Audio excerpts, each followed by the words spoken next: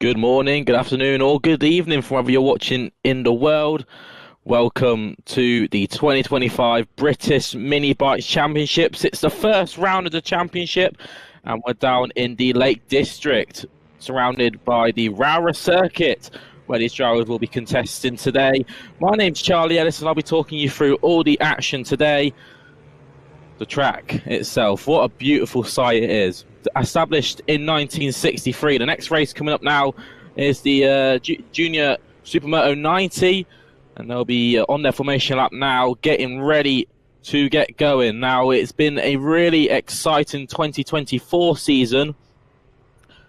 A lot of drivers contesting for the championship. Keaton Daly won the championship in the end, 400 points from JJ Manchester, who finished up in second place, only 96 points behind. Will Keaton be able to make that back-to-back championships? We'll wait and see. Of course, this is only the start. 6 degrees here, so quite a cold circuit, you could say. Small mile-an-hour wind, so not much to worry about for the drivers, but this is going to be a tough race indeed. Now, you can see the drivers just come around in their formation lap now. Looking forward to this. This is going to be really exciting. Age group 8 to 12. So he's getting a bit close there. A couple of drivers nearly going over there. That was going to be quite interesting trying to get there to the grid. Here they go then as they line up. This is going to be a very interesting one indeed. As we said, Carter Spinks will be starting from pole. Jake Todd alongside him. Oscar Rowland from Tolly Dickerson, from Cody Brennan, and Lewis Craig from Oscar Duckworth, Dylan Musgrave, and Oliver Med. Rounds out your grid. 9 drivers. Not that big of a grid, but there's still lots of action to watch out for. So here we go then. Getting ready to get going. The board is shown. Drivers, watch out for the lights. And soon we'll get racing. Just a couple mechanics getting off the grid. Here we go then. Revs arise. Are we going to get ready to go racing? The green flag from above. Here we go, ladies and gentlemen. We're off and away down into turn 1, the chicane. A really hard section to get right here. I think Carter Spinks holds it on the inside as they come through. Really good start. Looks like Cody Brennan has got up into second place. Good job there by Brennan. Jake Todd is there in third as they come flying through the first hairpin and into the second hairpin. Could this be a move for the lead? It will look a bit close. Drivers third and fourth getting really close there as they entered the second hairpin. Now down the back straight into the quite tight complex here. Really hard section to get right as they go through the Stewart S's. They'll miss out the chicane. Makes it a bit easier for the drivers. Into St. John's now. Really quick session. You're going downhill, so you go a bit quicker. Into Sunny Bend. Really high curb there, so try and see off it. Use a bit of the exit curb if you can. And head into Paddock Bend, the final corner of the circuit. Make sure you get a good run off the corner. That is a lap of Rowrah. 7 laps to go as we enter turn 1 once again. The chicane, 3 curves. You've got to try and get as close to him as possible. Carry as much speed through, but he's doing well of it so far. That driver being Charlie Spinks. Still holds on to Lee Carter Spinks, my apologies, with Cody Brennan in second place. Now, at the moment, Carter is the fastest on circuit, that 296, who leads the way. Cody there in second place. Hasn't got the speed, hasn't got the pace at the moment, but will try and stick in his slipstream as they come flying through. Really nice area of Rowrah. This is move for the lead here. On the inside goes Cody Brennan. What a move from Cody. Managed to find some way down the inside. Now what can Carter do to fight back? He's going to look on the inside into Paddock Bend. They're going to be close. Oh, it's going to be tight here, but Carter gets to move back. On the cutback. Is that going to be Cody Brennan? Had a look, and he's still going for it. They're going to be side by side. Oh, Cody just out there. Smart thinking there, and now Cody is the fastest driver on the circuit. Says the fastest up on the last lap, and here he goes back on the inside into the first hairpin. Would he get the run off the corner? Yes, he does. kicks the bike, tries to jump up the gears as they head into the second hairpin. Really exciting stuff here between the top two. Down the back straight into the S's. Really hard section to get right. Oh, had a little look there, was Cody on the inside. Had a little look. There's the battle for third on your screens at the bottom. For third place on the bottom of your screens, my apologies. Tommy Dickinson and Jake Todd really close. 500 between the two. Really exciting stuff there. Cody Brennan gets into the lead. Carter Spink still there in second place. Let's take a moment to have another look at this really beautiful Rowrah circuit. You can see him come through the chicane now. And then they'll jump up the gears, flying down into McRae's. Really hard section to get right, hard on the brakes. Get on the speed as early as you can. Now they're going to catch up to a back marker, it looks like. So that could be Musgrove, who's there in 7th place. So we're missing 2 drivers off the start there. Here they go then, as they enter. Yes, they go round the outside of Musgrove. Really good by Musgrove to get out of the way and let the faster 2 come through. But it looks like Cody Brennan here starting to pull a bit of a margin from Carter Spinks. You can see Carter really trying to work the bike here, using all the track, but it's just not working for the time being. Looks like Cody has really got this under control. As he enters the chicane once again, 4 laps to go here. Now really all Carter needs to do is just try and get some sort of slipstream and just try and send a late one, but easier said than done as they catch up to another back marker. This is Oliver Mead, who's there in 8th. Makes the move, brilliant stuff there by Mead, gets out the way as they head down. Now this has given Carter the opportunity, and he's going to look for the lead. Oh, it got a bit close there. Really close stuff between these two here. That is the one issue with these back markers. If you catch them at the wrong part of the track, could easily give the opportunity to maybe make a move for the lead, as we nearly saw there. These two really at it at the moment. Cody Brennan still there leading. You can hear the crowd shouting for their drivers as they enter the chicane once again. Now Carter on that last lap did set the fastest lap of the race. He's only a 10th quicker than Cody Brennan, but this could easily see an opportunity. And all it needs to be is Cody Brennan making one mistake, but he has that one plate for a reason. A champion from 2024. There's a reason why he won that, and it's because he's won races, he knows how to win them. Let's see what happens. As we said, 3 laps to go as they enter the last sector. Sunny Bend into Paddock Bend, the final corner on the circuit. Cody Brennan still leads the way. Now, we haven't really spoke about the other drivers in the field. Brilliant battle going on between Tommy Dickinson and Jake Todd. They were really close further on. There was also a battle going on between Oscar Rowland and Louis Craig. So, interesting to see how them lot get on. 2 laps to go then. Let's see what happens.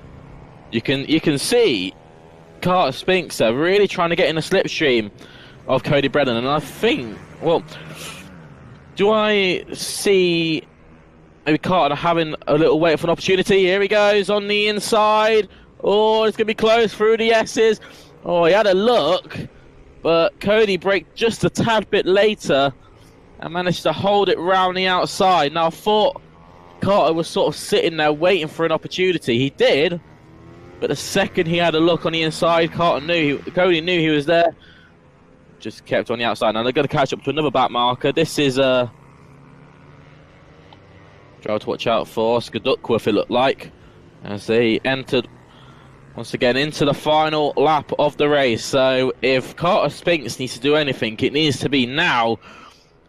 These two hairpins, really good overtaking opportunities. He has a look, tries to put Cody Brennan offline. Wasn't enough though. Carter Spinks has lost a bit of time there, a bit of momentum, and I think that could seal the deal here for Cody Brennan. There's another biker getting out of the way. Good stuff there. That was a 95. That is Duckworth, my apologies. As he entered the S's for the final time. What a brilliant first race this has been. And really looking forward to seeing how these others get on throughout the day. But we're ready to seal up the first race of the day for Junior SM 90, and it's going to go the way of Cody Brennan as he exits Paddock Bend. Brilliant stuff there by Brennan. You can see how much it means to him as he crosses the line. Brilliant stuff to see there. And of course, he'll lead the championship now after that first race result. Carter Spinks there in second place. And we're waiting for the other drivers to come through now. They pulled a massive margin from the other bikers. So let's see what happens there. You can see you can see Cody Brennan really chuffed about that one. Now Tommy Dixon will in third. Jake Todd is going to finish as well in fourth. Oscar Rowland there in fifth. Louis Craig in sixth. Or is he? Because Jake Todd finished third at the end. Brilliant stuff there. Jake Todd gets past Dickerson on the final lap. Brilliant stuff by the 71 there. It was quite annoying we didn't get to see much of that one. There were 39 seconds off the leaders. But really interesting to see that. Jake Todd finishes up in third. Tommy Dixon in fourth. Oscar Rowland in fifth from Louis Craig. Arthur Duckworth, Oliver Mead and Dylan Musgrove, who rounds out your 9 drivers. Really great race in there. And it's only the first race of the day, should we say. Really great stuff. Now we'll just drivers on their cool down lap before entering the pits. So that was the Junior SM90. Next we're going to go into the mini motos. A 12 lap race for these drivers. The SM's only getting the 8 laps.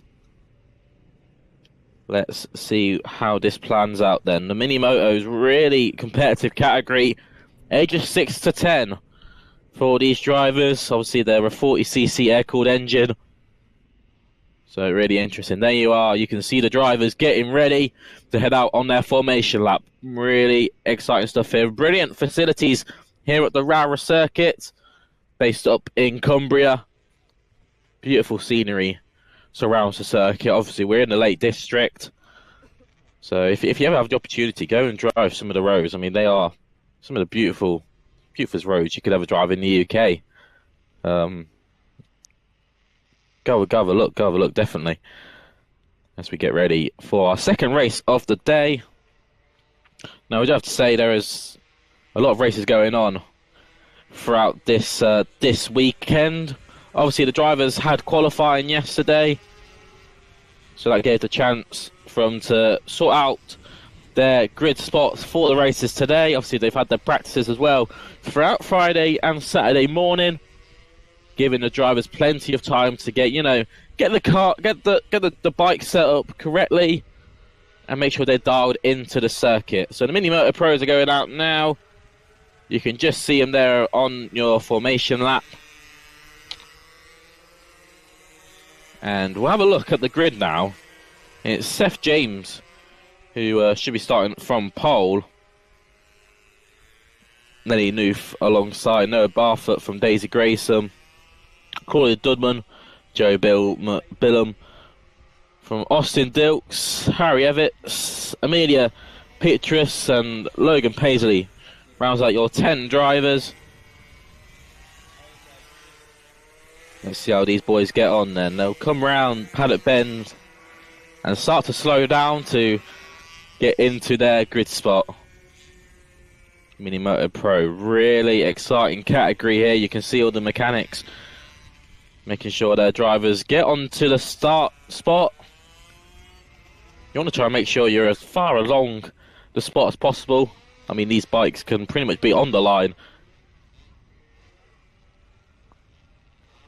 This also gives the opportunity for the mechanics to give a last-minute pep talk, let's say, to the drivers. What they'll say to drivers, I have some may be good, some may be bad, but let's see what happens then. Marshall at the front of the grid will showcase the start board to the drivers when the track is clear and ready to go. Here we go, start board is up, green flag at the back of the grid. And let's get ready to go racing. The second race of the day, the first race for Mini Moto Pro. Here we go. Oh, looks like a couple jump starts there, but we'll wait and see what the stewards have to say about that one. Lenny Noof gets into the first spot. Oscar Dilks there in second place. That very fluorescent yellow suit and bike there. As they enter the first hairpin, really hard section to get right, as we said. Driver in third, Noah Barfoot. Watch out for him in the races to come. As they enter, once again, into the second hairpin, into the S's they go.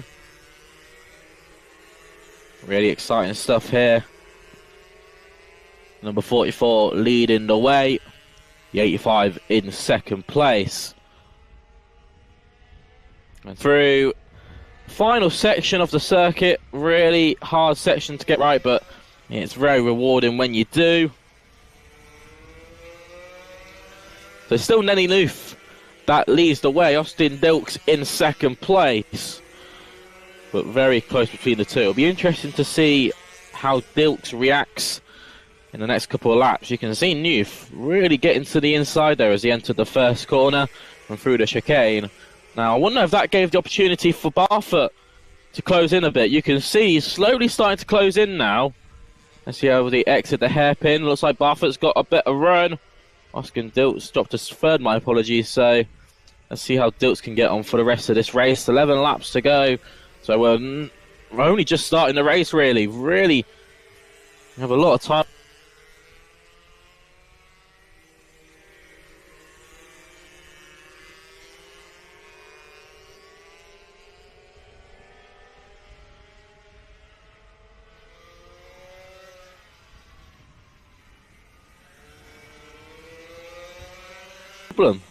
Brilliant stuff by Noof here. As you said, the only driver lapping in the 59s. You can just see how hard Nelly's having to work the bike just to get it around this circuit. A really hard circuit for these bikes. You have to lean on the bike a lot more than you probably would other circuits. Of course, we have to say some brilliant circuits the mini bikes will be entering throughout the year. Of course, we go to Pembrey, see Wilton Mill as well, and that's just to name a few. So these drivers get a real good mix of short and technical circuits like the Rowrah circuit and the Wilton Mill circuit, and of course Pembrey, really wide circuit used for car racing. So these drivers get a full-on mix of all sorts of tracks, and that's what you want as a championship. Obviously, road to MotoGP. You have to say we need to make sure we're training up these drivers from the get-go. As Nelly Noof on the penultimate lap of the race through the S's once again and into the bends. You have this little straight here, and then it really goes up. You have to make sure you control the bike. Obviously that front wheel will try and start to lift. Make sure you put the weight on the front to make sure the wheel stays down. As we enter Paddock Bend. For the second to last time, on to the final lap we go. Nelly Noof, what a drive. And sets another fastest lap in the 58s now. 58.4. Where on earth is Nelly finding this pace from? This is absolutely unbelievable. Brilliant stuff here. As Nelly goes past the 91, that's Amelia Petras. Now she won't. Nelly won't have any other drivers to worry about for the rest of the lap.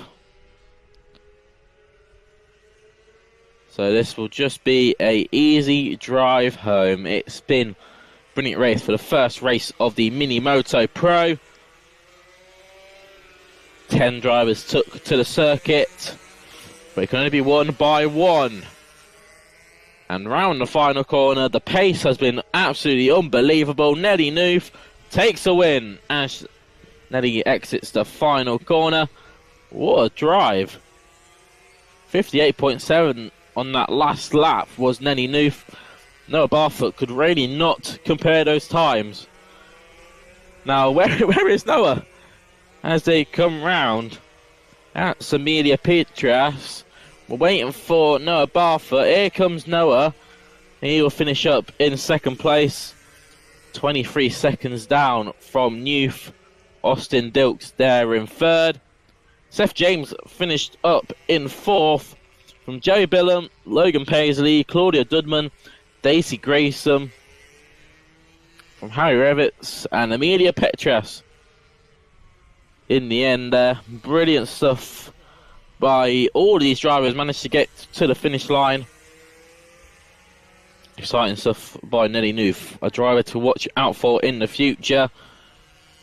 And they'll go back on their cooldown lap and into the pits to get ready for their second race. Obviously not a quick turnover between these sessions, so the mechanics, who for most of these drivers are just their parents, which obviously really good to see. Always like to see that family environment within the sport.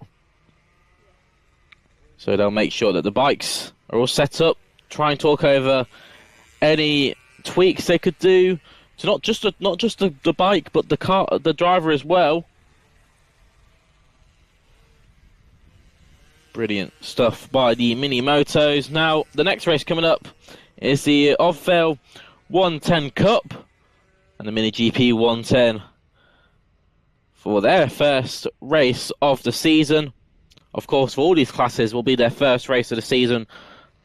A bright new year for the British Mini Bikes 2025 season. Obviously, the 2024 season was definitely one to watch, but the 2025 is only going to get better. An ever-growing sport is the bikes. Obviously, it gained a lot of attention over the past couple of seasons. Obviously, drivers who admire those MotoGP riders and want to follow in their footsteps. Obviously, some of the drivers will want to be like the best drivers, such as Marc Marquez. All these drivers will be looking up. Let's get ready for the first race for the Mini GP 110s and the Ofel 110 Cup. Now, you might be asking what the difference is between the Ofel 110 Cup and the GP 110 Cup. Now, the GP use the 110cc it could be a semi-automatic or a 4-speed manual gearbox. But the Ofel 110 Cup really exciting stuff here. Obviously, these drivers are 8 to 12 years old, so still young riders. But you can see, compared to the other races we've just had, these bikes are a lot bigger and take a lot more muscle and character to get round the circuit. Now they'll form up on the start line once again. Let's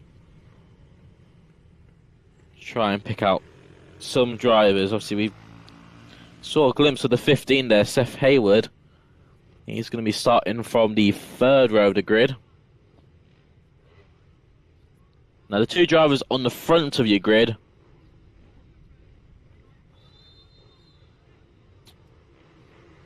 some bright coloured bikes there. Now, the whistle has been blown, so the mechanics need to get off the grid immediately as the race is about to get ready. The board will be shown, and we'll soon get the green flag at the back of the grid. Revs the rise. Let's get ready to go racing for the first race of Mini GP 110 and the Ofel 110 Cup.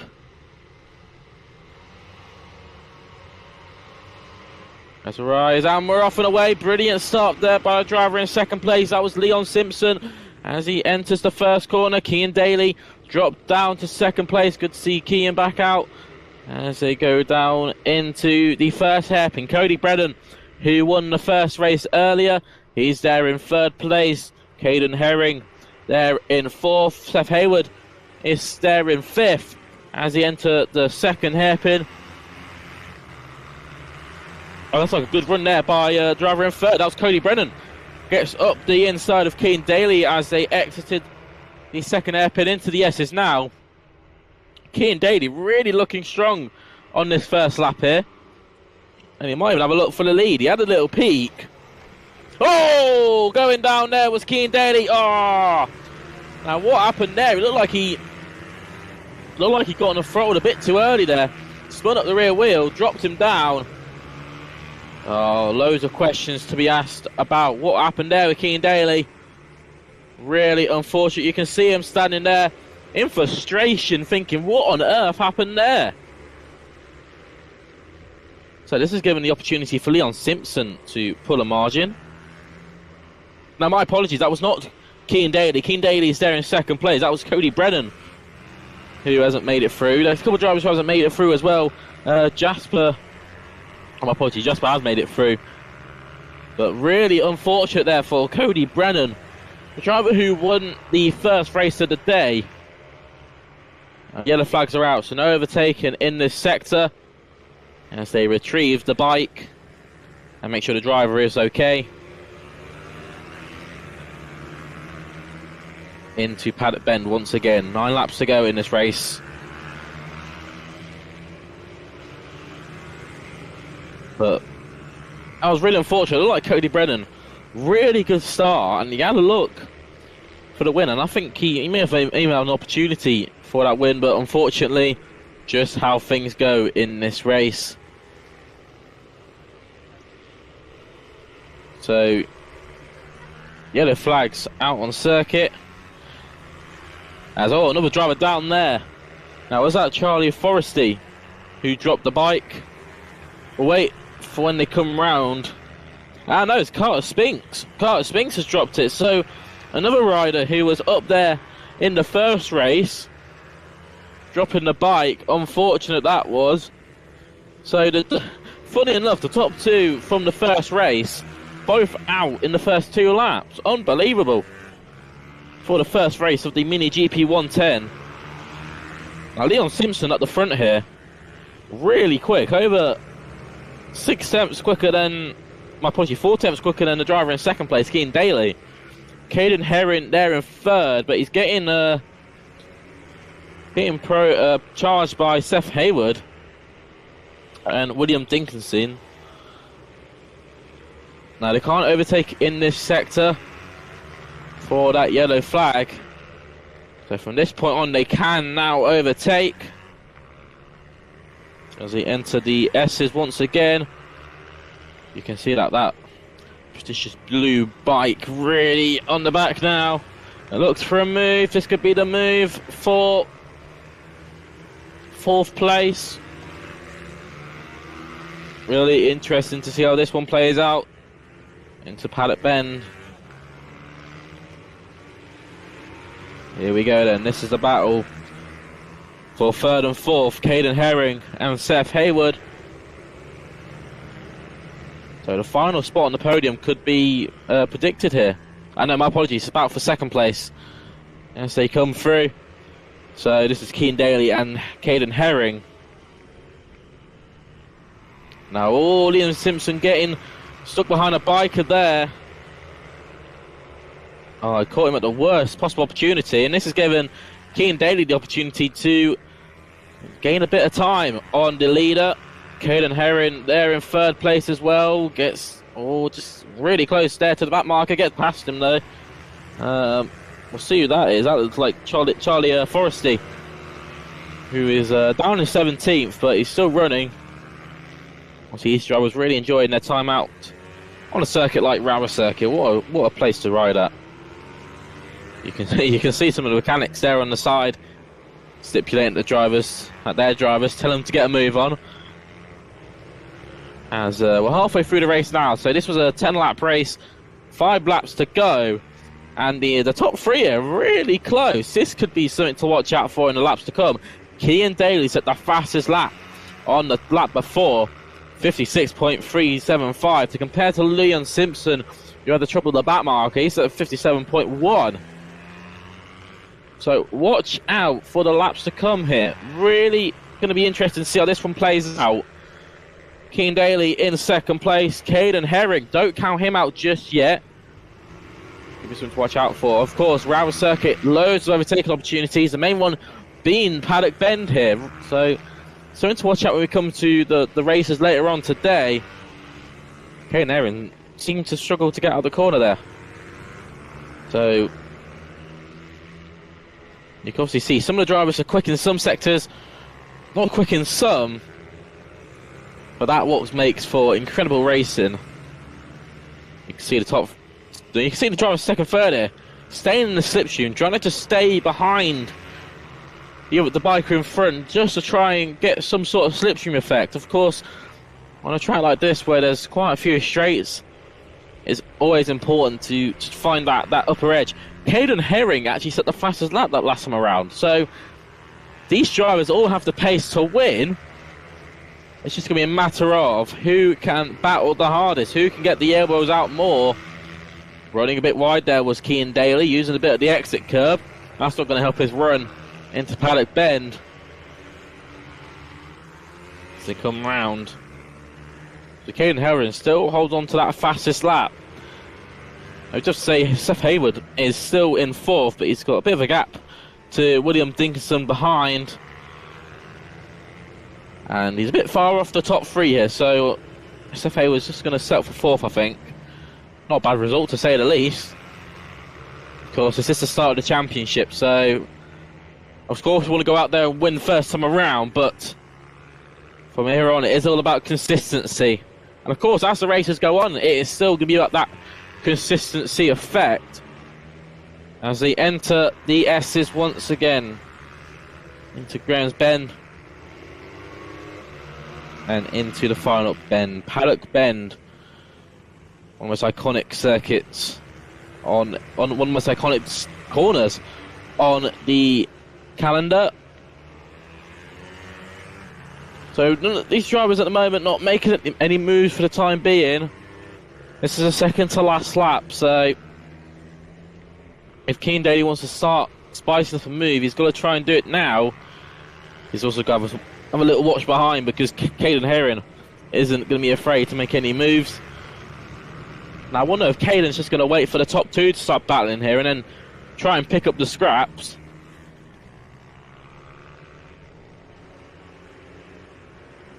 So as we said, 1.5 laps left to go. Down into the final sector. Oh, move for second place here. Caden Herring on the inside of Cian Daly. Now, did Cian have an issue there? He's starting to slow down a bit. Was that a missed gear for Cian Daly? Really interesting to see what happened there. So Cian Daly drops to third. I think he's just going to try and salvage this one and bring it home. But really interesting, that one. Cian Daly seems to have missed a gear there. So Liam Simpson still leads the way as we enter the final lap of the race.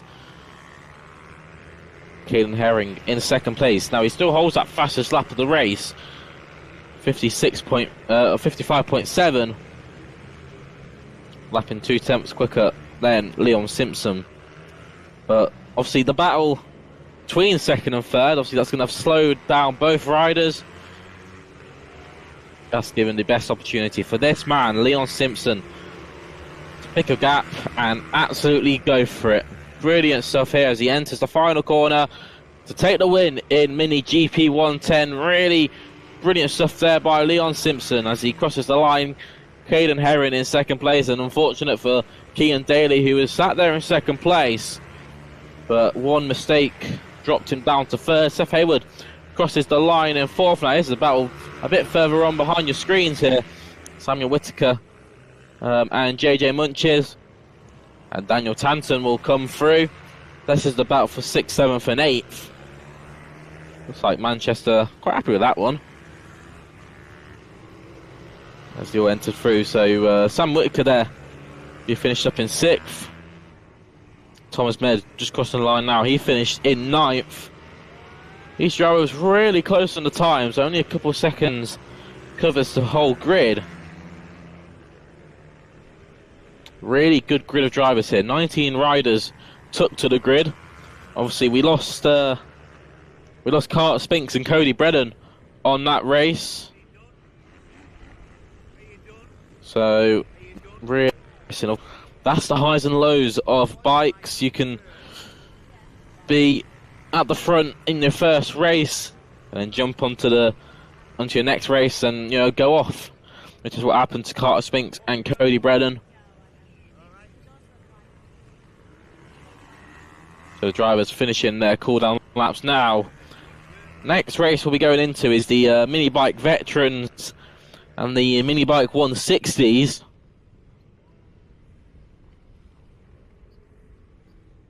Really exciting to see how they get on. This is the final result. So Leon Simpson took the win there.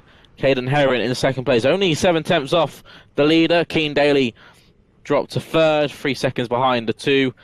Seth Hayward in fourth from William Dickinson. Samuel Whittaker, JJ Manchester from Daniel Tanton. Thomas Med from Rex Elmond. Oscar McAllister and Matthew Jennings. Rounds out your top 12 drivers. Eddie Musgrave from Dylan Cook. CJ Maguire, Jasper O'Neill White, your 16 riders. And of course, we have to say, I'm really unfortunate for Charlie Spinks, Carter Spinks, my apologies, and Cody Brennan, both drivers who went off in that race. Now, as you said, getting ready for the mini bike veterans up next, as well as the 160s.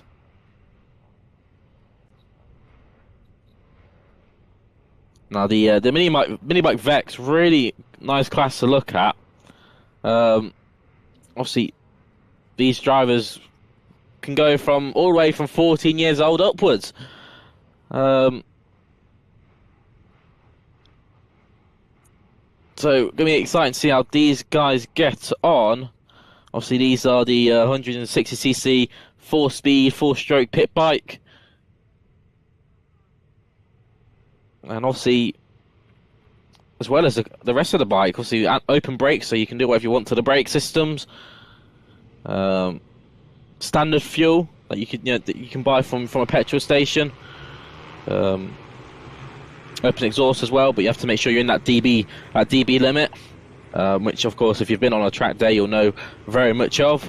The DBs for this weekend is 105 when you're static and 98 when you're driving by, and the championship will bring DB meters to put across the circuit. So if you're seen going over that DB limit, you'll then be called into the pits. So really exciting to see how the veterans get on.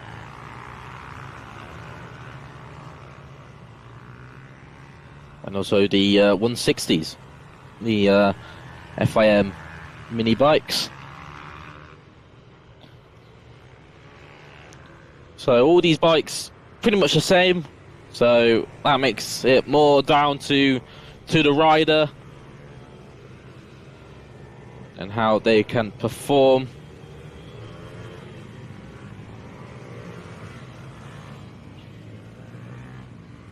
Now this will be an exciting one to see how they line up. Of course, the first round of the championship here, so this will be their first chance to score points for their respected series.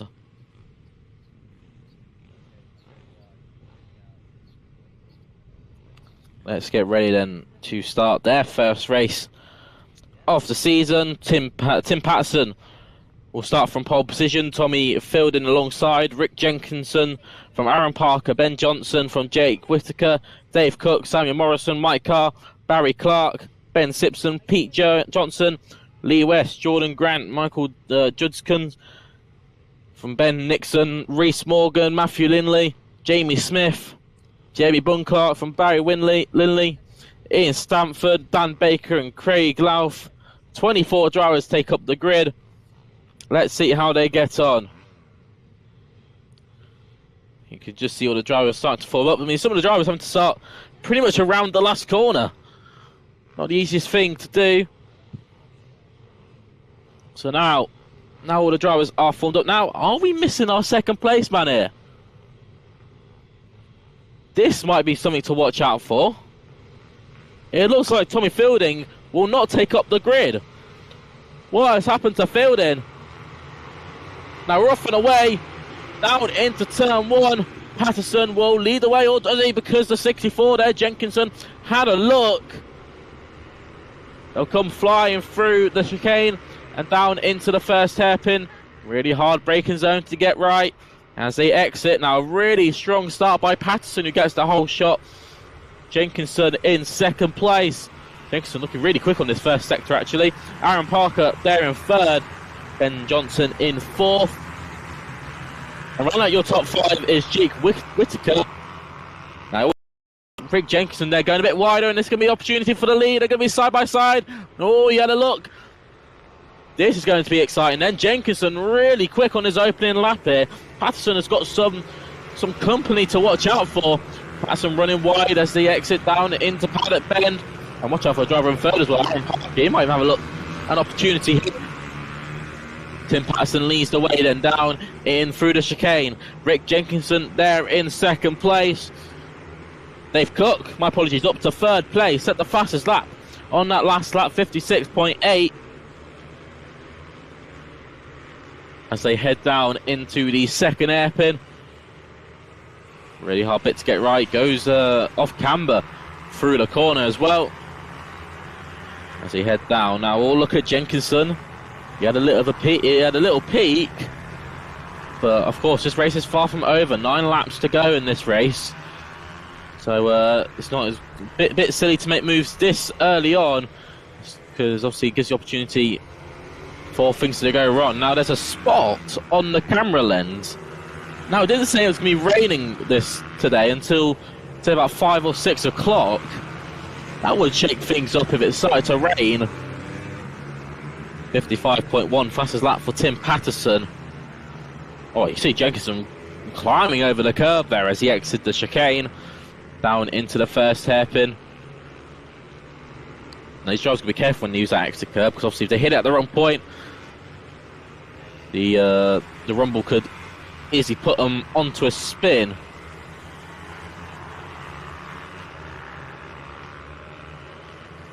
Jenkinson once again into the S's. Now Patterson seems to be starting to pull a bit of a gap here, but of course one mistake can lose you a lot of time. Of course we saw that in the race previous. I mean, the driver lost out on a second place just from one simple gear mishap. As we come down the start finish straight once again into the first couple of corners. All move going on here for third.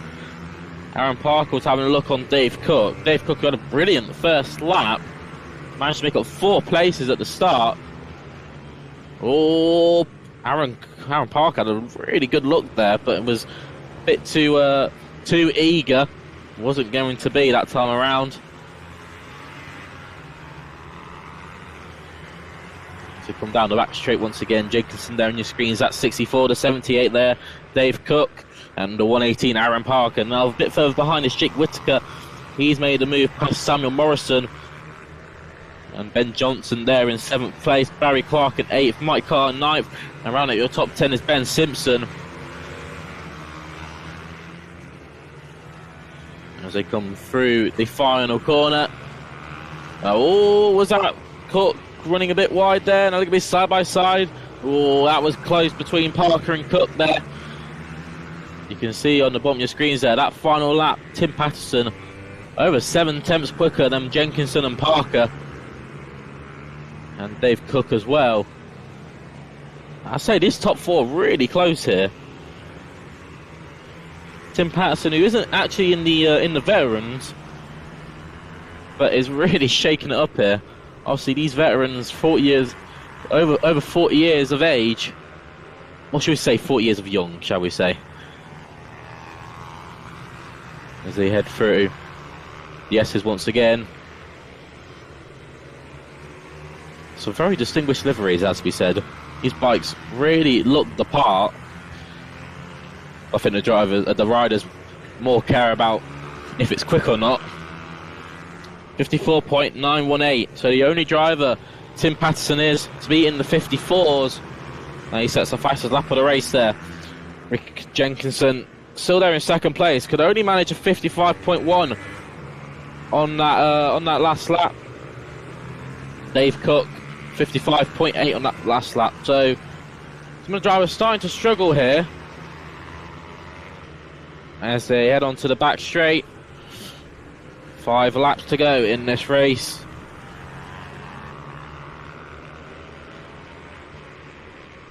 You're looking at the battle for third on your screens. Now here is the leader in front. That is the number 13 of Tim Patterson. Number 13 in second place is still Rick Jenkinson. Now Rick is really close to his times but just can't match him. Rick Jenkinson 54.9 on that last lap. So only a couple hundred separates the two. So it is really going to be down to who makes a mistake. Now the battle for third is raging on in the background. And driver stopped there. Mechanical issue for a rider. That might have been Dan Baker, who was struggling to get going. It could also be Pete Johnson, who's having problems there. Really unfortunate. Oh no, it's Ben Simpson. Ben Simpson was having issues there. Now he was on the brink of the top 10 and has dropped far down. Now here's the battle for third that is still raging on. Dave Cook and Aaron Parker still having a really good tussle here for the final spot on the podium as they enter the final corner. 4 laps left to go. Now, are they going to be side by side? No, but it's going to get close here. Out of the 2, Dave Cook still there in third. I wonder if Parker's just going to sit there and wait for an opportunity to come. If he can put the pressure on Cook and force him into the mistake, that could really help out his opportunity here of getting onto a podium spot. I've said 3 laps to go in this race.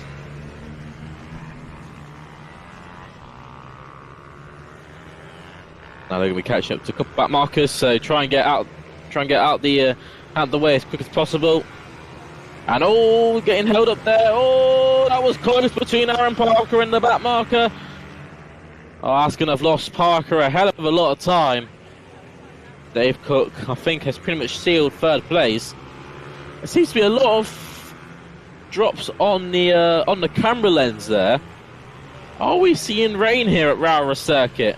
Now the sun is starting to come out, so I think this.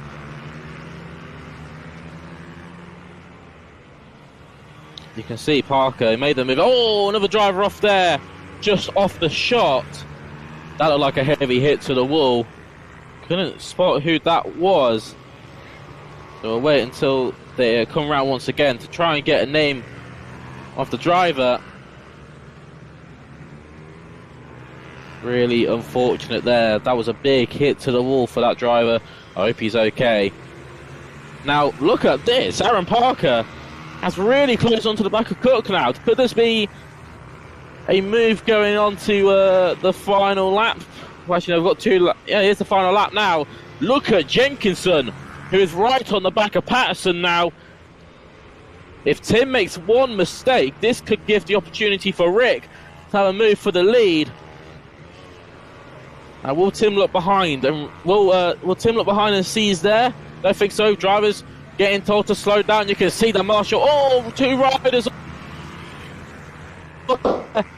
Issues there for 2 of the riders there. We'll see who they are as they come down. It's Ben Johnson and Ben Nixon, who were up there at the front. It's getting comfortable here. Did Jenkinson make it through on Tim Patterson? He did. What a move from Rick Jenkinson. Takes the no, Tim Patterson went off. Just coming off shot there. Tim Patterson went down. That is the issue with these back markers. Really hard to get past them and keep on your line. Rick Jenkinson will take the win. Where is Tim Patterson? Tim Patterson has not come through yet. Dave Cook has also dropped it as well, it looks like. Big issues here on the last couple laps. So who will finish up in third? Tim Patterson got back on the bike. He finished up in third place. 14 seconds off Jenkinson. Wow, what happened there? It did look like Tim Patterson trying to get through the pack there. Just got maybe on the throttle a bit too early. All questions to ask. Now, Aaron Parker finishes up in second place. Where is Dave Cook? Because Dave Cook has not made it through, as well as Barry Clark and Reece Morgan. So a bunch of the front runners having issues on the last couple of laps here. This is why the British mini bikes is so exciting. Rick Jenkinson comes round again. So this is the checkered flag. So Rick Jenkinson wins in the end. Now I wonder if the drivers have gone round for a second time, because the lap before was actually the checkered flag lap. So I don't think the drivers have got the memo. But your final results, Rick Jenkinson. He was sat there in second place for a long time, waiting for Tim to make a mistake. Tim made that mistake trying to get past the back markers, and that dropped him down to third. Really good to see Tim back on the bike and get going before the others could come through. Aaron Parker in second place. We didn't really see Aaron to be on the podium, really. He was sat there in fourth, couldn't get past the driver in third. But all it meant for was one mistake, and that got him through. Some really good drivers through the field, actually. Jamie Bunclark, who finished in 8th. He made up 12 places, so from near on the back of the grid, finished up in 8th. Really good job there by Bunclark, as well as Ben Nixon, who got back on the bike. He finished up in 7th. Lee West, who finished in 5th. He was made up 8 places. Michael Judkins as well. He started 15th and finished in 6th. Really exciting stuff there. Now Ben Simpson went down 3 laps. Now look at this. Is it raining here at Cumbria? Yes, it is. Well, this is going to be interesting.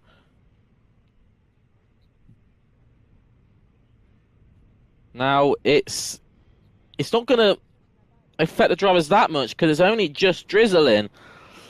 But if it gets any heavier, this could really play havoc for these riders. Here's the results from the previous race. It's not brilliant.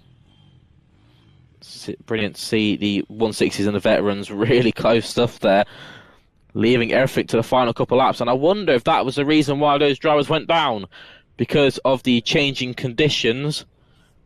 Now, it'll be interesting to see how this next race goes on. This is the FIM Mini GP UK 160 series. So obviously these riders, young drivers once again. Obviously the 8 to 12-year-olds. Here is your final results then. Rick Jenkinson just about took the win there. Aaron Parker there in second place from Patterson in third. Carr in fourth. Lee West in fifth from Judkins. And Ben Nixon in seventh. Jamie Bunclark, as we said, really good to see him make up a lot of time. Now the next riders are coming out on circuit. As we said, this is the FIM 160 UK, the Mini GP UK series. Some really quick drivers in this field. Drivers such as Matthew Thomas, number 47, Joshua Hearing, Leo Solux, Max Robinson. But let's have a look at the starting grid for this race. Obviously, Matthew Thomas took that pole position. He will be starting from first. Sebastian Goslowski will be starting from second place, carrying out number 1 plate. Joshua Hearing in third from Leo Solux. Ollie Evitts from Max Robinson, Riley Robertson, Austin Wilton, Ollie Pearson, and Kai Golder rounds out your 10 riders. Now, Golder didn't set a time yesterday, so it'll be interesting to see how he gets on this race.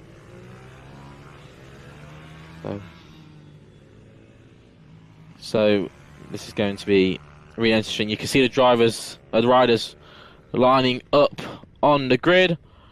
Mechanics there to line them up and give them their last pep talk. Obviously the marshal holding that red flag to tell the drivers to stop where they are. Now the times between the top three were really close. Matthew Thomas set a 52.6 in qualifying. Gaslowski in second was a 52.7. Herring was a 53.1. Solix was a 54.3. So it's really the top three here who are really close on the times. It's going to be really exciting to see how they get on. Starter board is shown. Revs arise. Green flag at the back of the grid. This means only one thing. That means we're going to get racing. Here we go then. Revs arise. Who's going to get the good shot? Who's going to get the whole shot? It's the driver in second place. Gaslowski into second. Oh, that was getting close there between Herring and Thomas. They managed to sneak through. But of course you can see them. They're struggling just a bit more now in these wet conditions.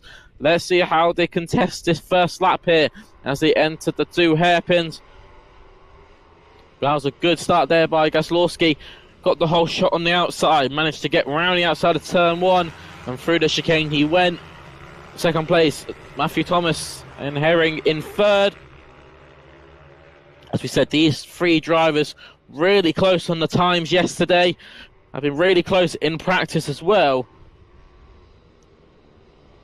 But at the moment, Gaslowski, he's got a good margin already, it looks like. A couple temps separates the top two here already. They enter paddock bend. And now the start-finish rate. Now you can see Thomas starting to close in now on Gaslowski. This might be something to watch out for in the laps to come. Herring in third. Now look at that. You can see Thomas so much later on the brakes. Gaslowski's got some company to watch out for. As they enter the second hairpin, you can see Thomas so much more confidence in these sort of conditions where they can see it's wet. They will get the wet drops on the visor, but it's just not that wet to sort of mess up their lines, mess up the track conditions. Let's see how they get on. Matthew Thomas there in second place, but I believe he'll probably set the fast lap from this after this lap.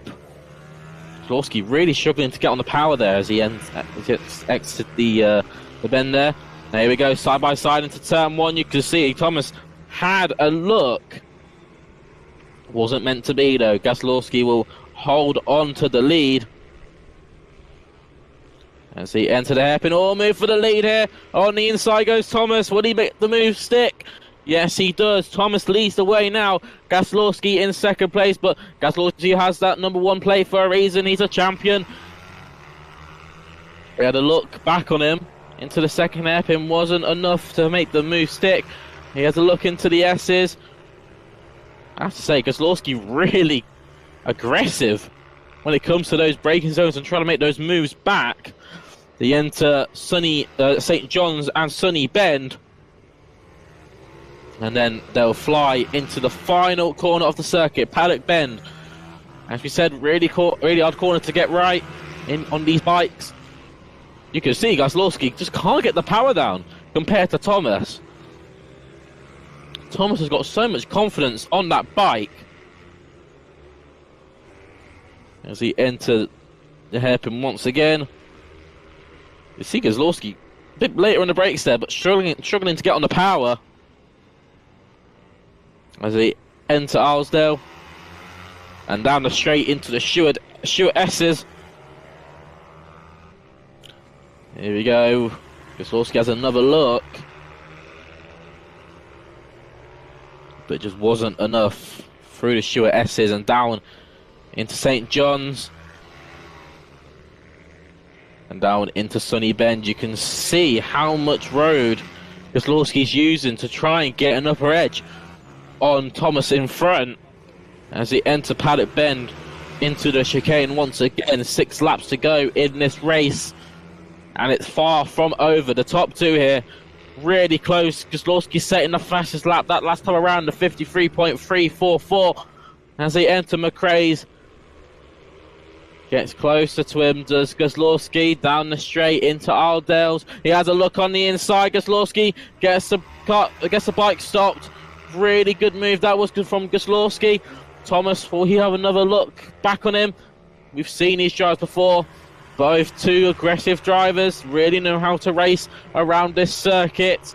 Kozlowski has the upper edge at the moment. He's got the pace to try and pull away. Thomas was sick in the slipstream. As they come round the final corner,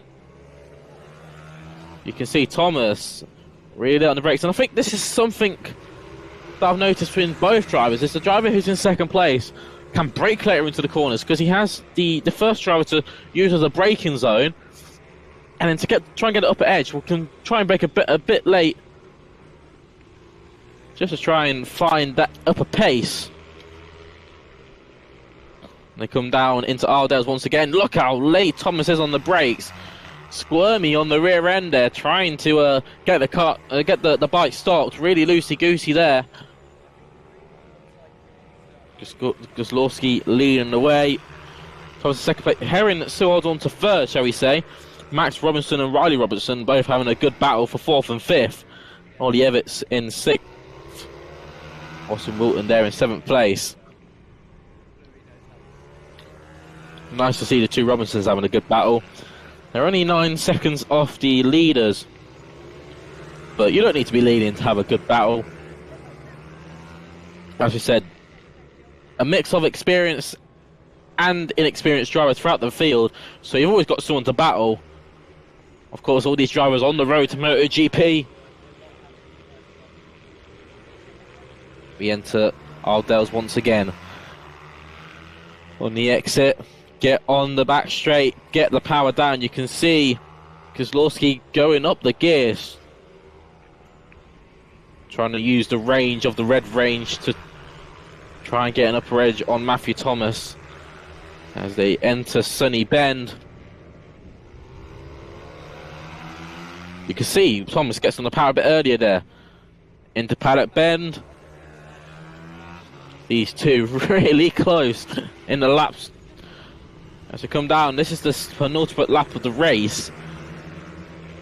So if Thomas needs to start getting the power down, it's going to be now. He gets a really good run out of the chicane. Has a look on the inside of Kozlowski. He's done him. What a move from Matthew Thomas there. Brilliant stuff there by Kozlowski. Goes on the move back. Oh, it's going to be so close. Oh, they're going to touch. Kozlowski touches with Thomas as they come round. The second hairpin down into the Stewart S's. That could have been the move that seals the deal in this first race for the FIM Mini GP UK 160 series. Matthew Thomas now leads the way. Kozlowski in second place, but Kozlowski is not a driver that sits back and waits. He's a rider who will fight for everything. That's why he's a winner in his own eyes. Into the final lap of the race. Here we go. Matthew Thomas leads the way. Kozlowski has that fastest lap. He's in second place. Kozlowski, we know he's good on the braking zones. He's just a bit too far back for the time being. Look how late he is on the brakes. Into the first hairpin. Here we go then. Down into Isledale. Here he has a look. He has a look. He has a look on the inside. He was so close. Couldn't get the move done. Kozlowski gets the power down. Has he got the run on Thomas? Yes, he does. He has a look on the inside. This is going to be so close. Half a lap left to go in the first race for the FIM Mini GP UK 160 series. The top two here really close. Matthew Thomas leads the way. Kozlowski in second place. 2 corners to go here. Kozlowski has the run. Will he have a look into Paddock Bend? It's not going to be enough. He's too far back. Matthew Thomas, what a race. Takes the win in the 160 UK series. Kozlowski in second place. My apologies, another lap left to go. Here we go then, the final lap of the race. My apologies, we've got another lap of this brilliant battle to go. Kozlowski has to run into the... Oh, it's Isledale, he has done him! Isledale's done him, what a move! Matt Kozlowski out of nowhere has the pace on the final lap of the race. Makes the move on Thomas. What can Thomas do to fight back? He's got to try and get a good run out of the Stuart S's and go down into St. John's. St. John's a really hard break so to get right. You can see him squirmy on the brakes. We've got 2 corners left to go here. Through sunny bends. Get the power down. Get down into the paddock bend. Here we go. One final corner. Oh, it was so close. But Kozlowski just hangs on to it. Matthew Thomas finishes up in 2nd place. Joshua Hearing in 3rd. Riley Robertson and Max Robertson will finish 4th and 5th. Now, Matthew Thomas didn't seem too happy about that. Now, obviously there was that contact with a couple. Oh, that's interesting. Kozlowski trying to celebrate. Oh, Kozlowski celebrating that win there. Now, Matthew Thomas, there was the contact with 2 laps to go into Isledales. And I wonder if Matthew Thomas believes that move was not right. Kozlowski waving to the crowd. And they both enter the pits. I wonder what's going to be said in the pit lane here. The top 2. What a battle that was. That kept us going on our seats for the time being. Obviously, Kozlowski there, 2 tenths separated them at the end. But you could see there, all you need is one good run out of a corner, give you the perfect opportunity just to sling it down the inside. But I thought 2 laps to go, they were going to go off there when they entered Isledales.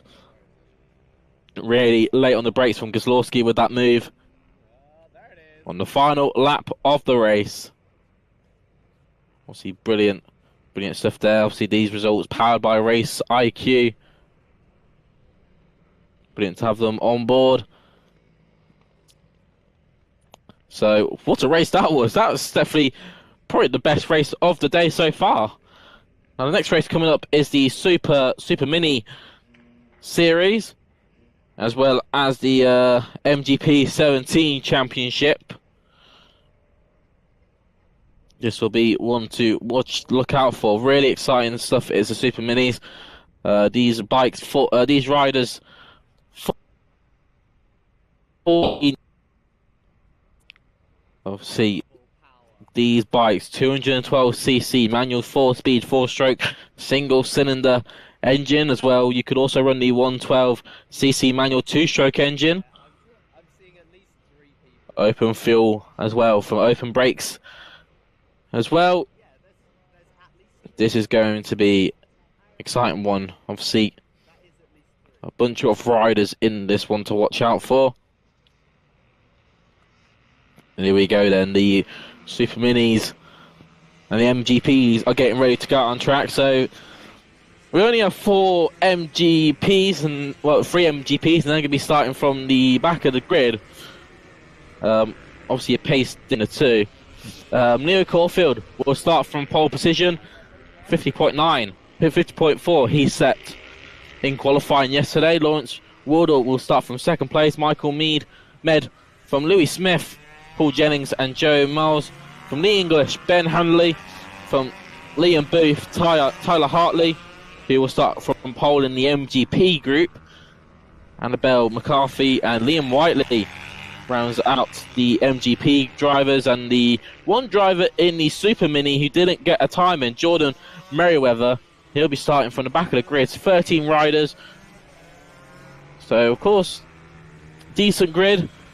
Obviously, of course, a lot of action. You can see the difference between the 2 bikes here. Obviously, the more bigger bikes, they're the Super Minis.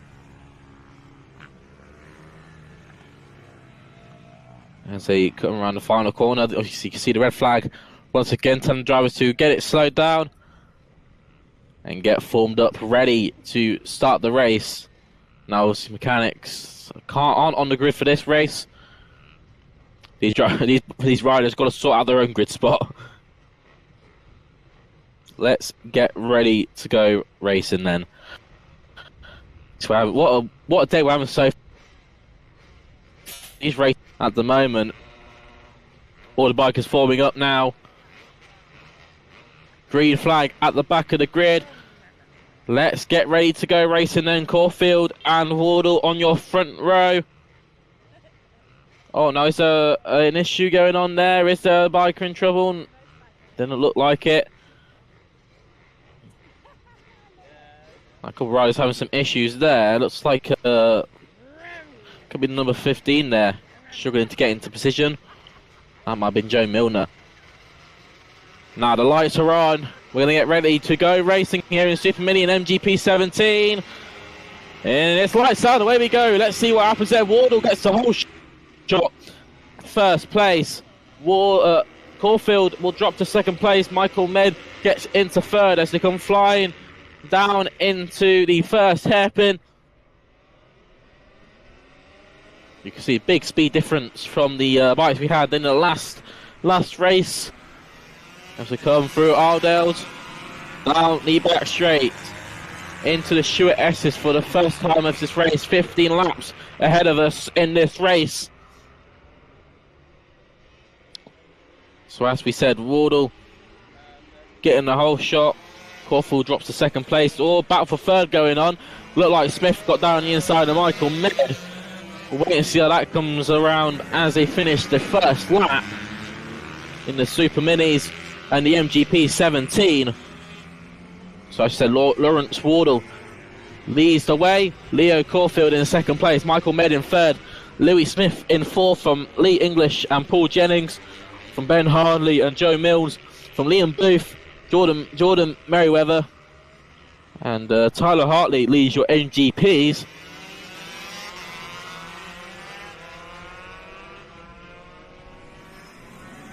Here we go then, down into Stewart S's.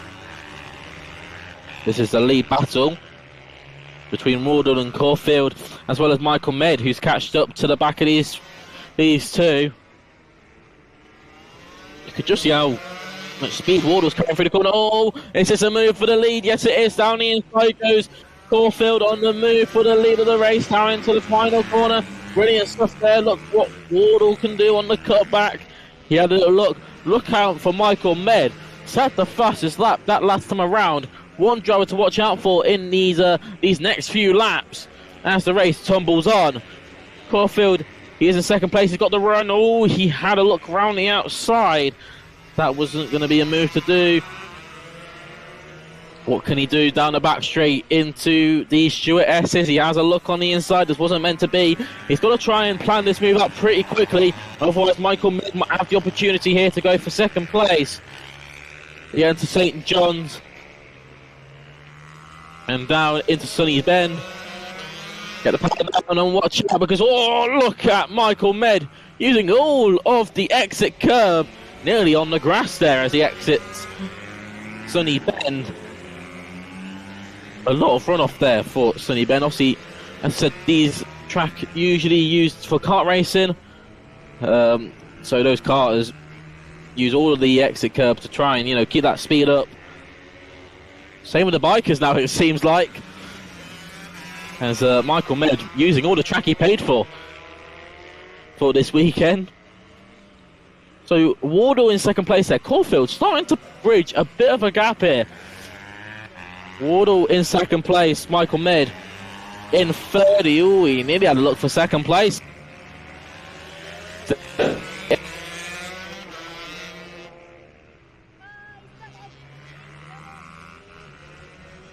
And Med. It was close, and Wardle and Med's done it. Med's done it. Med's into second place. Wardle drops to third. Now, back marker coming up here. And look what this has done. This has given the opportunity for Med to catch up to the back of Leo Caulfield here. This could be a move for the lead in the laps to come. Let's wait and see. Obviously, these guys are a bit older, so they probably have a bit more experience, know a bit more about what they're doing. Oh, you can see Michael Med using all the entry road there. Nearly on the grass on the entry. That'd be good for these pit bikes as he enters St. John's. Now, St. John's really hard corner to get right on the bikes. You can see a couple of times the front wheel tries to go from you as they drive through and exit the corner. So it's probably a corner we'll see throughout the day. Drivers losing it really easy over there. Look how much curve Med is using as he exits the chicane. Trying to get the power down as early as possible. I don't blame him, because obviously the corners before these long straights, you've got to try and get maximize the corner. Obviously, the faster you can get out of there, the quicker you can get on the power, the better chance you have of making a move. As they catch up to some of the MGP riders now. Michael Med there on your screens at 777 in second place. Overtaking some of the back markers now. This could be the opportunity for Med, really. If he catches up to Caulfield. If Caulfield catches the back marker at the wrong opportunity, that would just easily pull Med in. Here we go, then down into the first hairpin once again. Oh, no! Michael Med going down there. We were talking about how you got to be careful when you're getting on the throttle. He drops the bike. He gets on it very quickly indeed. So he'll drop down to fourth or third. But that is how easy it is to make a mistake in these races. Leo Caulfield now got a brilliant margin from the driver, who will now jump up to second place. Lawrence Wardle. Oh, so unfortunate that for Michael Med. He had a good opportunity for the win there, but one mistake just cost him big time. As the leader comes round to finish another lap. 8 laps left to go in this race. You can see Caulfield now. He might check over the shoulder soon and think, well, where's Med? Where is Med? Down into Ardell's once again. You can see how smooth Caulfield is now. He looked behind now. He's going to be thinking, well, what a gap I've got for the rest of this race. Caulfield still leads the way. He's just going to catch up some back markers. Make sure he just gets out of the way quickly. Doesn't want to scrub off too much time, because obviously we know Wardle, he still has the pace. I mean, he's only lapping half a second slower than Wardle. Caulfield, my apologies. So this race might not be far from over, especially with these back markers now. Watch out for Michael Med on that redemption drive now. He dropped the bike a couple laps ago, but he's got time to try and gain some ground. 7 laps to go in this race. I think the battle for second is far from over. Med only a couple seconds behind Wardle now. It was 2.5 seconds when they started the lap. I wonder how much it's going to be at the end of the lap. Tyler Hartley still leads in the MG P17. We haven't really spoke much about the 17, but the driver there, Tyler Hartley, still leading the way. Oh, troubles here. Couple drivers getting stacked up in the back markers now. This is giving the opportunity for Michael Med to really get on the back of Wardle now. This is the battle for second place. Let's see how they get on then. Through the chicane, you'll see Med jumps over the final curve. He has a perfect opportunity down the inside. Oh, got close there into the first hairpin. Now they're going to Ardell's.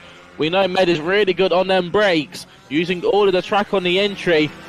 Will he get the run out the Ardell's corner? He has a little look, just a bit too far back for the time being. As they go down the small straight into St. John's. Oh, he had a little look there.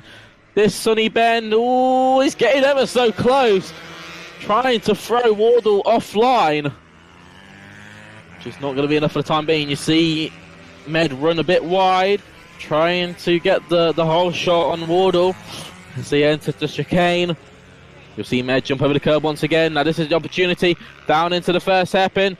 Lay on the brakes, drop down the gears. Good move there by Med, if he can get his stick. Yes, he does.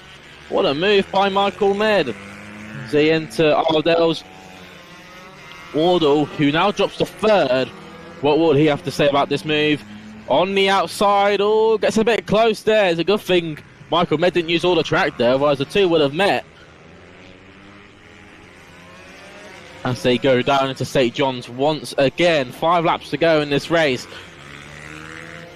Michael Med into second place, but he's got a 6-second gap from the rider in front.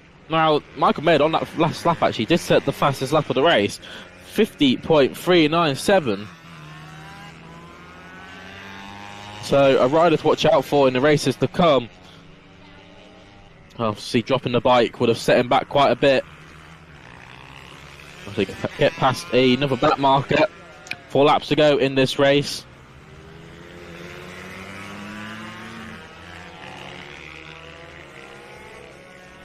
Into the Stewart S's once again.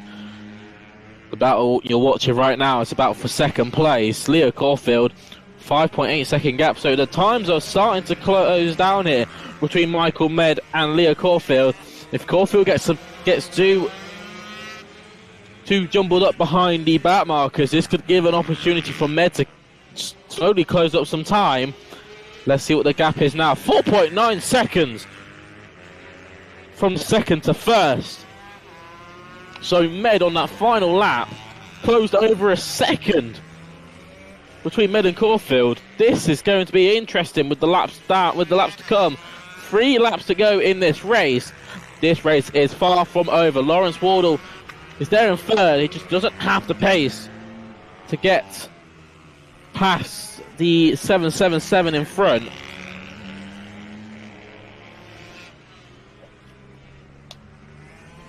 Into St. John's, 3 laps to go, as we said. 777, the man to watch in this race, gets past one of the super mini bikes. That was another back marker there. 4.4 seconds now is the margin between the two. Wardle and Med still really close to each other.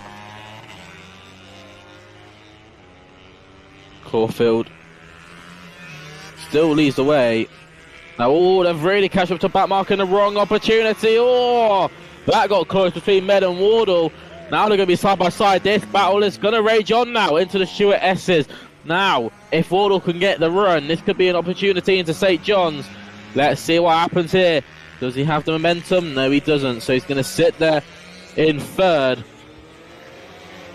Michael Med, as we're talking about, this is going to be the main talking point of today, is when catching up to those back markers.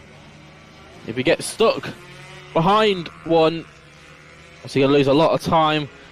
Give the opportunity for the other riders to catch up. Now we're on to the last lap of the race now. You can see on your top view screens, Leo Caulfield has driven a brilliant race, but what could have been said for Michael Med? They're in second place, looks behind to make sure Wardle's got a bit of a gap from Wardle. 3.7 seconds now is the gap between Med and Caulfield. So over the past couple of laps there, it's closed in about 2 seconds, but that just won't be enough for Leo Caulfield, who comes round the final corner and takes the win in the Super Mini. What a drive from Leo Caulfield. Michael Med finishes up in second. What a drive, what a race it could have been for Med.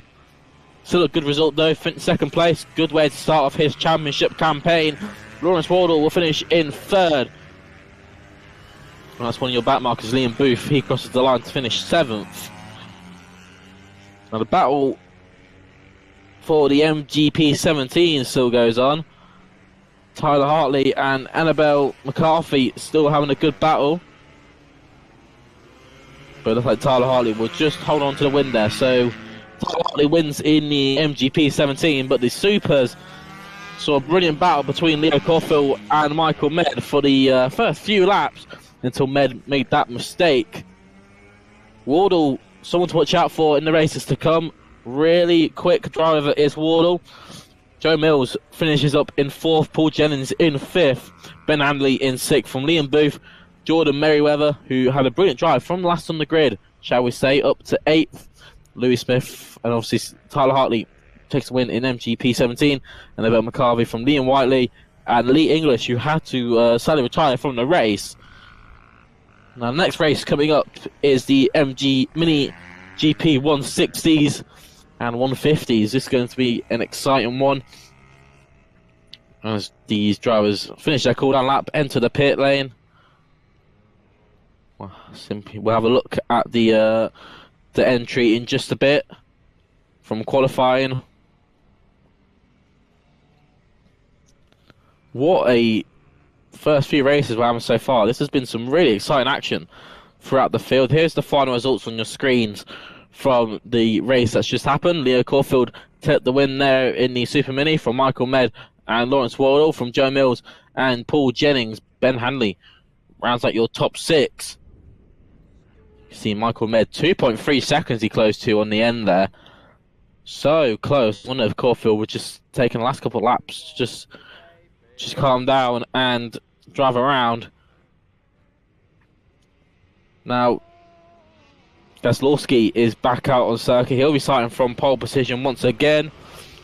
Kai Golder in second place from Leo. Solux from Matt Robinson. Rex Austin from Riley Pashley. Josh Perkins. Taylor Davies. Leon Simpson, who's going to be starting all the way down in 9th. He had a bad qualifying session in the Mini GP 160. Max Johnson from Charlie Bunn. Ollie Pearson.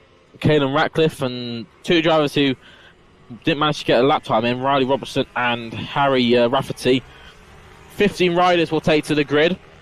Obviously, you saw earlier Gaslowski, really exciting driver to watch out for in this race. Obviously, the FIM Mini GP 160.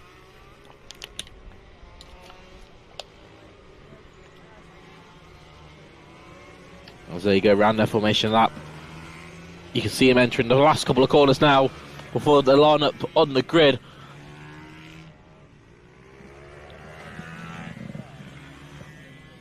They'll be met with their mechanics. As I said, most of them being their dads. Always good to see that family environment within the paddock. So Gaslowski set 52.7 in qualifying to put him on pole position. 52.8 was Kai Golder. Solux was a 53.6. Max Robinson 54.2. So they're really, the top 2 here, really close. It's going to be an exciting race to watch out for. Drivers lining up now. So the top 2 here, separated by 1/10 of a second in qualifying. What is this going to make out for in the race? So all the mechanics have left the grid. Golder just getting some attention there. Wonder if they're trying to line him up in this spot. Now the rest will arrive. That means the lights are on the board. Green flag from above. Let's get ready to go racing here. Oh, whole shot there from Golder. They're going to be side by side. Tries to get over. He does it. Kai Golder leads into the chicane. Gaslowski in second place. Now we know Gaslowski, really quick drive at the start of the race. Here he goes down on the inside. He has a look. I think he was more defending the position than having a little look. Oh, nearly went off there. Just having to stick a foot out to try and regain some balance there as he enter Ardell's for the first time. Look at the gap Golder's got already. Really good stuff there. As they enter the Stuart S's. Down into St. John's. Golder, he had a good start, but Gaslowski has managed to regain his focus. He's now going to look at maybe a move in the laps to come. These Mini GP 160 bikes, look at them, they're absolutely beautiful to look at, very quick to watch as well. Obviously, these riders only in their younger years of racing, they've got a long way to go. Obviously, these riders will be looking at getting to MotoGP, British Superbikes. And this is where it all starts from. This is where it all happens. Kai Golder setting the faster lap. On that last lap, 56.5. But watch out for Gaslowski. He's slowly closing in on Golder. This could be a move in the laps to come. The 26 versus the number 1 plate. Gaslowski has the 1 plate for a reason. As we said, he is a champion. He knows how to win races. Struggles to get out of the last corner there. is about for third on your screens. Max Robinson and Leo Solux in fourth. This could be moved for the final spot on podium here. Here goes Solux on the inside of Robinson. What a move. Gets it done before the braking zone. As they enter into Ardell's. Oh, here comes a move back from Robinson. He had a look, but just couldn't get the braking done. And watch out for Rex Austin as well. He might have a look at a battle for fourth and third here. Max Robinson drops to fourth. Solux really extending the gap here already from Robinson, who's now in fourth. So Solux one to watch out for, especially if these two start battling. Now Kai Golder set the fastest lap, only 300ths quicker than Gaslowski. The times are really close between these two. That means one mistake could easily catch each other out. Jumping up the gears as they enter into Ardell's. Use all the exit road. Power down into the Stewart S's. Here we go, really exciting to see what happens here. 7 laps to go in this race. Of course, this was a 10 lap race. So, knocking on halfway as we enter into Paddock Bend for the final corner of the circuit. Now then, Gaslowski sets the fastest lap that time around. Only 300ths quicker than Golder. Here we go, then you can see Gaslowski a lot later in the brakes. This is going to give him the opportunity down into Ardell's. I think he's just a bit too far back. You can see him trying to have a little look for a move. He's going to need to take some gut if he wants to get down the inside. Down to the short S's. You can see, he carried a bit more speed through there, was Gaslowski. Golder really trying to hold on to his bike here as he enters Sunny Bend. To the Paddock Bend, really tight corner to get right. You can see Gaslowski struggles to get onto the power. Kai Golder sets the fastest lap now. So these drivers exchanging fastest laps between the two as they enter the hairpin once again into Ardell's. Once again, these drivers just taking their time, really. I think they're sort of waiting until the last couple of laps where they can try and send some moves.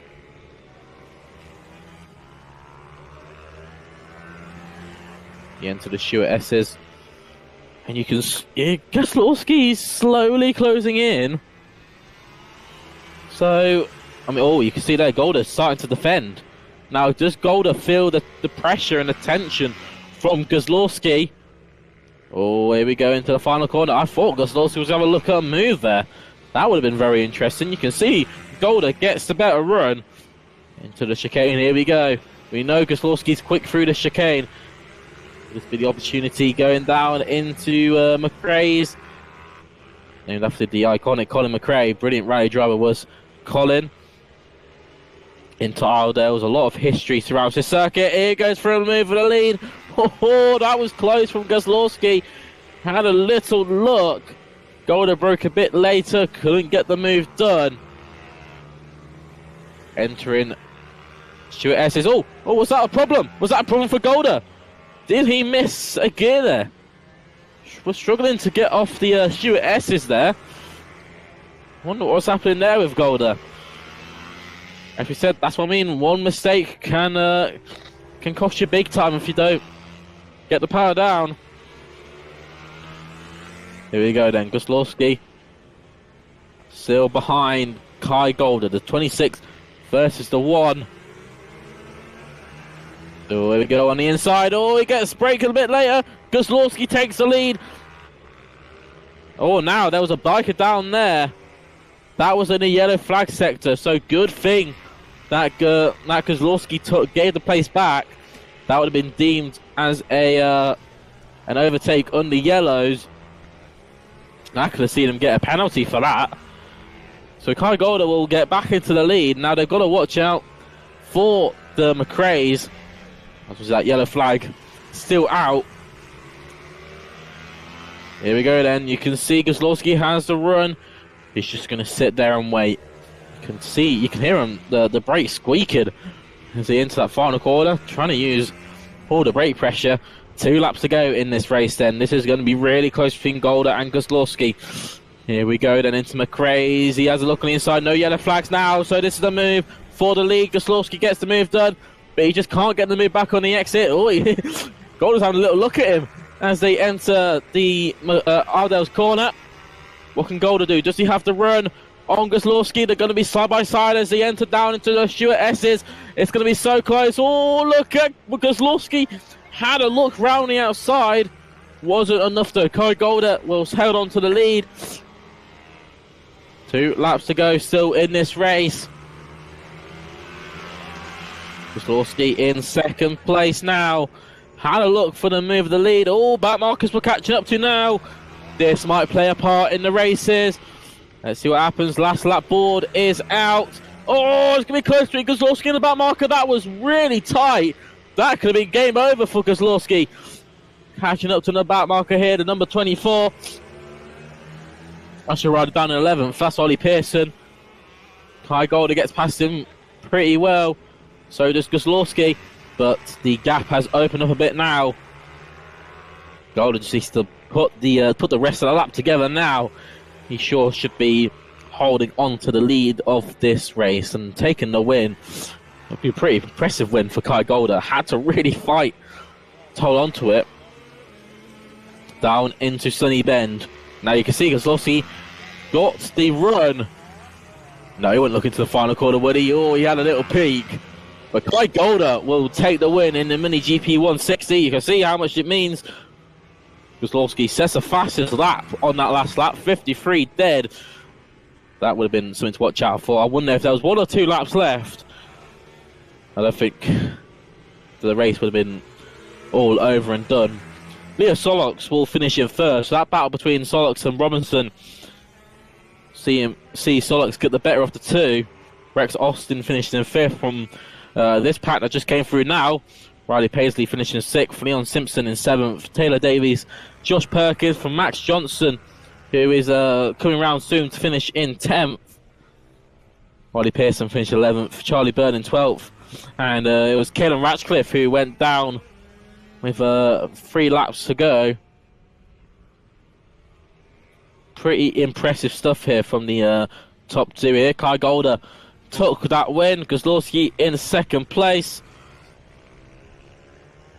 As the drivers enter back into the pit lane. What a race that was. The next race coming up now, the Mini Bike 140s. That's going to be the next race coming up now, race 26 of the weekend. But today will be the race 6. So drivers will enter in the pit. Some drivers will be exhilarated with that result. Kai Golder will, because he took the win there. Kozlowski in 2nd place will be a bit annoyed about that one. Knew he could have won it, but that's just how racing goes sometimes. Solix in 3rd, Max Robinson in 4th, Austin in 5th, from Paisley in 6th, Simpson and Davies from Perkins and Johnson rounds out your top 10. Obviously, Caelan Ratcliffe going down with 3 laps to go. And there is your next lot of drivers getting ready to go out. Obviously, the Mini Bike 140s. The next lot to go out. Some of the riders have a little chat to each other before they set to battle out on circuit. Obviously, most of these riders friends off the track, but enemies on the track. That's how racing should be. Let's have a little look. Mini Bike 140. So Chris Wells took pole position in the 140s. Stuart Hardman will line up alongside him in 2nd place. Can I just say, Chris Wells half a second quicker than 2nd place. So Chris Wells has got some expectations lined up for him. Arnie Carr lines up in 3rd from Tommy Almond. Tim Patterson from Tommy Felden and Ben Lord, Rick Jenkinson, Stephen Humphreys from Aaron Robertson, Tom Wise from Dan Merrin, Mike Carr, Daniel Cliff from Lee West, Finley Cottenham from Jordan Grant, Liam Trinder, Ben Nixon, Aidan Walker, Simon Portis, Adam Hilton from Barry Lindley, Harry Swan, Ryan Hayburn from Federico Barker, Sean Wiles and George Hopper. He didn't put a time in. He'll be starting down in 28th. Big grid here of 140s. 28 riders will take to the grid.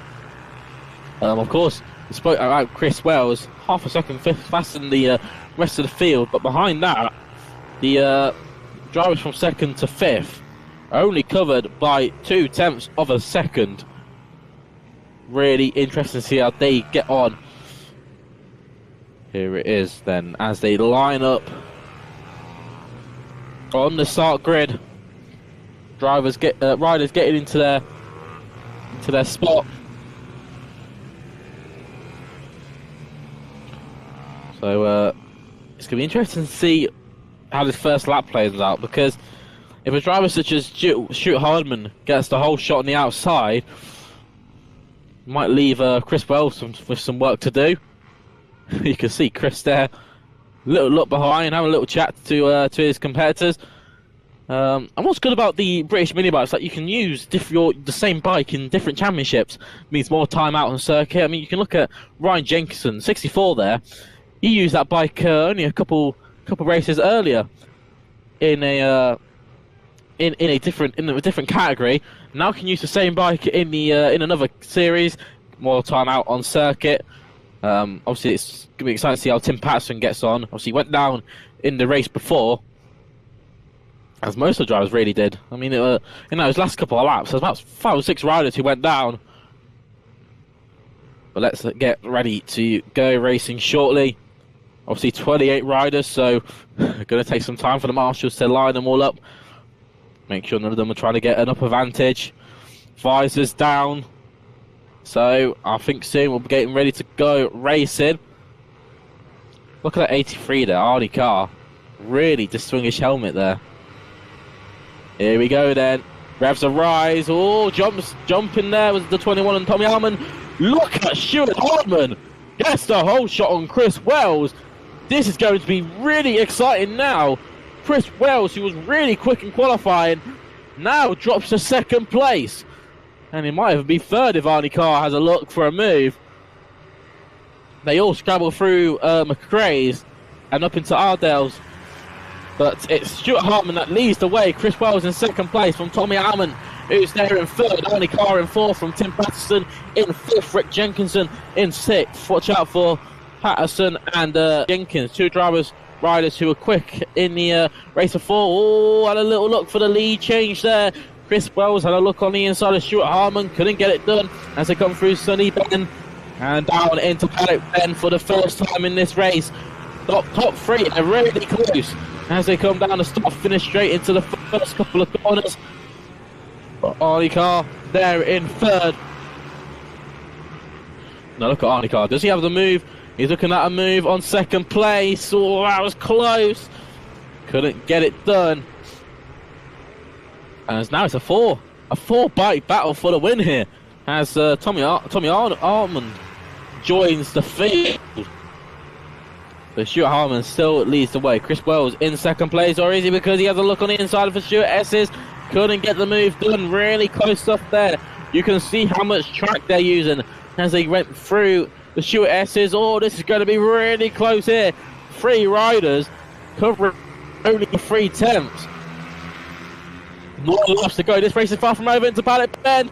The last corner move goes from Chris Wells. Stuart Harmon will go on the cutback. They're going to be side by side as the enter turn 1. Oh, it's going to be close. Wells holds on to the lead. Brilliant move there by Wells. Hardman into 2nd. It might even be 3rd, because look at Arnie Carr back now. What will Hardman do to fight back? You can see Wells stipulating to Harmon behind. You want Harmon to work with him, try and pull a bit of a gap from the riders behind. We'll wait and see what happens with the rest of the race. 8 laps to go. Really exciting stuff here. in the mini bike 140 series, their first race of the season. 2024 was really exciting for the 140s. It's going to be even bigger this year as they enter the final quarter paddock bend. It really drops mid-corner, so you've got to make sure that the rear of the bike doesn't go over the top of you.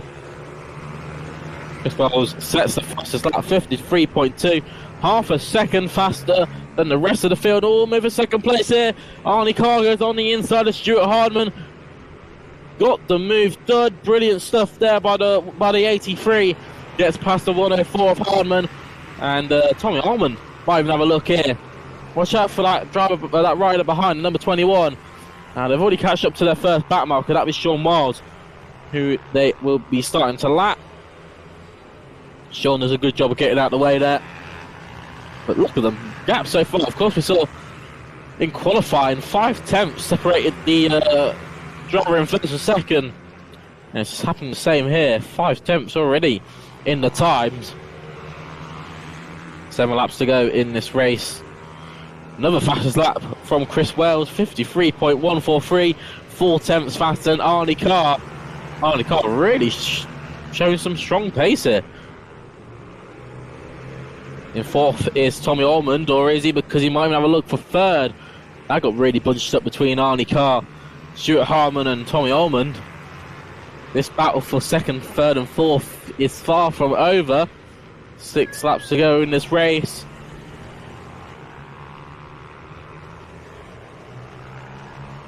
Here we go then, through into St. John's. You can see that white bike there being rode by Hardman.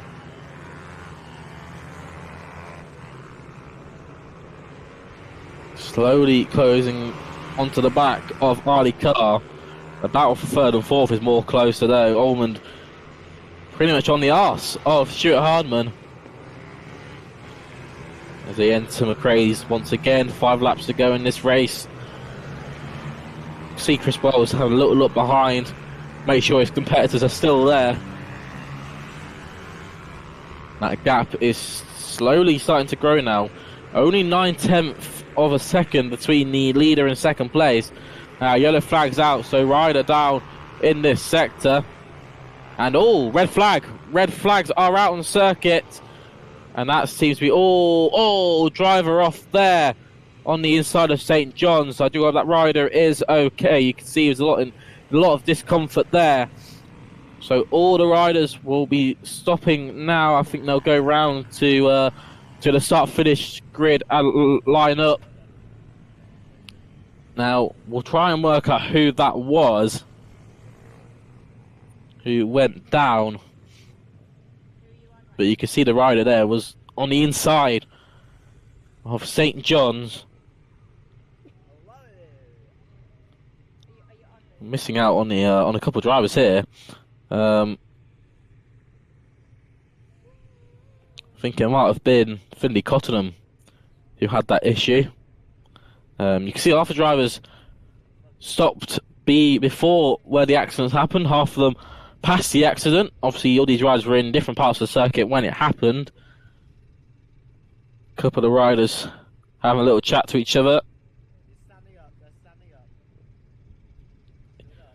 Driver is standing up, so that is the best thing to hear. There he is on your screens. He's in the buggy, so not a bad way to return back to the paddock. Not the way he wanted to, though.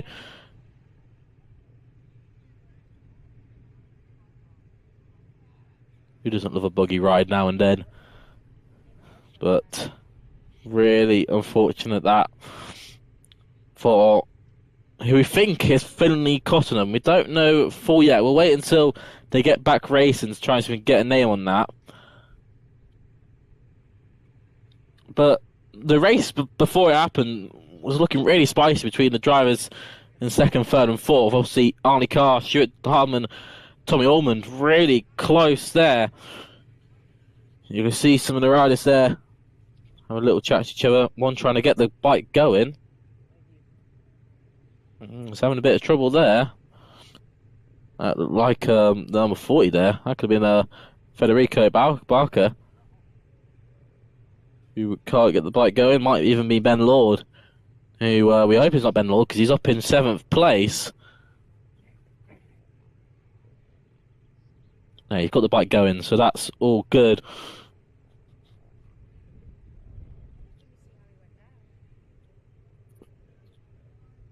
So still red flag conditions for the time being. Obviously a bit of mess as well onto the track, so we'll probably see one of the marshals coming out with a broom and try and sweep that up. Obviously the marshals doing a brilliant job as always. Always got to thank the Orange Army for what they do. They are the unsung heroes of our sport.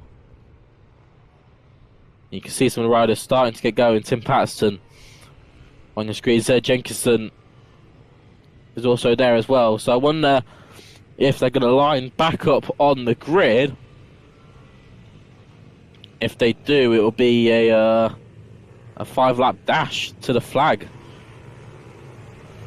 If they decide to continue this race. So you'll see the other riders now forming up to the back of the grid.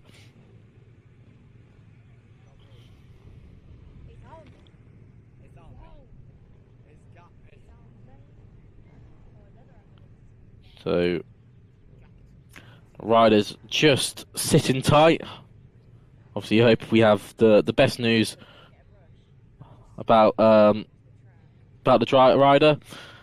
Who needs a broom when you've got your own feet? Good job there by the marshals to get all the crap off the circuit. God, they're giving it a good kick. It looks like a... Well, I'm trying to think of a good footballer name. Not a man who watches football, so we'll let everyone to keep thinking about what should we call that marshal? We give a brilliant football kick. I feel like someone who could have scored for West Ham if they ever got to score. So these bikers all lined up once again. I wonder if we're going to do a restart here. Yep, watch the lights. We're going to get racing for the second time of asking. Refs will arise. Let's see what happens. Green flag. We're going to go for a formation lap, it seems. So these riders doing a formation lap.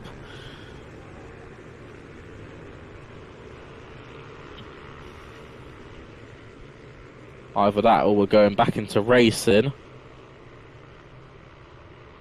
Yeah, we are doing the formation lap. So this is the formation lap, and then they'll come round once again and then re-grid.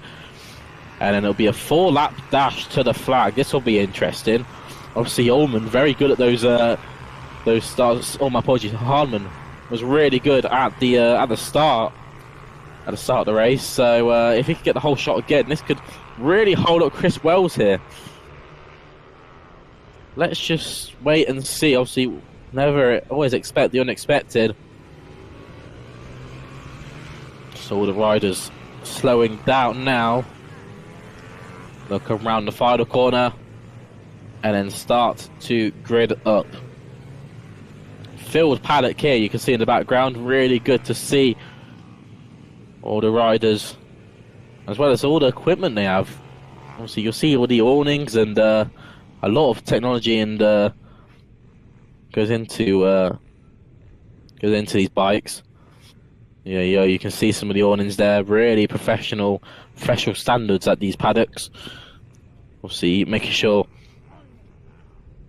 they provide the best, obviously, for their sponsors as well. Let's see what happens there. Some of the riders a bit confused there, trying to work out what's going on here. That driver there in third, Tommy Ullman, he's really confused.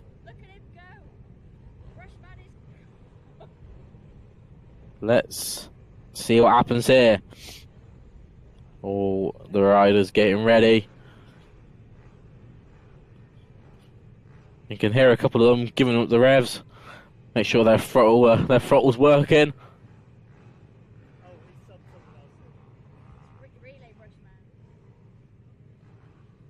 Yeah, we've got the broom out now, so no football kicking today. We're going to be using the broom now. Look at the effort that Marshall's putting into it. Good stuff there by the Marshall. Always giving us some good entertainment. Now that inside curve is going to be really dirty. Something to watch out for the drivers when they go through the first few laps. Marshall will try and push the crap over the curb. Good stuff there by the Marshall. Gives the hand to say, I have done it. I've done my job. Hopefully we can get racing for the second time. Now, once we finish the first lap, we can try and get in with the rider who went off. Let's focus on the race then. Could Hardman get the whole shot here? Let's wait and see. It's lights out and away we go. And he does. What a start from Hardman. Gets on the inside of Chris Wells. Brilliant stuff. Oh no, Hardman down. Hardman's down. Whoa, no. What seemed to be a good start by Hardman went all in tears as he dropped the bike coming out of the chicane.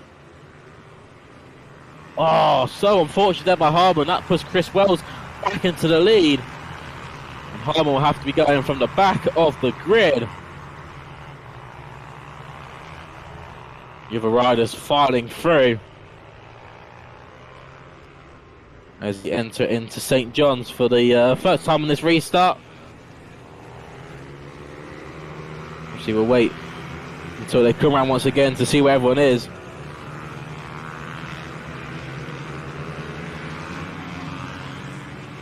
But as they come around to finish the first lap, it's still Wells that leads the way. Now the timing system hasn't updated yet, so we'll wait on that. Chris Wells has a little look behind, see where everyone is. It has updated now. It's Carr who's in second place, Arnie Carr, with Toby Ormond in third. So they have they have put the timer back to 10 laps, so we are going to get 10 laps of racing here.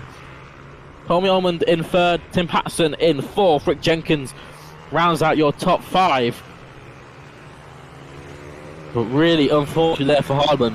It was Ben Lord who went down. So really unfortunate there for Ben Lord. Hope he's alright. Hope he can get going for the next race. Arnie Carr is there in second place. Oh, won't be for long though, because Tommy Ormond on the back of Carr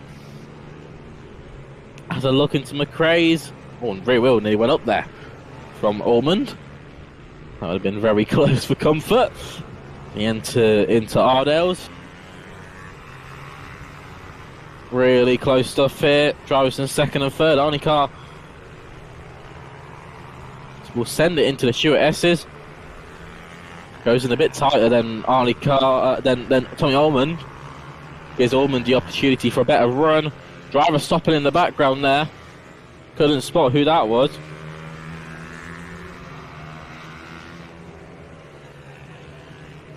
Into Paddock Bend once again. You can see Chris Wells looking behind. He hasn't got to worry too much about what's happening behind. The battle for second raging on. There's another rider recovering his bike. Couldn't spot who that was though. Now Tim Patterson's there in fourth. He might even have a look for a podium spot if these two start to battle. As they come down.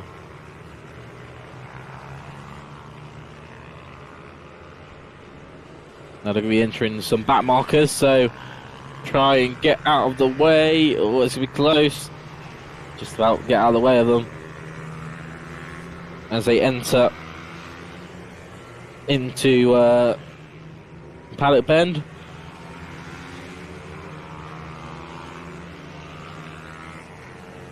Not a bad place at all, this Rowrah circuit.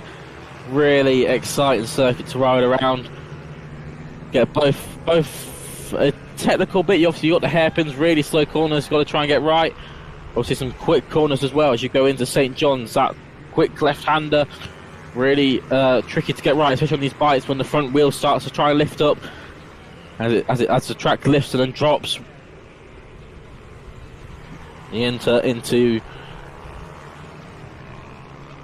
Oh, running a bit wide there was Tommy Ullman. That's going to ruin his run on Arnie Carr as they enter St. John's. Still holding on his car. He's lapping 6/10 off Chris Wells. Chris Wells going past Rowrah. Oh, last lap board is out. So this will be the last lap of the race.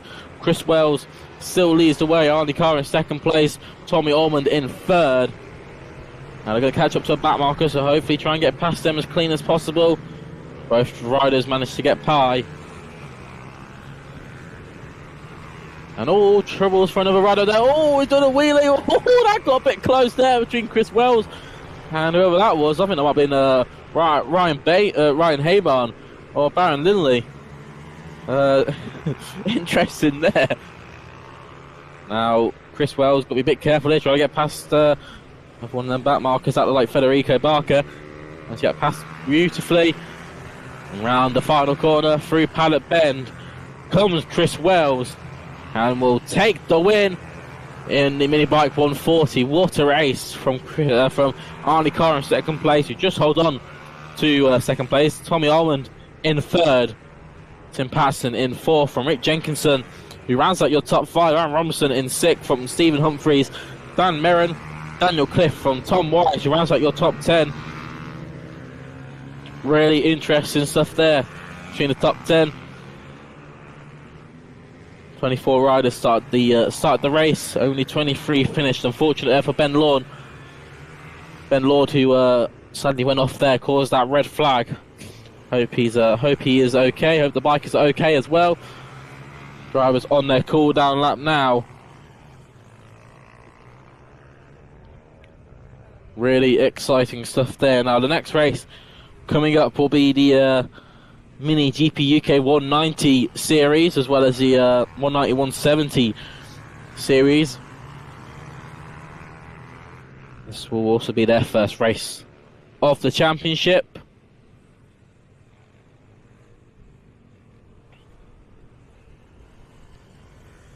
What a race that was. Brilliant stuff there.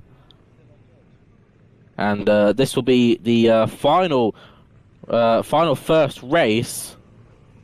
So obviously this is a split grid start, this next race, so we'll see how that lines up.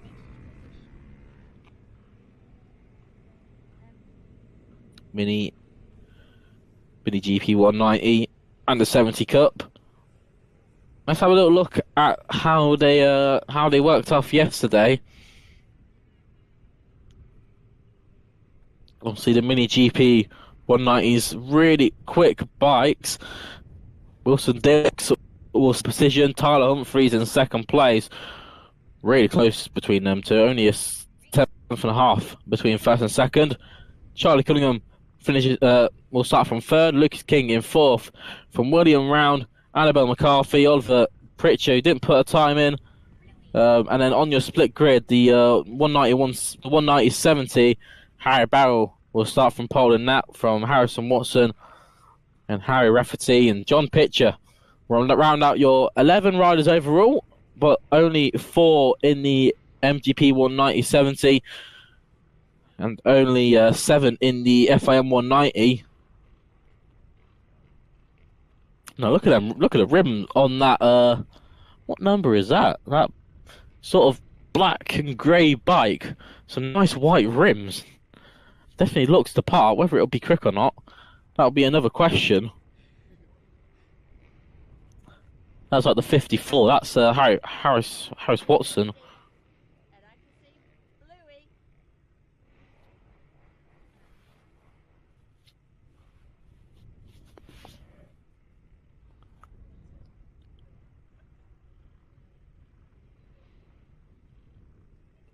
So as I said, yeah, the time's really close between the top two in the 190s. 6 tenths between the top two in the MGP 190-70. So this will be one to watch out for. As they complete their formation lap, they'll then go round and line up on the start grid. Get lined up in their spot and get ready to go racing. As I said, this will conclude our first races of the day, and then soon enough we'll be entering our second races as well as our third races.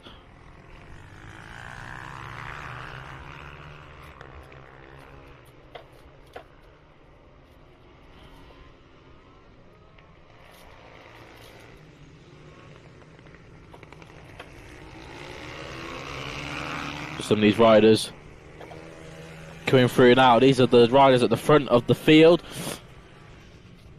in the mini GP 190s. Starting to slow up now, line up on their grids. A couple of the mechanics out there, make sure they're riding in the correct place.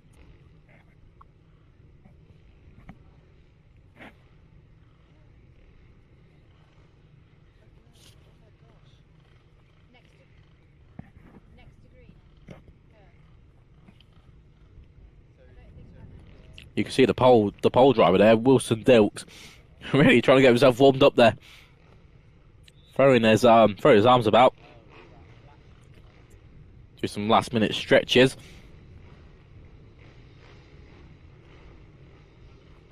Right then, let's get ready to go racing then.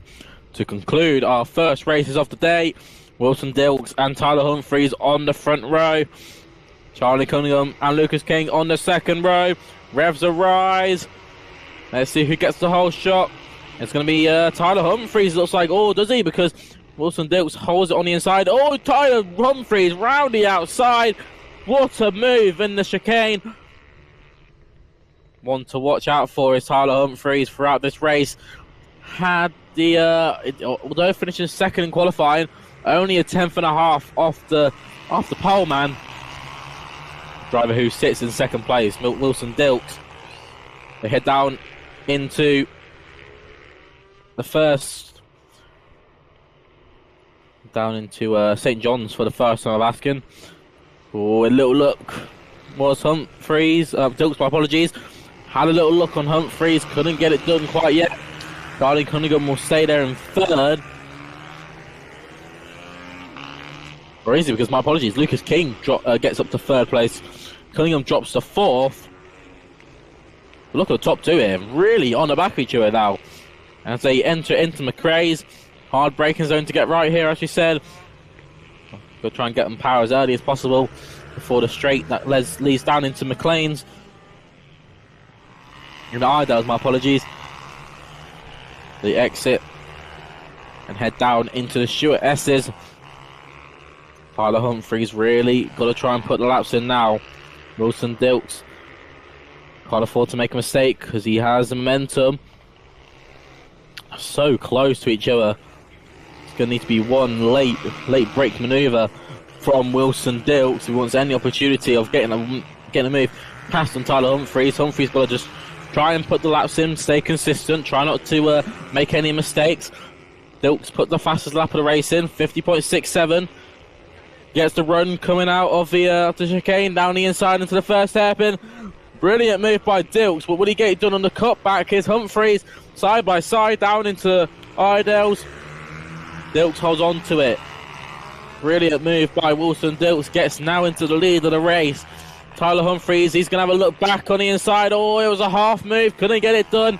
8 laps to go in this race. Lucas King there in third. But he's a bit far back, 2.5 seconds is Lucas King from Tyler Humphries up in second place. Can you see Wilson Dilks already? He's putting a bit of a margin here already. As I said, obviously the overtake itself, Humphries can lose a bit of momentum from that. Gives opportunity for Wilson Dilks, who is living on the moon right now. Brilliant stuff here. So the fastest lap the last time around, 50.2. 0.5 difference between Humphries and Dilks on the last. 50.7 was all that Humphries could do. So Humphries really not matching the pace at the moment. Driver's heading down into St. John's once again. So obviously a 10-lap race for these riders. So they've got quite a bit of time really to try and make up moves. You can see Wilson Dilts though absolutely on at the moment. 49.6 that last time around. Humphrey could only do a 50.1. So Dilts the only rider in the 49s. And it's Harry Barrell who leads away in the MGP 190/70s. Harry Rafferty in second place. Harrison Watson round out your top three. Really interesting to see what unveils for the rest of this race. Obviously, Tyler Humphreys can't match the pace of Dilks at the moment. 6 laps to go in this race.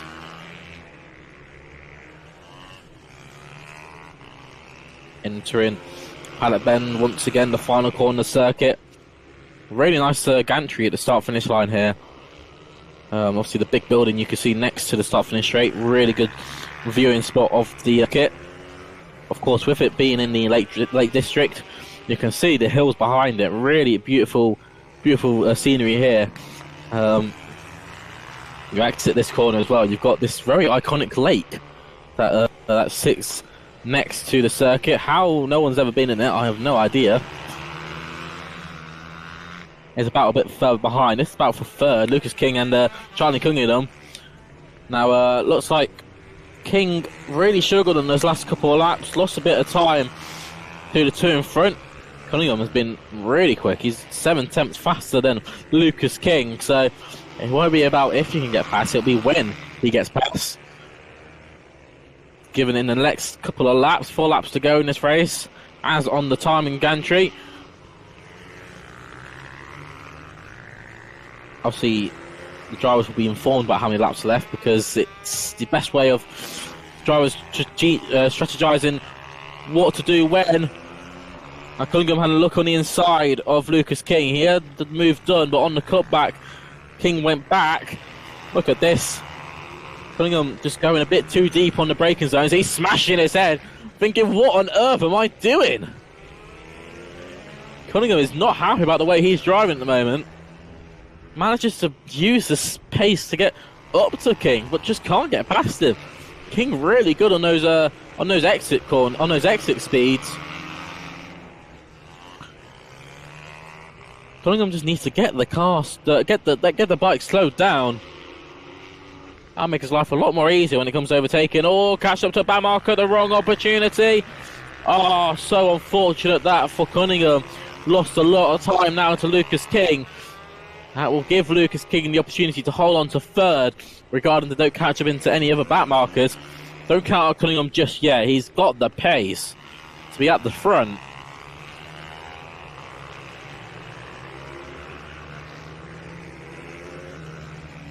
At the front though, 1.8 seconds covers Dilks and Humphreys. Dilks got a massive margin now to Humphreys in second place.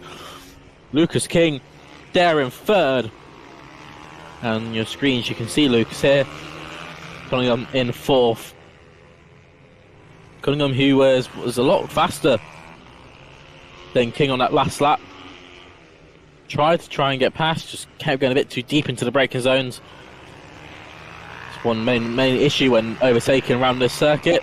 Really easy to get that cutback maneuver where you can power out earlier than the rider who made the move on you.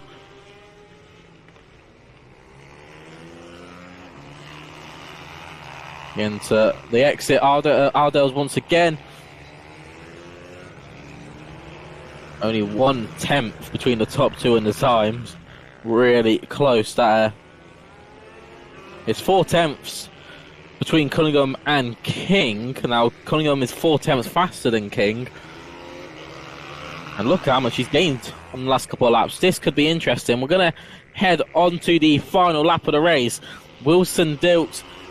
Really strong margin so far. Look at this though. The final spot on the podium. It could be King's. It could be Cunningham's.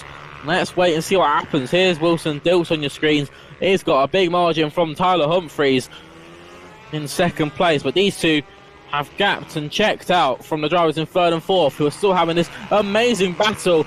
Oh, this was close between Cunningham and King. On the inside goes Cunningham. He has a look, couldn't get the braking zone right. King goes round the outside. Brilliant stuff there. They're going to head into St. John's now. If a final move for the podium spot needs to be made, it needs to be made in the next couple of corners. One final corner to go in the paddock bend for King and Cunningham. Let's wait and see who comes out in front of the other. It's going to be King who finishes in third. Cunningham, who is absolutely fuming with himself. Cunningham finishes in fourth. Well then. Cunningham really did not like his final result there. You can see Dilks there really calm and collected with that move. Winning round will soon come around to finish in fifth. And Annabelle McCarthy in sixth. Harry Barrell won in the MGP 190/70s. Harry Rafferty in second place. Harris Watson rounds out your top three. Dave Wilton in fourth. Really exciting stuff there. The battle for the top spots really was on for most of that race. All it led to was Dilks just getting a bit of an upper edge, manages to get past. So that will conclude all the first races for today's action. The second races are soon to be coming out now. The first race will be the SM90s. Let's just look at the final results here. Wilson Dilks took the win there. Tyler Humphreys in second place. Big gap between Lucas King and Charlie Cunningham, who finished in third and fourth. Winning round, and Annabelle McCarthy rounds out your top six there. Harry Bauer, as we said, won in the MGP 190/70 Cup. So really exciting few races that were.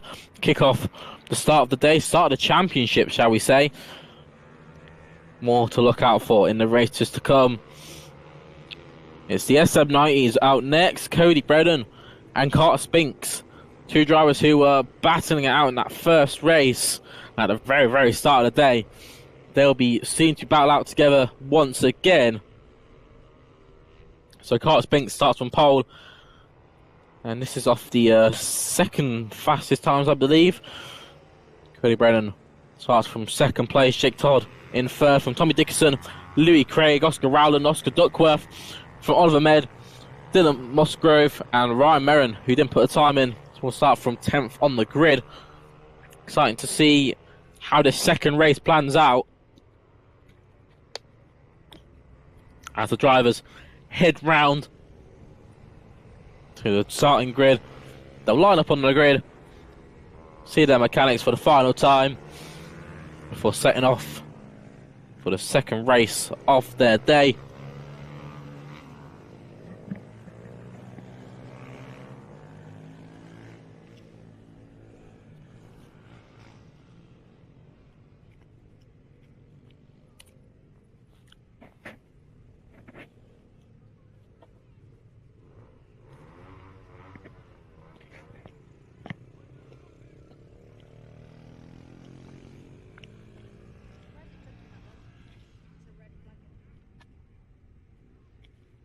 Drivers lining up then. On your front row, Carter Spinks, Cody Bredon. Two drivers who are really quick so far today. For the 95 there, Oscar Pike. Struggling to get it going. Whistle is shown, so mechanics off the grid. Starter board shown. There should be a green flag at the back of the grid as well. We're watching this front row though. Carter Spinks, Cody Brennan. Let's see who can get the whole shot. Revs will arise.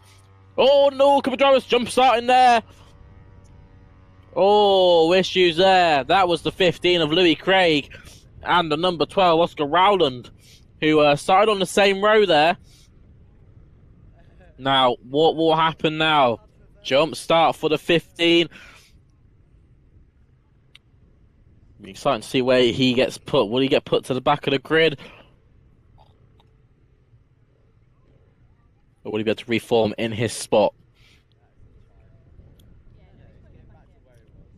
It looks like he's getting back into his spot.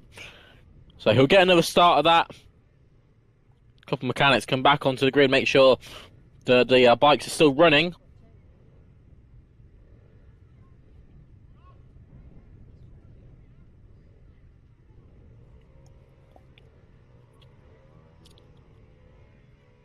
So an issue there for Louis Craig at number 15. Got a bit too eager at the start there. Let's see if we can try and get going for the second time. Oh, it's gone again! Louis Craig gone again, but we're going to get the racing going anyway. As they head down into turn 1. Carter Spinks, Cody Brennan. Looks like Cody Brennan went round the outside to hold on to the lead. Issues there for that 15, Louis Craig. Just didn't get the biting point right in the clutch. Just went going straight away. Down into Ardell's for the first time. It's a really big gap for Cody Brennan, who leads the way. Todd is in second. Oscar Rowland in third. Carter Spinks. Now, Carter Spinks seems to not be coming through on my time screen. Where is Carter Spinks? Has he even taken part in this second race? What has happened to Carter Spinks then? As they enter to finish the first lap of the race. There's Cody Brennan out in front. He's got a massive margin to the riders behind. Jake Todd is there in second place, 4.5 seconds in 2 laps. How on earth has Cody Brennan done this? Tommy Dixon is there in third. Oscar Rowland in fourth. Oscar Duckworth is there in fifth. Carter Spinks down in 6th place. Oliver Med in 7th. Dylan Musgrove in 8th. So, don't know what happened there at the start for Carter Spinks, but he struggled to get going there. As the driver on your screens who leads the way, Cody Brennan, really on it at the moment. 4.5 seconds, as we said. He's going to be looking to extend that gap even more as they jump down the lap. 7 laps to go in this race. Still plenty of time. Couple of drivers making moves throughout the field. And that's like Carter Spinks. I wonder if he's catched up to some back markers. It looks like he has. They won't be back markers. They'll be the drivers on the lead lap. As issues for Spinks at the start of that lap meant that he's started from there on the back of the grid. 6 laps left to go in this race. A couple of drivers there on your screens. 95 Oscar Duckworth there. Looks like Oliver Med behind. This is a battle for 6th place.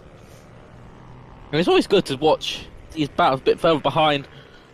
Have a look and see what the riders are doing. Obviously, these are drivers who might not have as much experience as the riders in front. Obviously, these riders all in the start of their careers. Loads of time to improve. Obviously, you know, some of these riders started racing at 8 years old.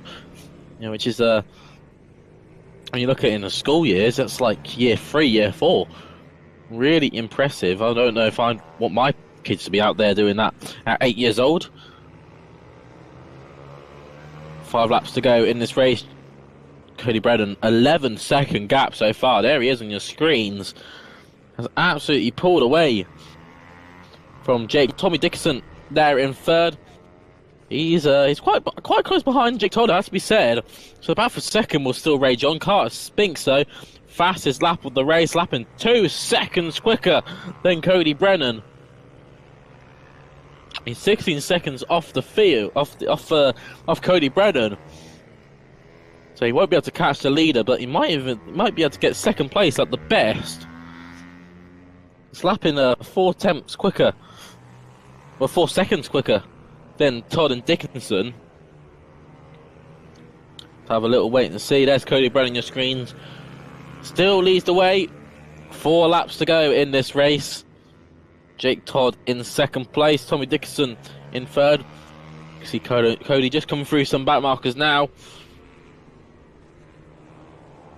Oh, he Carter Spinks has closed up 2 seconds on that last lap to Todd and Dickinson. So soon enough, the battle for second will start to heat up.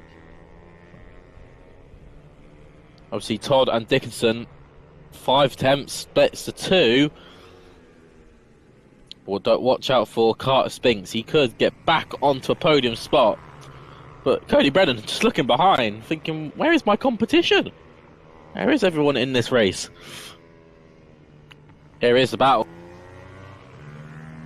And Carter Spinks. You can see Carter just in the background there.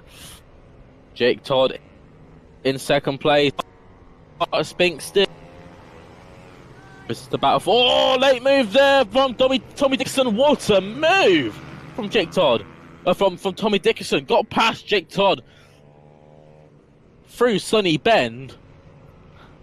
I wonder if Dickinson knew that the cameras were on. My apologies, that was Carter Spinks who made a move. Brilliant stuff there by Carter Spinks. Up into second place.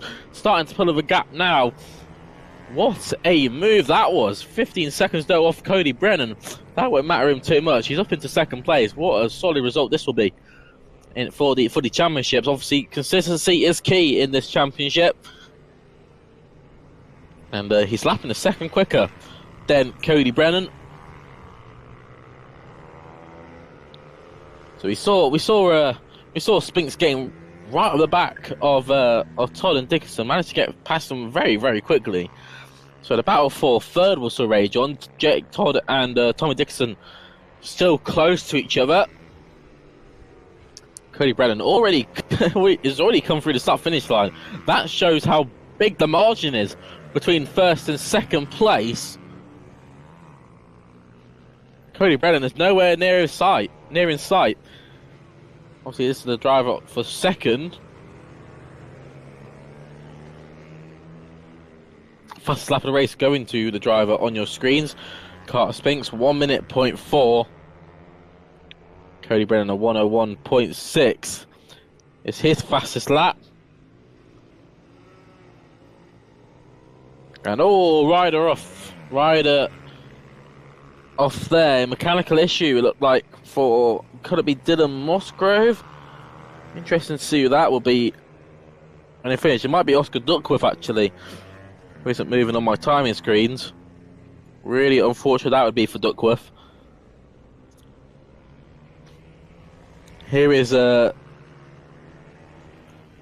Carter Spinks on your screen, but Cody Brennan is starting the final lap of the race. What a margin he's got from Carter Spinks in second place. Cody can pretty much cruise around now to take the win of this race. 12.9 seconds covers the top two. Cody Brennan on an absolute mission at the moment. He hasn't got the pace to be the fastest, but that issue for Spinks at the start of the race brought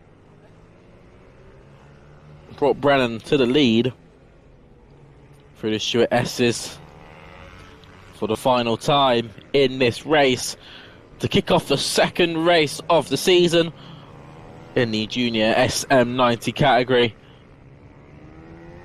It's been a strong season so far for Cody Brennan.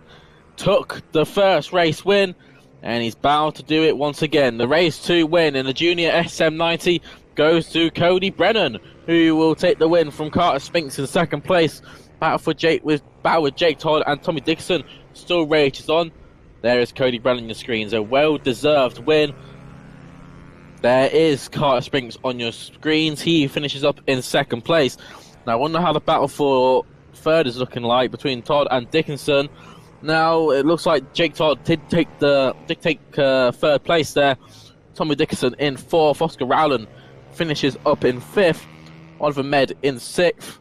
Dylan Musgrove and Oscar Duckworth, who had that mechanical issue with a couple of laps left to go. Exciting race that was between Todd and Dickinson. There's Cody Brennan on your screens. Having a little look behind. Trying to say hi to his mates. Oh, try not to go off there. Gotta be embarrassing to go off on the cool down lap. Oh, left hanging there was Carter Spinks. Tried to go for the fist bump. Gets left hang there. Oh, that is unfortunate. Not what you want to catch on the cameras. Obviously, brilliant shots were getting by TNL Sports. Make sure to go check them out once as well. British, if you want to catch any of the races from the past year, make sure you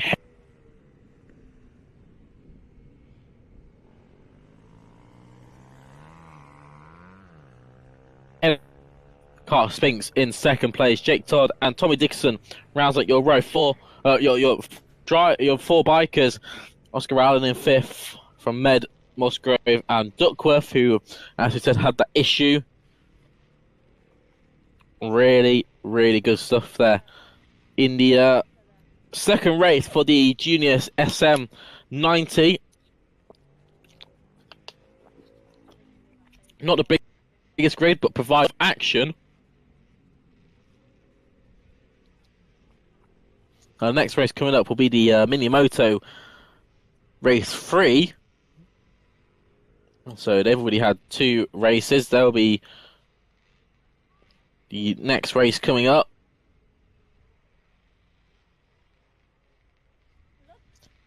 Exciting to see how these lot get on. Obviously, the Super Mini having a race yesterday. Oh, sorry, the Mini Moto is having a race yesterday. So the race earlier was a second race, and this will be their third race. Looking forward to seeing how they get on. Hopefully, this will be the last time we see them out on circuit for today.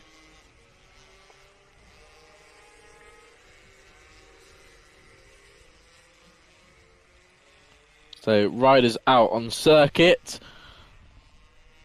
It's going to be an exciting one indeed. Now, let's have a look line up. Nelly Nooth once again will start from pole from Noah Barfoot in second place. Austin Dilks will start from third with Seth James, Logan Paisley, Claudia Dudman, from Joey Billum, Daisy Grayson, Harry Evans, and Amelia Petras rounds out your grid of 10 riders. I said Nelly Nooth in that first race was really quick. Obviously in qualifying, 1.5 seconds quicker than the rest of the field. And we saw in that first race, Nelly was just lapping the grid left, right and centre. So one to watch out for as they come round to finish their formation lap. They'll now grid up and get ready to go racing for their final race of the weekend. What a first weekend it's been for the 2025 season for the Mini Moto.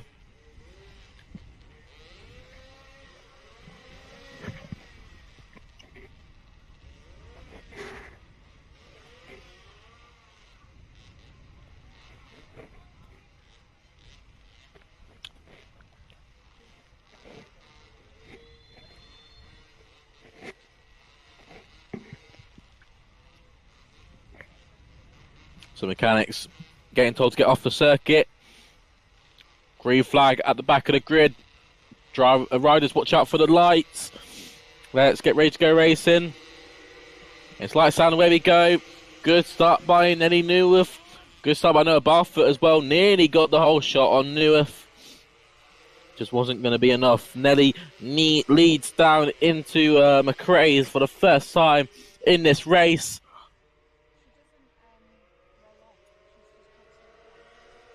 Nelly really quick at the first start of this race. Battle for second going on between Barfoot and Dilks. Austin's got a really good start to this final race, as we said, for Mini Motos this weekend. And Nelly's going to be exceeding that championship crown. One step closer Nelly will be at the end of this weekend. Really consistent drive. Look at the speed Nelly carried through those corners. Of course, these drivers 8 to 12 years old, really young. So much you have to think about when driving round. Nelly Nooth, after the first lap, leads the way. Noah Barfoot in second place. Oh, Nelly got a bit loosey-goosey on the rear there. Managed to catch it, but she'll try and conserve herself a bit once Nelly gets the gap. Barfoot there in second place. Austin Dilks in third. Their battle is quite close. Only a tenth separates the two of them. Logan Paisley is up into fourth. Seth James rounds out your top five. Joe Billum jumps up to sixth after getting past Daisy Grayson. 11 laps to go in this race. As Nelly heads round once again. Down into turn one. Nelly carries so much speed through these corners. So good to see.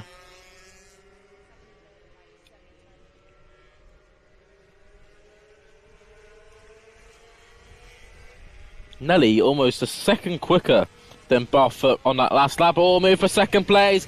Austin Dilks on the inside of Barfoot. Barfoot will get on the cutback. This is just going to help Nelly pull that gap. This is a really strong battle. Look at the move from Dilks on the inside of Barfoot. Brilliant stuff there into the Stewart S's. They'll come flying down into St. John's. What can Barfoot do about this? Oh, Dilks runs a bit wide there. Gave the opportunity for Barfoot to come back through. Dilks has got to do it all over again if he wants to get back up into second place as they enter Paddock Bend. Really exciting stuff. It's a battle a bit further behind.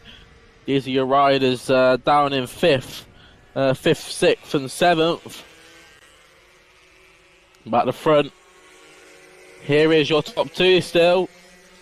Barfoot and Dilks really close to each other now as they enter McRae's. They left McRae's. They're now going into Ardell's. And oh, what a late move! Oh, that was close. Austin Dilks really late on the brakes there. Nearly got past Barfoot there. Bit too close to comfort on that braking zone. Manages to hold on to the bike. That was nearly cut from over. There is Amelia Petras as they head through. Amelia just getting lapped there. Really unfortunate. Really unfortunate to see. Here we go into the Paddock Bend. We've seen that Dilks is really good on those brakes. He's really late. A lot better than Barfoot as they come into turn one. Oh, that was a bit close. No, Barfoot just defends it perfectly. Dilks there in third. Bit of a wiggle on the bike as he enters into McRae's. Dilks has got the speed on Barfoot. Is he going to have a look for breaker zone? Yes, he does. Really late on the brakes. He runs wide. That gives the opportunity for Barfoot to get back through. Brilliant racing this is between drivers in second and third. Barfoot hold on to it, or does he? Because down on the inside comes Dilks. What a move from Dilks into the Stewart S's. It's going to be side by side. Dilks covers it off. What a move for second place. Brilliant stuff there by Dilks. Barfoot drops to third. What will Barfoot do about this? Back marker getting out of the way. Brilliant stuff there by the back marker. Nelly Loof. Lenny Noof, we've forgot about Nelly. Pretty much this race. 58.2 fastest lap on that last time around. 6.4 seconds from these two on your screens. Austin Dilks still there in second place. Noah Barfoot there in third. Got to be careful not to drop the bike. Still 7 laps left to go in this race. Oh, runs a bit wide is Dilks. Could be the opportunity for Barfoot. Had a little look. Are they going to go into the Stewart S's? Side by side. Barfoot just backs off a bit. Thinks better of it. Thinks there's a better opportunity coming up. He'll wait for the opportunity to come round. Austin Dilks. They're still in second place, but I think Barfoot knows now where Dilks isn't as good as him. Obviously, Dilks running a bit wide there into that second hairpin. Ardell's really hard exit to get right. A lot to contest for these 8 to 12-year-olds, as we once said. I come through the chicane once again. Look at Barfoot really on the back now of Dilks. Move for second is still on. Race is far from over. As they enter into Ardell's. Barfoot just lost a bit of time there, so runs isn't running as close as Dilks would imagine. Here we go, they're down into the Stuart S's. You can see Barfoot having a look now and then. Just can't get it fully alongside. 6 laps to go in this race. But the gap is just raging on from Nelly to the drivers behind. Nelly crosses the line now. Line B, what would time difference be between the... You can see second and third crossing the line now. 9.6 seconds from second is Nelly. So I think Nelly has pretty much controlled this race and is looking set to win it. As Petros once again doing a brilliant job to get out of the way. Down into Ardell's. Barfoot had a little look there, but just a bit too far back. But you can see Dilks running really deep into that Ardell's corner. Gets a bad exit. Gives the opportunity for Barfoot to have a look into Stewart. Wasn't enough though. Head down to Johns. And into Sunny Bend. Really nice flowing couple of corners that bit. Really good complex. Really good fun to drive with both 2 and 4 wheels. Also, if you said this circuit traditionally used for karting, but also contests to be a brilliant bike circuit for the British mini bikes, one of the most highly classified bike championships in the UK.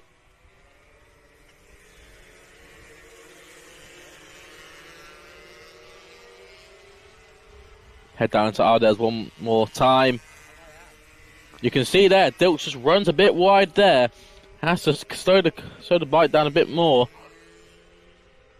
Gives Barfoot the upper edge as they exit into Stewart. Now you see him catch up behind the back marker. Will that slow them both down? Oh, I don't think so. Or does it? Because Barfoot closes in a bit. Oh, he gets stuck behind the back marker. That's going to open up Dilks to pull away.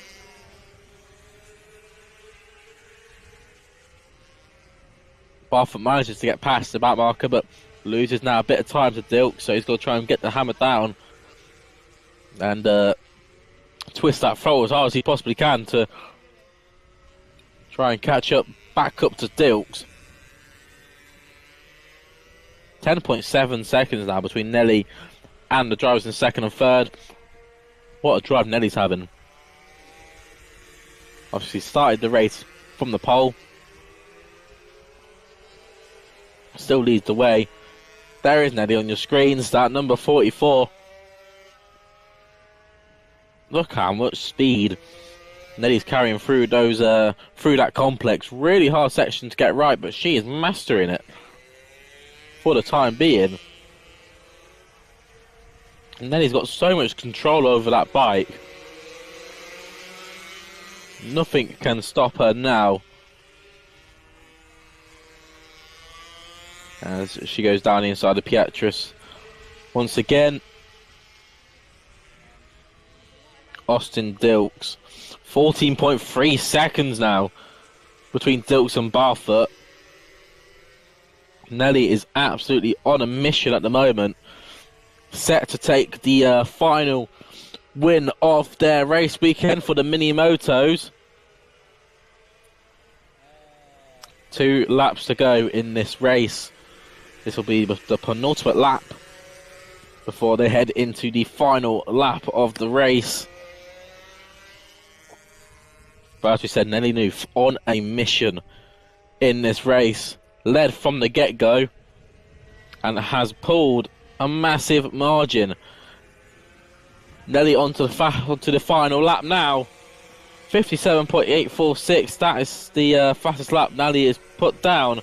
Over 2 seconds faster than Dilks and Barfoot. And that's to say nearly 10 seconds faster than Logan Paisley, who's there in 4th. Nelly, a bright star in the future. Watch the name. Watch out for her in the future.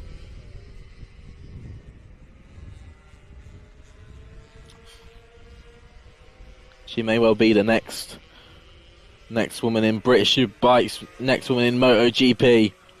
We'll have to wait and see what the future holds out. But round the final corner comes Nelly Nooth, and she will win in Mini Moto. What a drive that was!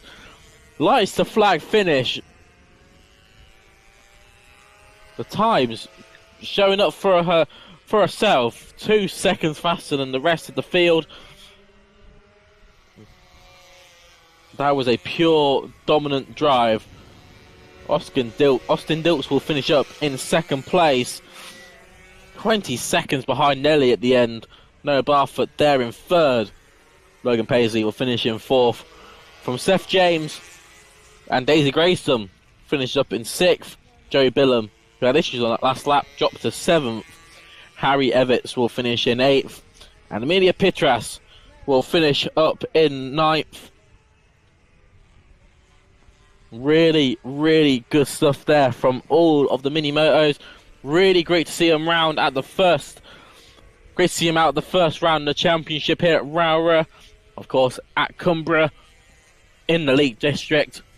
What a beautiful area we're at. This is the final results on your screens. Nelly Nooth takes the win from Austin Dilks and Noah Barfoot. Logan Paisley there in fourth. Seth James rounds out your top five. Really exciting stuff here for the mini motos, and they'll be looking forward to their second round of the championship coming up in the year. So that's it for the mini motos here at Rowrah. The next category coming up being the Ovell 110 Cup and the Mini GP 110.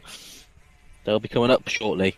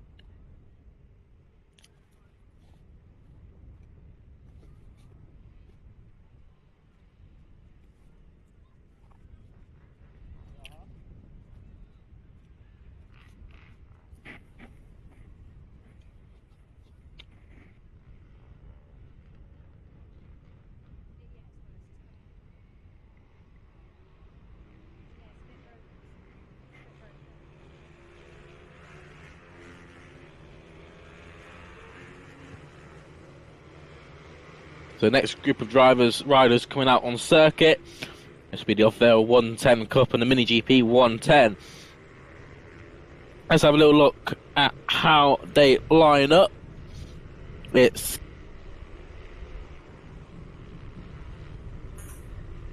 Seth Hayward from William Dickinson, Samuel Whittaker from Daniel Tanton, JJ Manchester from Rex Ormond, Jasper O'Neill White from Thomas Med, Matthew Jennings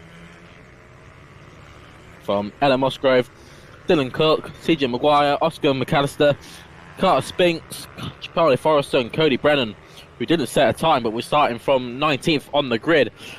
Quick drivers at the back of the field. Carter Spinks, who was a really quick rider earlier today, as well as Cody Brennan, who's taken 2 wins in one of the other series. Obviously, quick riders at the front took the first win in the 110 Cup. Caden Herron was up in the top 3 as well. So going to be excited to see how this second race goes on in the 110 Cup. They'll come round to finish their formation to line up on the grid and get ready to go racing.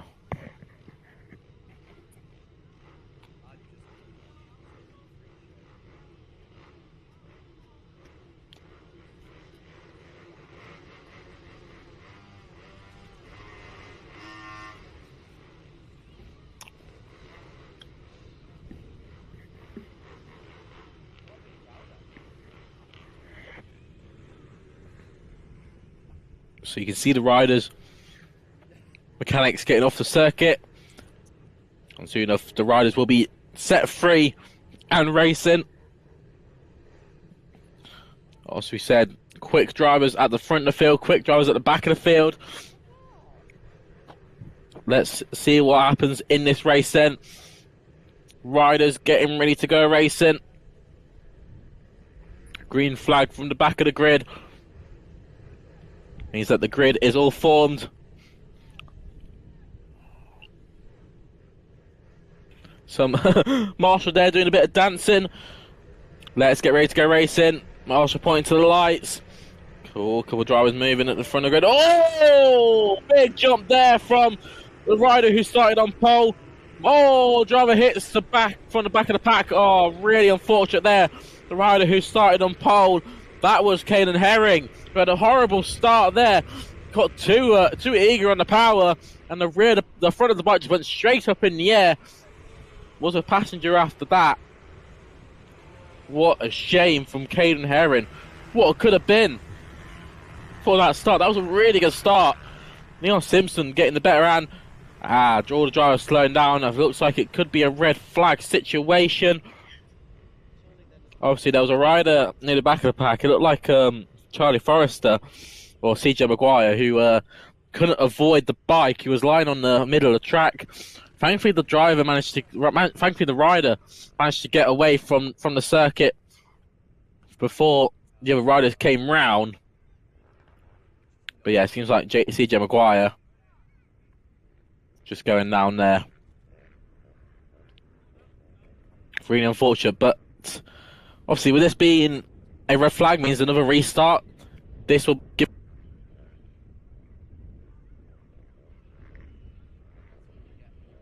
better second start, you could say. You can see some of the cement, some of the sand powder going over. So I wonder if there was some sort of fuel or oil dropped on the circuit. You can see the powder is about to get put onto the circuit. Now, we do hope that rider's okay. It looks like the 15 was Seth Hayward. He didn't have the best first start there. I know, my apologies. It was CJ Maguire. So, really unfortunate there for Maguire. Was a passenger in that moment. Just couldn't avoid the Herring bike on the floor.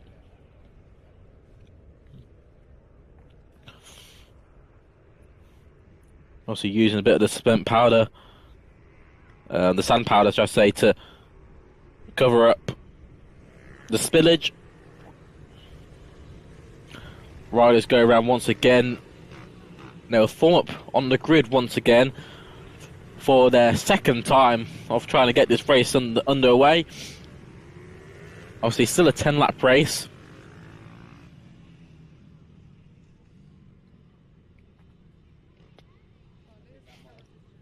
But that is a one issue when being a bit too eager on the start.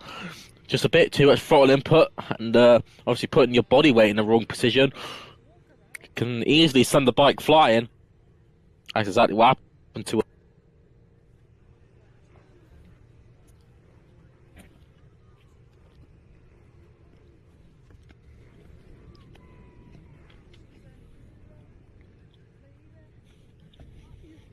And now I don't think Herring will be able to take the start here.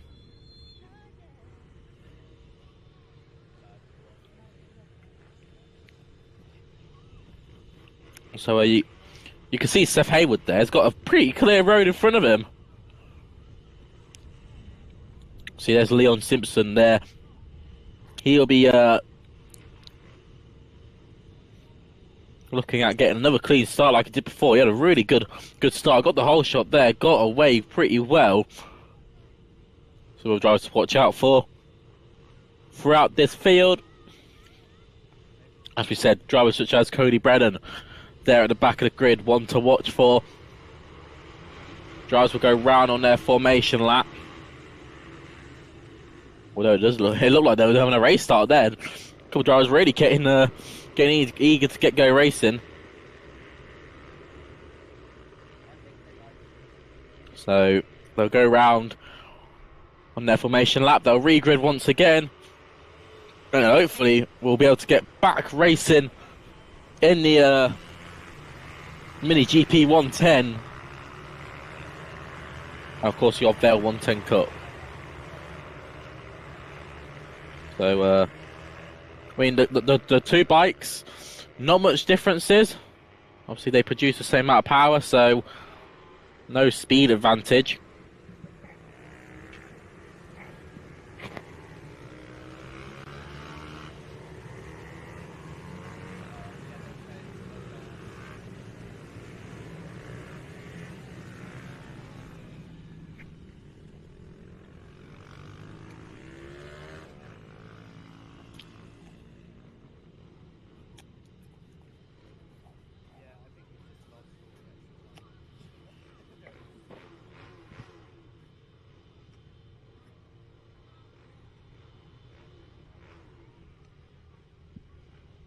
And of course, if you're a first timer to the mini bike series, and want to watch more, make sure you give a like and subscribe to the British Mini Bikes YouTube channel to catch up with all the action that happens this year. Obviously, this is the first round of the championship. So much more to come. So much more action and everything else that's included. Watch out for Seth Hayward then, who has an absolute clear road in front. Leon Simpson will be trying to do what he did the first time around and get that good start. And here we go then. Leon Simpson, good start.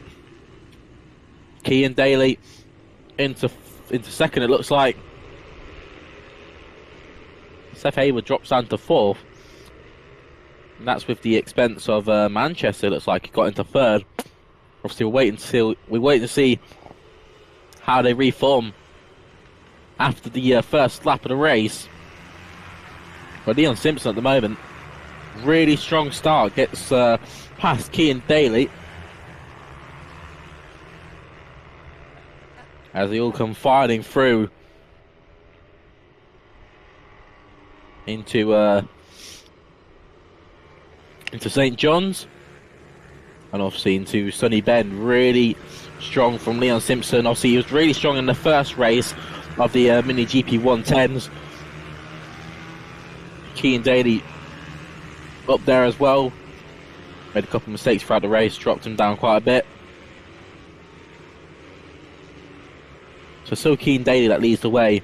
Seth Hayward now into third. Apologies, Cian Daly that's in second place, Seth Hayward in third. Sam Whitaker there in fourth. And Jasper O'Neill-White is into sixth. So made up 4 places on that first lap. Really good to see. The big mover actually is Cody Brennan. He made up 8 places on that first lap. Started in 19th, up to 11th now. Interesting to see how he gets on for the rest of this race.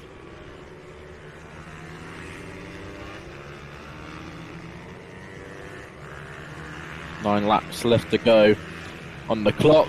Leon Simpson extending that margin. Cian Daly in second place. Seth Hayward in third. Times looking quick out there. Leon Simpson 56.746, fastest lap so far. Cian Daly there in second place. Obviously Seth Hayward rounds out your top 3. Seth Hayward's going to be one to watch out for as the race plans on. As they come through down into the Stuart S's. This is the battle for second place. As you can see, Seth Hayward carrying a bit more speed through, but couldn't get the power down in the exit. Gives the best opportunity for Cian Daly in second place to try and pull some margin, but you can slowly see Seth Hayward closing in now. The battle for second isn't over just yet. 56.746 yet again. My apologies, 56 dead from Leon Simpson. The times are really coming down here as the track gets quicker. But of course, these drivers are getting quicker. Obviously, the setup changes they made from the first race of the day, that will help on circuit. So Keane Daly there in second place. As we said, Seth Hayward in third. A bit further down, Sam Whitaker in fourth. Cody Brennan up to fifth now. Made up 14 places. How on earth has Brennan done that? Brilliant stuff there by Brennan. If he has, he might even have a look at a podium spot here if he can make some time up. It's not the fastest out on circuit, only 7/10 off Leon Simpson. Leon actually has a 3.6 second lead so far. Brilliant stuff there by Simpson. As they head into start-finish straight. On your screens there is Seth Hayward entering the chicane. Now, funny enough, Keane Daly was quicker than Simpson on that last lap, so we saw earlier was the leader, using the first couple of laps to really get the hammer down and get the gap, and start conserving the tyres and start conserving the bike itself. There is Leon Simpson on your screens as he enters once again. My apologies, that's not Simpson, that's the Cody Brennan, who's sat there in fourth. You can see he's slowly closing in now on the Seth Hayward, who's up there in third. Leon Simpson coming across the line once again. A yellow flag out in this first sector, so one rider down. I wonder where that could be. Didn't see no rider down on the live feed.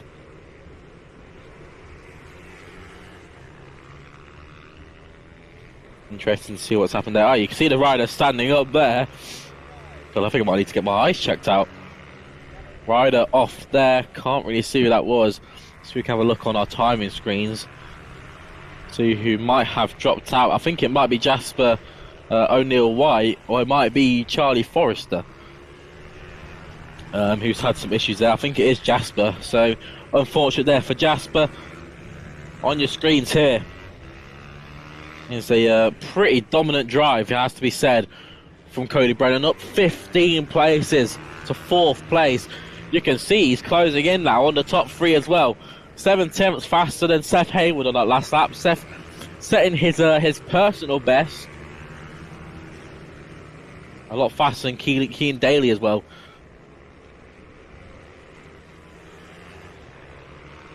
You can see now Cody Brennan starting to close in on Hayward. He can slowly start smelling him as he trenches down into the bend once again. Stuart Bend really hard corner to get right. Hard braking zone, and you're turning as well. Makes for the characteristics of the bike to start messing around with you. But try and more hold on to it than try and drive around the corner. Leon Simpson still leads the way. Cody Brennan really the fastest driver out there on circuit. 55.7 on that last lap. Faster than any driver out there. The only rider in the 55s. What is going to happen here in the last couple of laps between Seth Hayward and Keane Daly? As we said, Cody Brennan lapping near on a second quicker than Daly and Hayward. Something to watch out in the laps to come. 3 laps to go. Here he is on your screens. Yellow flag in this sector. So there's another rider off there. Wonder if we could try and catch who that was. That is Eddie Musgrove, who has gone down. Unfortunate that for Musgrove, but this has been the drive so far of the day for Cody Brennan. Comes round to finish another lap here of the Cumbria Rowrah circuit. As we said, Cody Brennan up 15 places to ride off the day at the moment. All a bit tangly there. As went through the apex of the corner. Right on the back of Seth Hayward now, who's there in third place. And he goes for the move. He's done it. What a move from Cody Brennan. Got the power down as early as he possibly can. And gets up into third place. Now he's got to try and chase down Cian Daly, who's there in second place. Don't count out Cody Brennan just yet. He's made up one spot to the podium. Wants to go one better though. Could he get to second place? Wait and see as the timer, as the laps tick down. Final lap of the race. Cody Brennan up to third place. Fastest lap of the race as well. Up 16 places. What a drive from Brennan. That number 79 on your screens there. That white and black livery car, the yellow boots, enters into Lonsdale. Down the back straight into the Stewart there is Cian Daly on your screens in second place. What will Brennan do? Will he try and work as hard as he possibly can to catch up to second place? I know it's early in the championship, but every point counts. And it could be that 1 point that makes a difference between the win and the lose of the championship. Leon Simpson, though, round the final corner, has absolutely driven this race to perfection.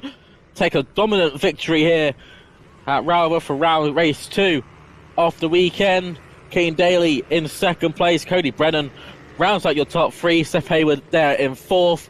Samuel Whittaker will hopefully come round and finish in 5th place. There he is on your screens. Finishes up in 5th. Only just from JJ. My apologies. No, JJ Manchester finishes up in 5th. Samuel Whittaker drops to 6th on that last lap. Daniel Tantum up into 7th. William Dickinson up into 8th. Thomas Med in 9th. It was Rex Ullman who rounds out your top 10. Carter Spinks there in 11th. Dylan Cook in 12th. Oscar McAllister in 13th. What a race that was. Here's your final results. Leon Simpson finishes up with the win. Cian Daly in second place. Really unfortunate for Caden Herring, who had that problem at the start. Just got the power a bit too early and a bit too eager at the start. Rear front wheel going straight up in the air. That front wheel was closer to the moon than the track. Meant an early retirement for Herring. Cody Brennan finishes up in 3rd. What a drive from all the way down in 19th on the grid, up 16 to 3rd. Driver to watch out in the future is Cody Brennan. This is only the start of a new journey. So after we finish one race, we move straight on to the next race. One to look out for. This is the Mini Bike 160 and the veterans, as they head out onto the circuit. And we'll try and put up a grid for this second race. Tim Patterson starts from pole. Rick Jenkinson in second place from Aaron Parker and Samuel Morrison. Dave Cook will start from 5th from Jake Whittaker and Barry Clark. Ben Johnson in 8th from Mike Carr and Ben Nixon, who rounds out your top 10. Lee West and Reese Morgan from Ben Simpson. Michael Judkins from Pete Johnson. Jamie Bunclark. Matthew Linley from Jamie Smith. Jordan Grant. Ian Stamford from Barry Linley.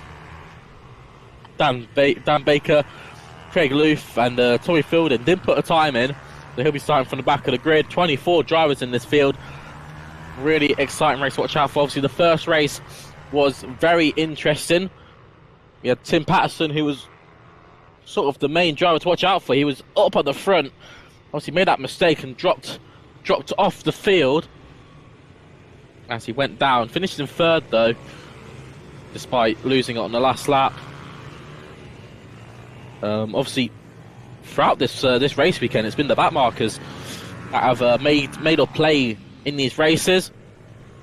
Obviously, drivers having to go offline to try and get past them, sometimes falling into their into their issues. So drivers lining up once again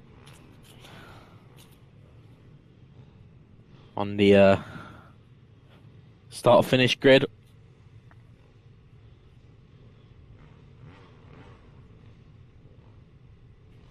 That's always got to try and get everything timed right.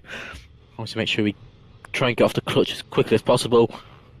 Try not to stall the bike. That's probably the worst nightmare for any rider.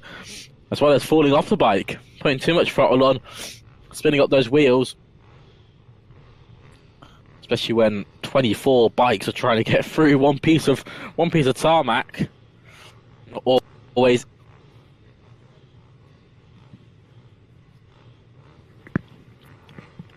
As we get ready to go racing.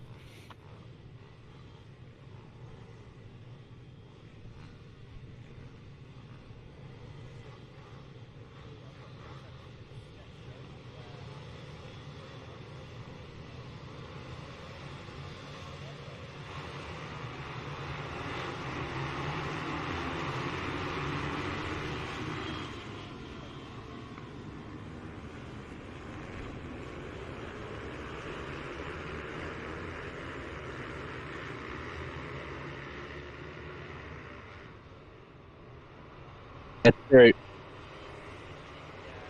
They put there in third. And looks like Samuel Morrison's had a good start. He's into fourth as they head down into the Stewarts for the first time. Obviously, really exciting to see how Rick Jenkinson got on. He was really quick in the first race, but had some issues. That dropped him down the field. Tim Patterson there in second place. One really quick driver to watch out for. It was really the story of Patterson and Jenkinson and Dave Cook. Dave Cook gets it to second place on that last corner. Really good to see Cook. Really got the pace in these in this race so far. First couple laps, late move there from Tim Patterson on the inside of Cook. Gets back into second place. Now these two, they're going to start battling, but that's just going to help out Jenkinson in this race. He's already got a bit of a gap so far. 1.5 seconds covers Jenkinson from Cook and Patterson. And here they go again. Cook on the inside of Patterson. Oh, Patterson round the outside. What a move from Patterson. Manages to hold on to the lead there. Or to second place, my apologies. As they head through St. John's and into Sonny's Bend.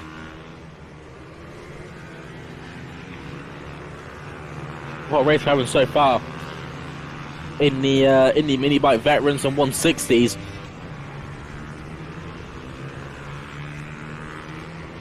Heading through the chicane and down into McRae's. Jenkinson's really getting caught up here by Tim Patterson. Rick's going to start putting the power down now because Tim is right on his arse as they head into Lionsdale for the second time in this race. Into Stewart's Banks once again. As I said, hard corner to get right, but look at Patterson. He's carried so much speed through there. He is right on the tail now as they head down into St. John's. Could be a move for a lead here. What a move from Tim Patterson through St. John's and secures a move through Sonny's Bend. Tim Patterson past Rick Jenkinson into the lead of the race. Look at the margin he's got already. He's already about half a second down the road from Jenkinson. It's only been a couple of corners. Also set the fastest lap just to show off there. 54.65 for Tim Patterson. And that to a 56.2 from Jenkinson. Obviously the pace that Patterson's showing here, unbelievable. Let's see how he can get on throughout the race. Obviously Jenkinson can try and claw this back in the laps to come. Going to be a hard one to work out, but Patterson, we saw it in the first race, really quick driver.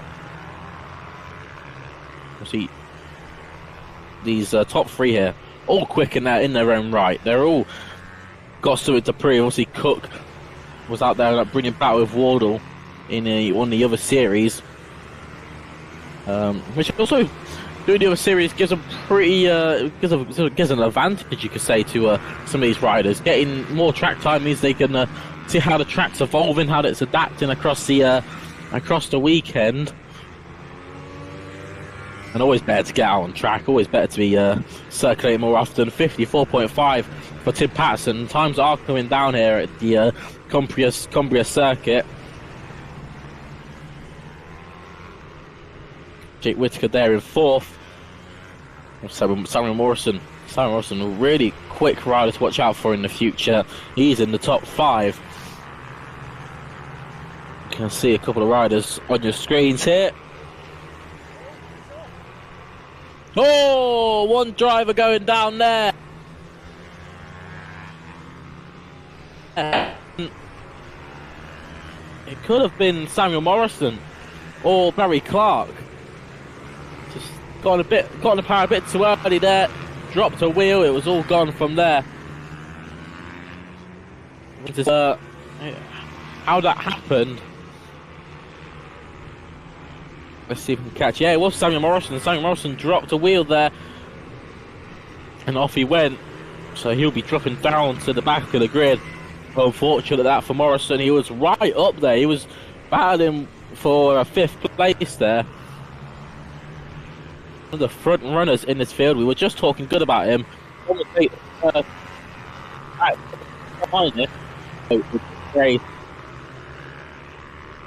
Battle on your screen still raging up here. They come through the sector. It looks like luckily he has got going again. Morrison, but quite far down. May have even come into the pits actually, so unfortunate there for Morrison. As we said, was running really high at the front there.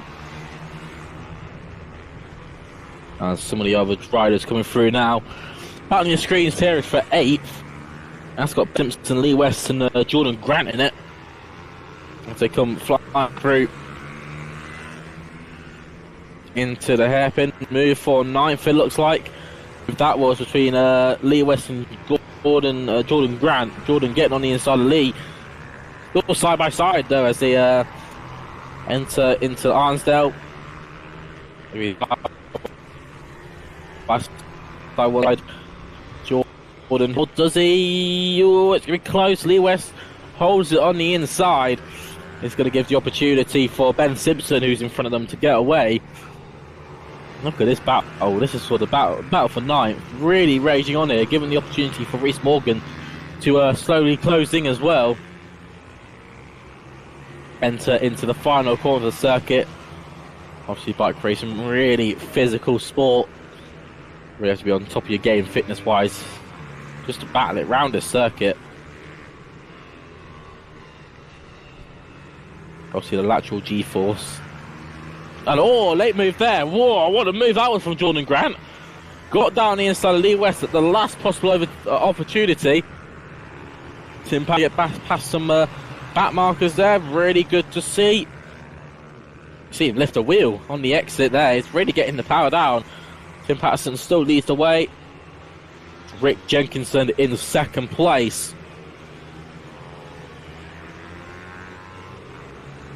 Rick 5.9's off the leader. Tim Patterson's really got this covered. As long as he doesn't make any silly mistakes, loses any time to any of these back markers. As they enter through.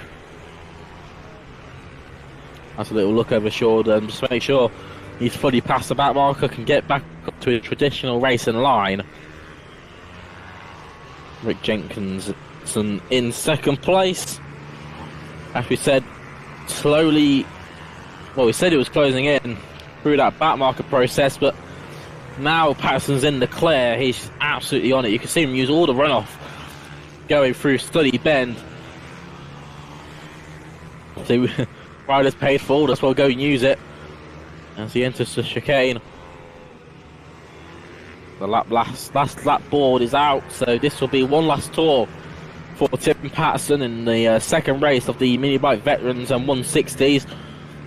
Just got to make sure to get past these. Oh, that was a bit close there. Trying to get past these back markers. Obviously, don't want to make sure. The back marker saw him, got out of the way. Ready. Will have a clear road ahead of him now to hopefully take this race to a win. But that got very close there. Between a couple of the other riders. That was the 85 of Matthew Lindley, who's sitting down in 16th. But the winner is going to be Tim Patterson. What a race from Patterson. Rick Jenkinson will finish up in the second place. You'll see him come round soon. Count the seconds, people. He's going to come round now.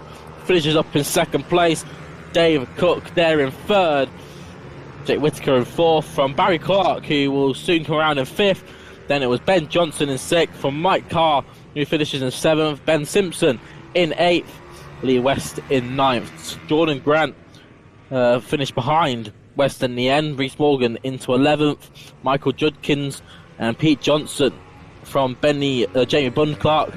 Ian Stafford, Matthew Lindley, Jamie Smith, Dan Baker, Barry Lindley, Craig Loof and Samuel Morrison, who lost the bike with a few laps to go. Managed to finish the race in the end, but only a lap down.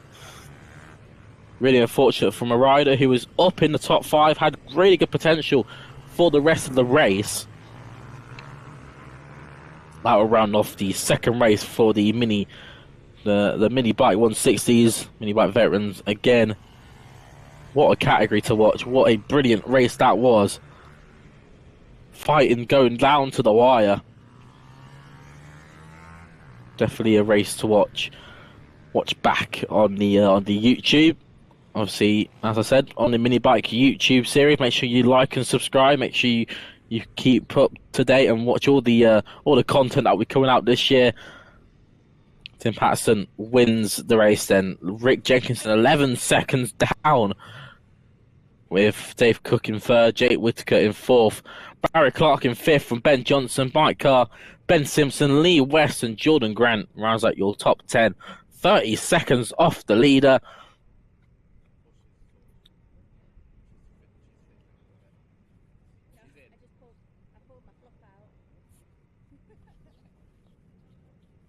So as I said, Tim Patterson takes the win there. Soon enough, we'll be getting ready to go for our next race. Our next race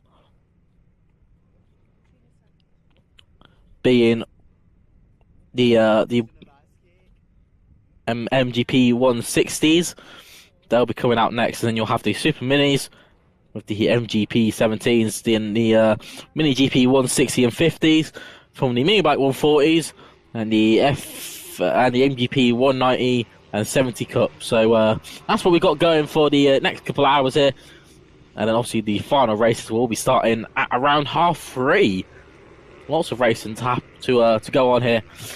And obviously, if you are enjoying this, make sure you do like and subscribe to the YouTube channel. Also go like and subscribe to TNR Sports, who are providing you all this coverage.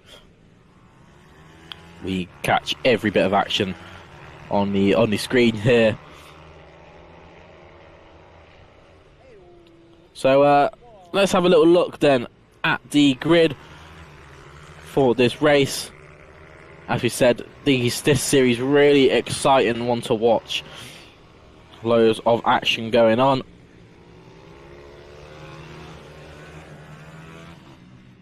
It's Sebastian Gazlowski who will start from pole. Matthew Thomas in second place. Leo Zollocks from Joshua Hearing. Ryder Robertson, Ollie Evans from Max Robertson, Austin Wilton, Ollie Pearson and Guy Golder didn't put a lap in, so he'll be fighting from the back of the grid. Rider to watch out is Guy Golder. Really quick indeed. 53.6 was the fastest time from qualifying. That was set by Gazlowski. Thomas was second, only a 54 dead.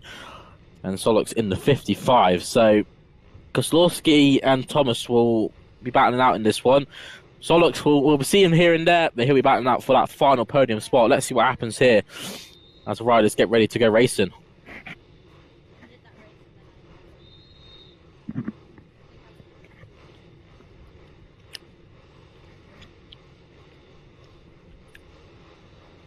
So green flag at the back of the grid. Let's get ready to go racing here. It's lights out. Oh, bad start there by the driver in second, Matthew Thomas. A bit too eager on the clutch there. And the car sort of bump side itself, it looked like. Matthew just sitting behind Kozlowski now. As he head down into turn 1, 10 laps is this race. As we head down into Ardell's for the first time in this race, race 2 here for the Mini GP UK 160 series. Look at Thomas going down into Stewart's, really close behind Kozlowski here. Don't count out Solux just yet. He's there in third. Might even have a look at a second or first spot here in the laps to come. Kozlowski not getting the opportunity to pull away just yet. They'll work a bit harder than that to get away from a driver such as Matthew Thomas. Really quick rider indeed. Solux in third there, and watch out as well because my apologies, Joshua Heron is into third. Solux is there in fourth. Solux just slowly starting to close in, but here is a move for the lead on the inside into the McRae's. Matthew Thomas goes down the inside of Kozlowski. Brilliant move there as they head down into Ardell's. Kozlowski can't do anything about it just yet. Gonna sit behind him and wait. Got to try and make a move back though quite quickly if he wants a good move, because Joshua Heron in third. He has no slouch when it comes to getting past riders. We've seen it time and time again. Heading down into the bends. Tony bend, really hard corner to get right, as we once said. Paddock bend. Will carry as much speed through there as possible before you head down the start-finish straight. Could make or break a race through that corner. Matthew Thomas setting the fast lap of the race, 54.1. Kozlowski could only do a 54.5 in that last lap, so hasn't got the pace just yet. But as we said, one little mistake can cost a rider big time. Look at Kozlowski on the brakes as he head into Ardell, really late. Kozlowski has a little look behind just to make sure Herring isn't too close. Means that he's got a bit of leeway to try and send the move on on Thomas. And if it goes wrong, he has got that second place he can still hold on to.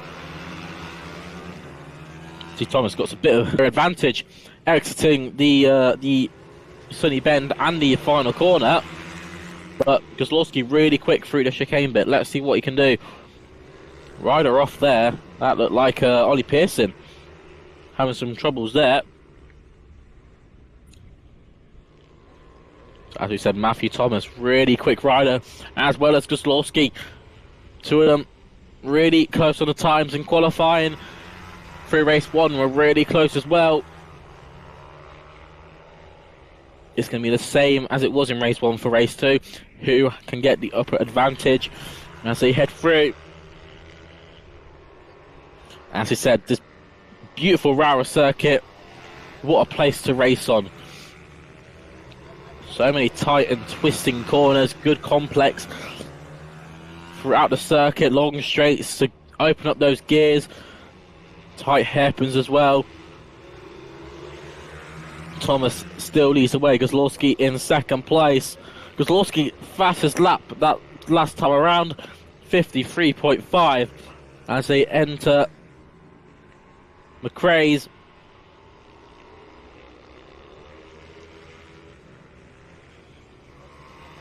You can see Kozlowski took a bit of a different line into that corner as they head into Stewart. So many different ways you can take Stewart to maximise, you know, how the bike is how the bike is set up. Obviously, these riders, some will like to have a lot of speed exiting the corner. Some people want it on the straight. It's sort of a driver's choice. And that's what makes the best riders, ones who can set up their bikes the best to their liking. As they come through once again, 5 laps to go. So we're halfway through the race at the moment. Thomas still leads the way. Kozlowski in second. Joshua here in third. Joshua Hasn't got the pace to be at the front in these two. Has got enough pace to hold on to this third spot. You can see him in your background there. He's already got a bit of a margin from the others behind. Gosloski, however, really closing in now on Thomas. Thomas ran a bit wide there. Might give an opportunity for Gosloski to have a look into St. John's. Oh, you got a bit close there. Wasn't enough to make a move. They'll come through once again. Through Stunny Bend and into Paddock Bend. I'm surprised I haven't seen any lift at corner. We've seen a couple throughout the day. Nothing too surreal though. 4 laps to go in this race. Fastest lap on that last round for Matthew Thomas, 53 dead. So Thomas is really pushing, as well as Gosloski. 53.1, 7/10 covers the top 2 here on the times. Look at the move on the inside. Gosloski goes for the move on Thomas. Does he get the move done? Oh, we'll have to wait and see, because Thomas gets a better run. Going down to Stewart's. They're going to look at each other. Will he have enough of an advantage? Yes, he does. Gosloski takes the lead. What a race this is going to turn out to. 4 laps of intense battling. It's set to see above us. Thomas now drops to second place. Gosloski in the lead now. What will Thomas do to fight back? We know he has the pace to be at the front, and that's why he's got that fastest lap. What will Gosloski say about this in the time-wise? Gosloski fastest lap of the race, 53.72. That's 2/10 quicker than Matthew Thomas's last lap. Here we go into turn 1. Thomas has another look again. Is he going to do it? Yeah, he does it. He's done it. Gosloski has to try and fight back, but Thomas still leads the way down into Lonsdale's. Has a look. Boy, it's not going to be enough, or is it? Because Gosloski runs a bit wide. Thomas just about holds on to it. Good job there by Gosloski to get back on that cutback. That's what's really hard about this Rowrah circuit. So many hairpins means that obviously with the low speed corners, really easy to make a move on the exit. Let's see how the others get on. Joshua Heron still in third. Solux in fourth. Robertson in fifth.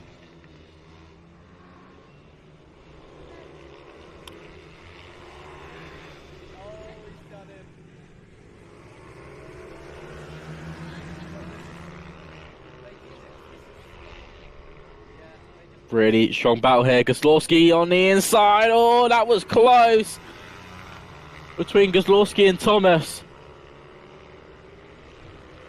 That was interesting.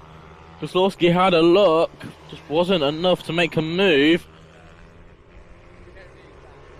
As they head down into St. John's once again. 2 laps to go, so the next time around will be the final lap. One final tour of the circuit for race 2 of the Mini GP UK 160 series. Let's see what happens then. Thomas leads the way into the final lap. Gosloski in second place. What will Gosloski do about this? We know he's good in the braking zones. He had a little look, but I think it's all going to be about Ardell's. What will he do? Gosloski just can't brake as far enough as Thomas can, but Thomas has gone a bit slow through the corner. Well, let's give the opportunity for Gosloski. Let's wait and see. Watch out, look at this. Oh, it's going to be so close. He can't get it done.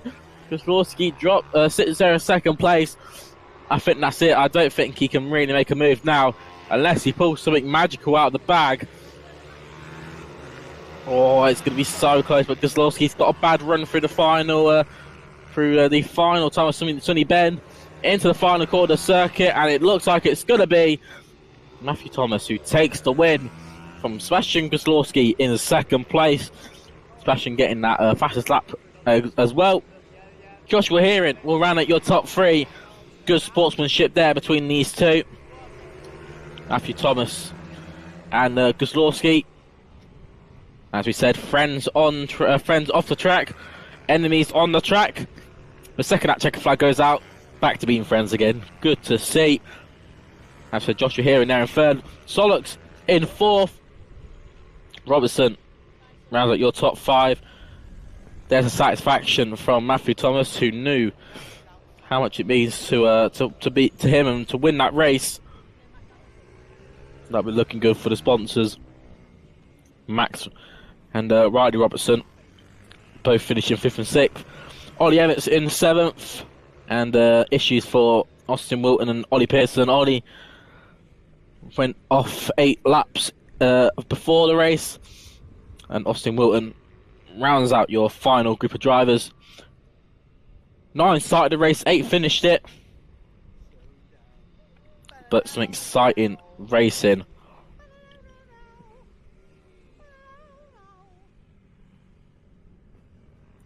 Here is the final results on your screen then.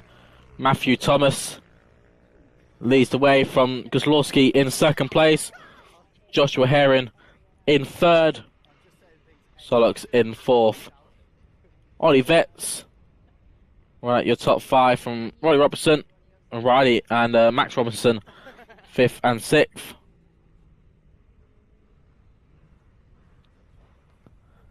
So that's another race completed, a really exciting race as we said.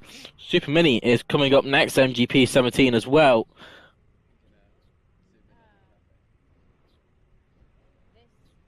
Excited to see how this one plays out.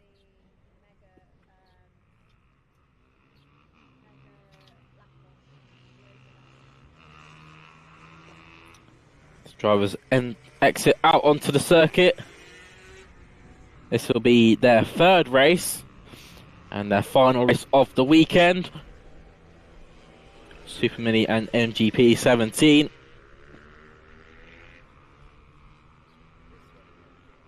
You can see the riders warming up their tyres.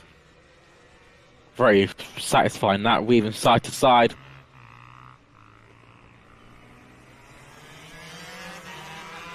Let's have a look at the grid then. It's obviously a strong grid full of quick drivers. It's Michael Med who starts from pole, Leo Caulfield in 2nd place, Lawrence Wardle in 3rd. These top 3 all quick drivers to watch out for. Joel Mills in 4th from Jennings and Hanley. Lewis Smith in 7th from Lee English, Alan Booth, Jordan Merriweather from Tyler Hartley, Annabelle McCarthy and Liam Whiteley. Rounds out your 13 drivers.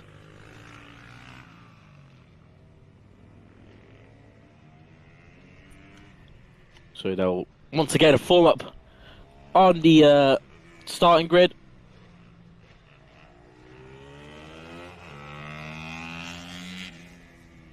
So this will be their final race of the weekend, and then we'll go into the Mini GP 160, Mini Bike 140, and the Mini GP UK 190 series. That'll be their 2nd races, and then we'll head into all of the final races of the weekend.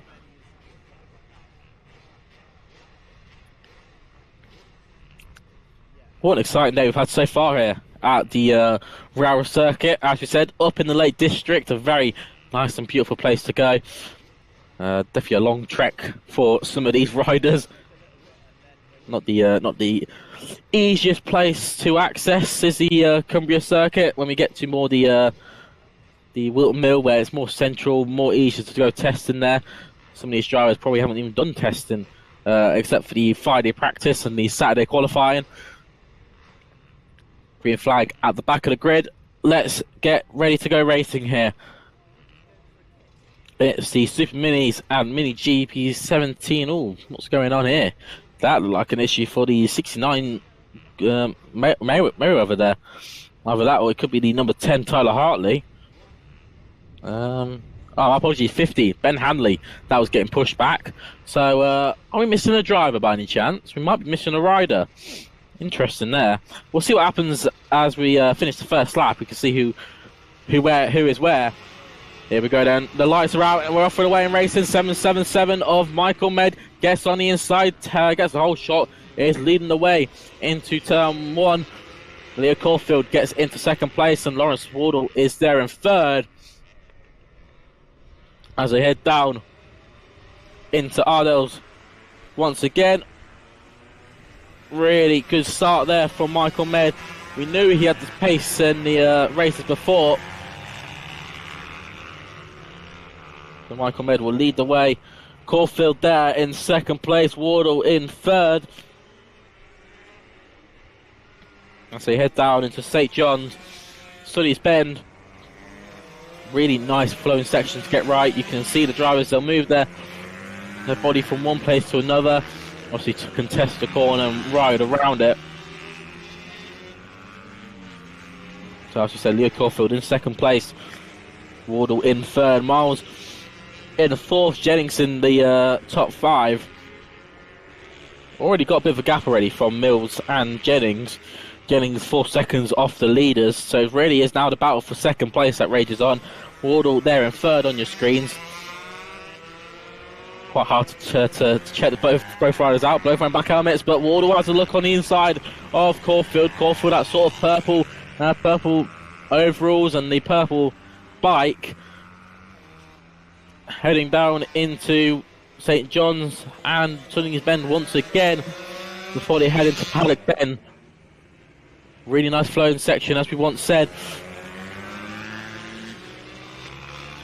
Michael Jed set the fastest lap the last time around, 50.2. That's 5 tenths quicker than Caulfield and Wardle. But as you were saying, lots of things to contest with. Obviously, want to watch out for the tyre wear. Make sure that the tyres at first are heated up. Obviously, track's a bit cold today, so it's going to take a bit longer to heat up the tyres. That's going to be all worked on, how hard they can hit the throttle, how hard they can hit the brake. Pretty much is the best way to warm up a tyre. Some people say it's all about weaving side to side, but unless you've got all the aerodynamics, that's not really going to help you, especially on these bikes. There is zero aerodynamics. As we head through once again, Michael Med and number 777. When he's on our screens at the moment, because he's absolutely flown and gone. There he is for a split second. Caulfield, the number 4 plate, there in second place. That purple bike, as we once said. And just behind him is Wardle, that 414. Top 3 here staying together, but no real battles at the moment.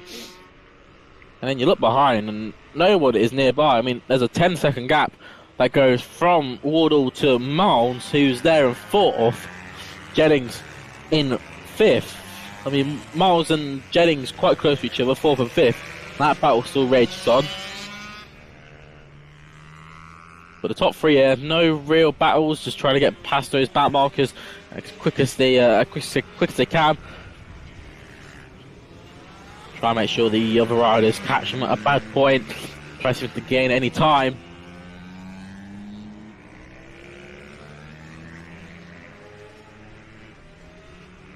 Biker's favourite, this Rowrah circuit.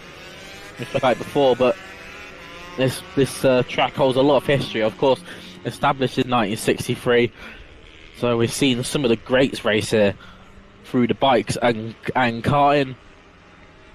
Even from the likes of Ayrton Senna. He was a very established Brazilian racing driver. As we said, drivers in the British mini bikes as well.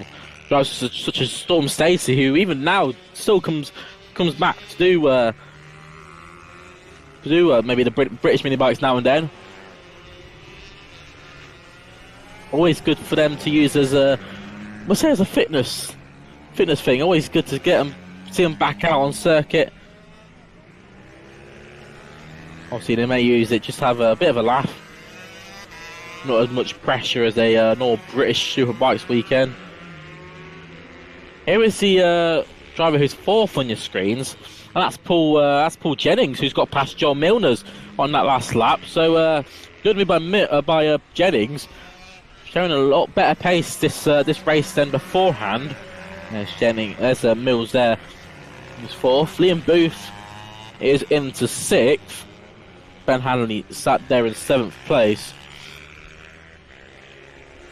You can just see though, I mean the top 3 have already come through to finish their lap, and Jennings has only come through the second to last corner here.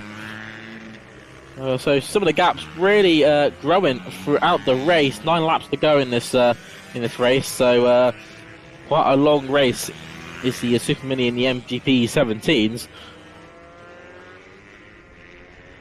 Obviously, like I said, long race to good old 15 laps for these drivers. not always the easiest thing to contest 15 laps around this really exhilarating Rowrah circuit. Really takes the grit out of you, especially on the bike.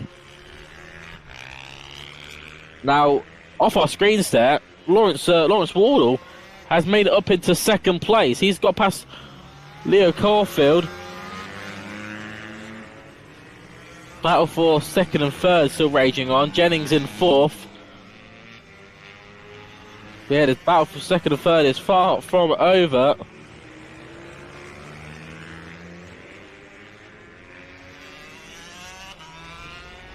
Here is battle on your screen. It's the 15.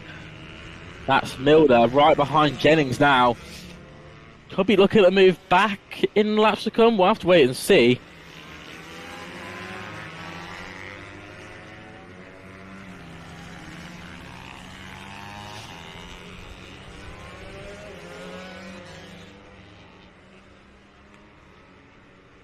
So as we said, Michael Med, fastest lap of the race, 49.876. Wardle now into second place, past Caulfield, and about on your screens you can see here Jennings and Milnes. Jennings leading the way over Milnes. Liam Booth there in sixth, but you won't see Booth at the moment. 6 laps to go in this race. Anything can happen. You can see there Jennings cutting the curb there as he exits the chicane. He can do that. And gives him quite a good advantage, really, as he enters the straight before McRae's.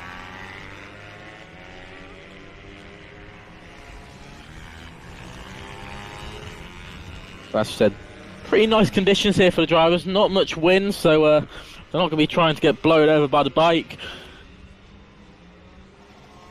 Just trying to hold on to what is a very technical and hard circuit for these bikes. I said it's nothing like your Pembrey circuit, where you've got all the space in the world to contest around. I mean, we've seen points like that where they've gone 3 or 4 wide at Pembrey, which, you know, around this circuit is absolutely unheard of.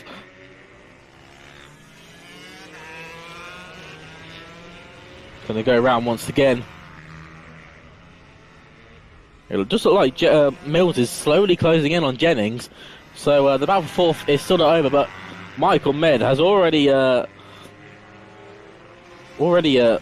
across the line.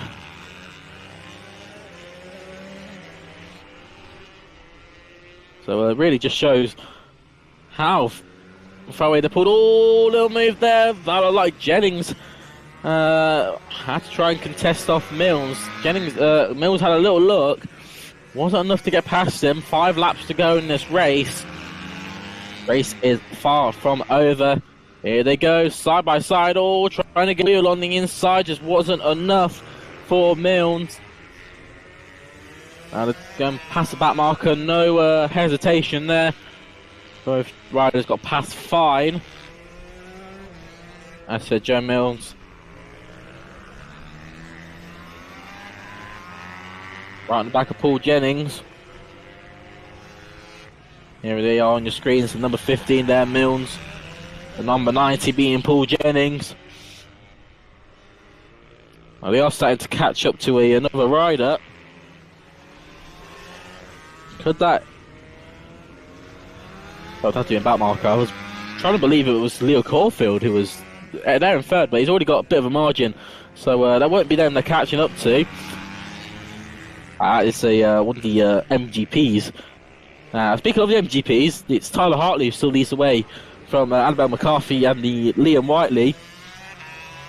The only 3 that are running in this race. Oh, good move there by 2 for the Miles getting past Paul Jennings there.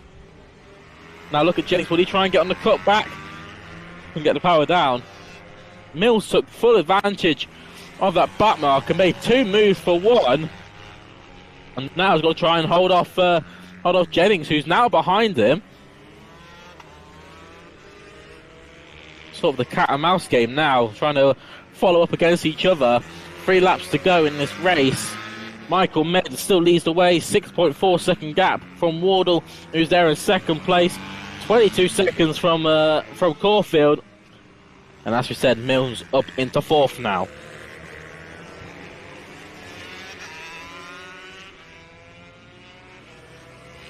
Ben Hanley is there in 6th. He's made the move for Liam Booth on that final lap.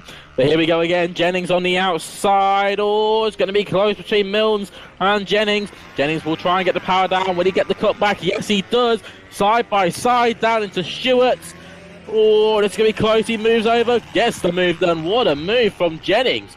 Up into 4th once again. This battle is exhilarating in this race. As they come round. Oh, Milner had a little look there. Trying to get back on the inside of Jennings. Just wasn't going to be enough. 2 laps to go in this race. Jennings looking comfortable for the time being. Well, what a race for 4th and 5th. Not much we talk. Not that often we usually talk about the riders in 4th and 5th having a really good battle. You enter into McRae's once again. And down into Arsdale.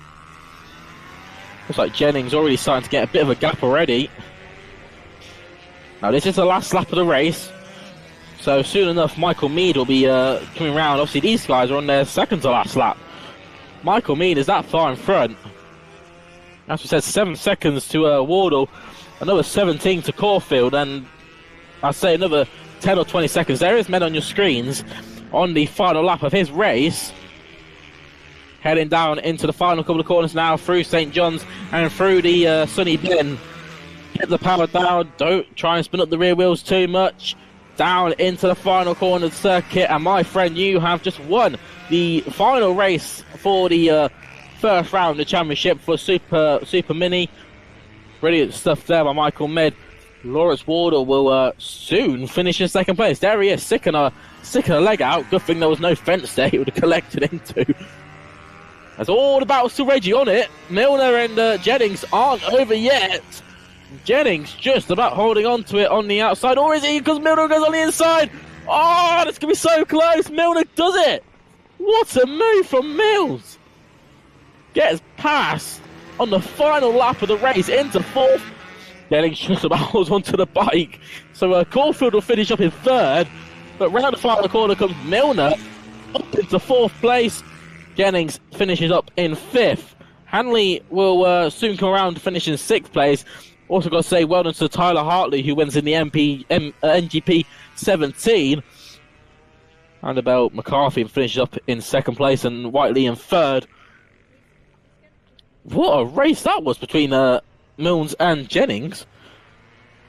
I haven't really spoken much about the lead battle. The top 3 never really sort of battled. Obviously, Wardle 8 seconds behind Med at the flag. 49.8 was the fastest lap of the race. Only Michael Med could get into the 49s in that race. There's the final results on your screens from the Rowrah circuit. That concludes the Super Minis and the NGP 17s. That's the last time we'll see them out on circuit this weekend. We'll see him at the next round of the championship shortly.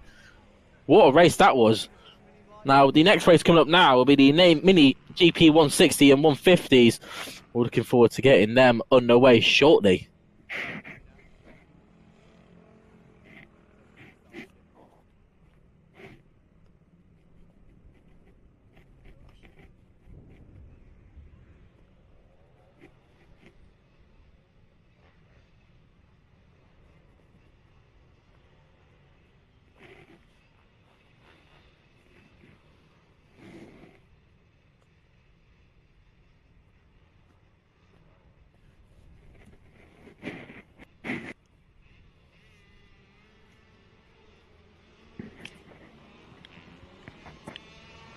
So next race out now, the Mini GP 160s and 150s.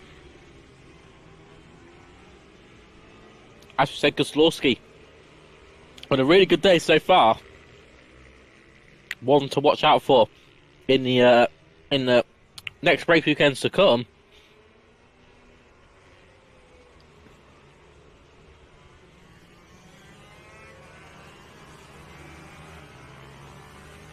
Obviously, after this first round, they'll go to Teesside on 19th and 20th of April. They'll come back to Rowrah for the 14th and 15th of June, and off to Three Sisters at the 2nd and 3rd of August, and then they'll finish up at Pembury the 13th and 14th of September. So multiple tracks to look forward to. Three Sisters and Teesside, really exciting circuits. Of course, Pembury, one that most riders do enjoy driving at. They come round to line up on the grid. Let's have a look at how they're going to line up. It's the rider, as we said, of Sebastian Gazlowski. Starts from pole position. Kai Golder in second place from Solux, and Austin in third and fourth. Robertson will start from fifth with Perkins in sixth. Kenan Ratcliffe in seventh from Riley Paisley.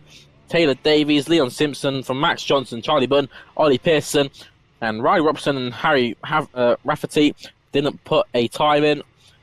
That was in qualifying yesterday. Of course, times between Golder and Gazlowski, only 1/10 separates the two from qualifying yesterday. Watch out for the lights for all these riders. Green flag at the back of the grid. Let's get ready to go racing there. Gazlowski on the inside of turn one. Golder on the outside. Here we go. Then has a bad start. Look at the rider. Oh, two riders down there. Look like Ollie Pearson and Charlie Bunn. Both having a bad start there. Couldn't get going there. Hope them two are alright. But at the front, Gazlowski leads the way. Oh no. That's like one of the riders in a lot of grief there. Now, I would not be surprised if this turns into a red flag situation. Yes, it does. Rider slowing down. Oh, that was unfortunate. That is unfortunately the issue with these standing starts. Riders can easily get caught up in each other. And I do wish those riders okay. We will get an update on them shortly.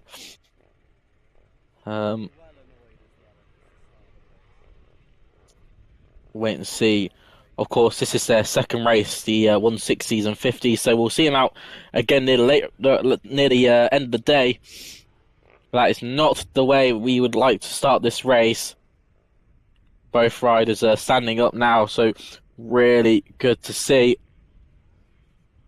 There he is on your screens. Now, I can't see a number on it. Obviously, the bike is walking sideways, not forwards. So, be interesting to hopefully get a number. It looked like the other rider in that incident is looking to get back racing. So, these 8 to 12-year-olds don't get knocked down by anything in these races. Be interesting to see where he starts on this field, whether it be from the back of the grid or the front of the. There's the other riders all lined up on the back straight before Stewart's. I'll just take a minute here to have a watch, and hopefully these riders will be going around to hopefully start the race shortly.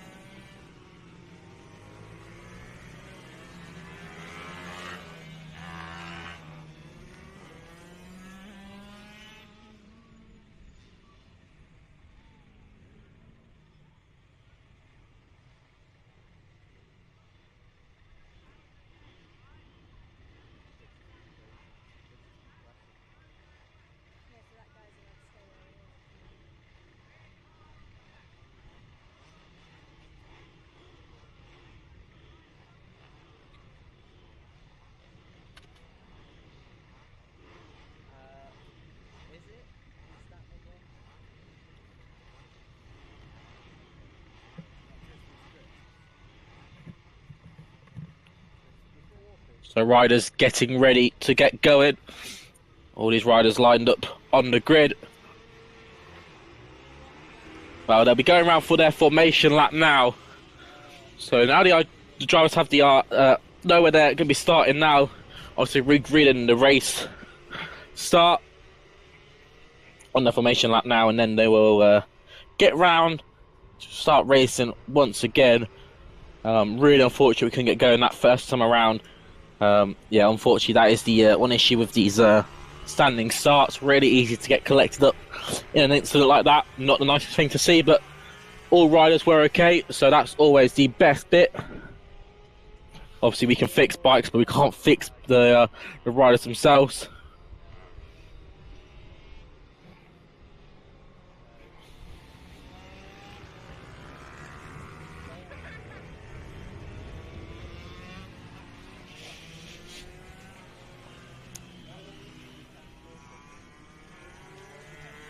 So the riders will now start slowing down. Well, the mechanics will be there. Get them into their starting positions and get ready to go racing. Obviously, Kozlowski, really quick driver we've seen so far. Really been a standout in these races.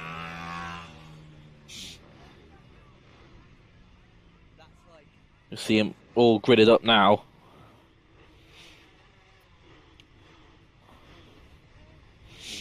Obviously, Golder alongside.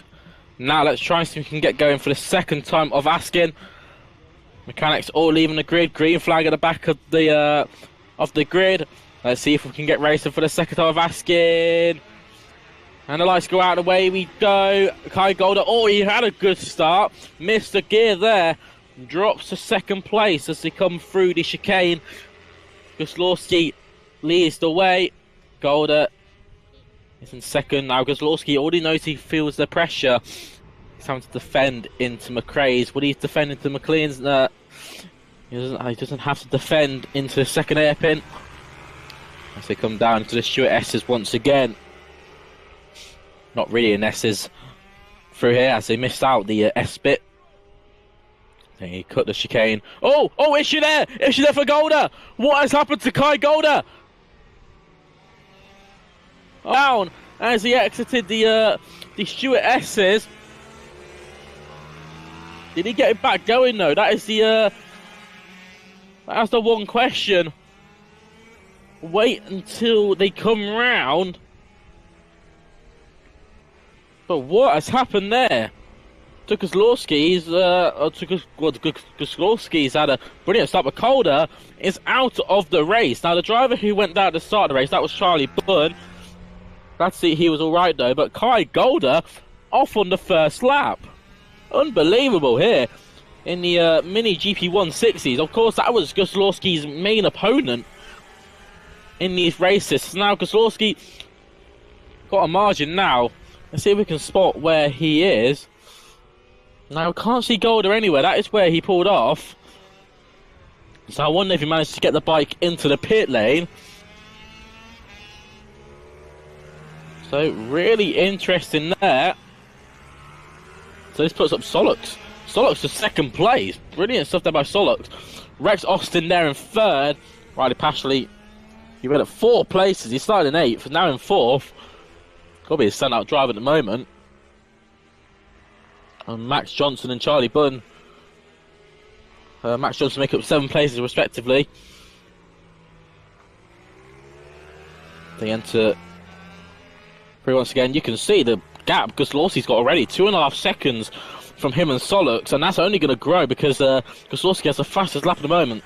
Lapping a second quicker than the rest of the field. Of course, in qualifying, it was only Kai Golder who could match Max Kozlowski's pace. All the other riders were over a second slower than Kozlowski. So as long as Kozlowski can keep on the road and keep putting in the laps he did in qualifying and the races beforehand, this will set him up perfectly to take another race win. You can see how much smoother he's been through the chicane. He knows that he's got the advantage. He knows he's got the pace to win.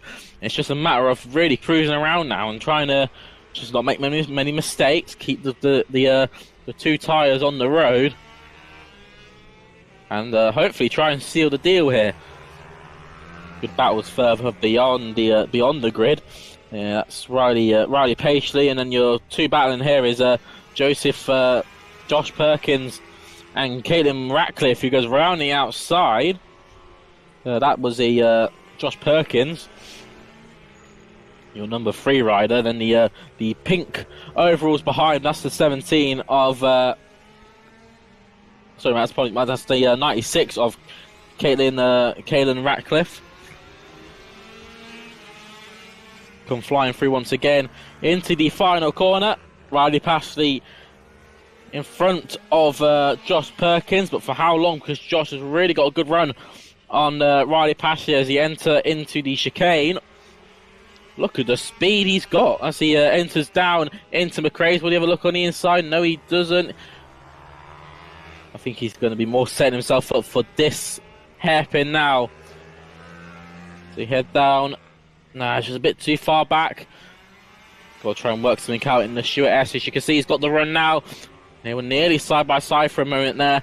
Wasn't enough though. Riley Paisley just about holds on to the 4th spot here. As they come through down to St. John's.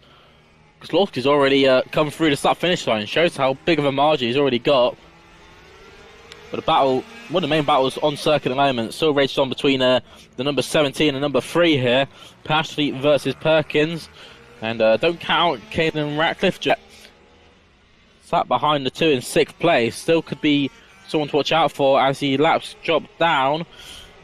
Let's see what happens here into McRae's before they enter into Islesdale.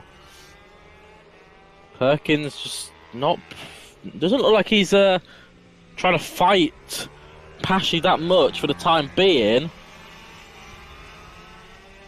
Of what he needs to come about, knows that Paisley could make a mistake. Of course, 5 laps to go, so about halfway through the race now. Of course, these being 12-lap races for these bikes.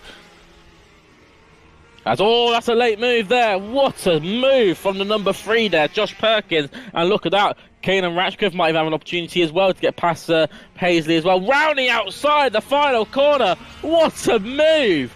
Caitlin Ratcliffe, pat on the back for that. That was superb. Brilliant stuff there by the number 3 and the 96 there. 96 rounding outside of Paisley.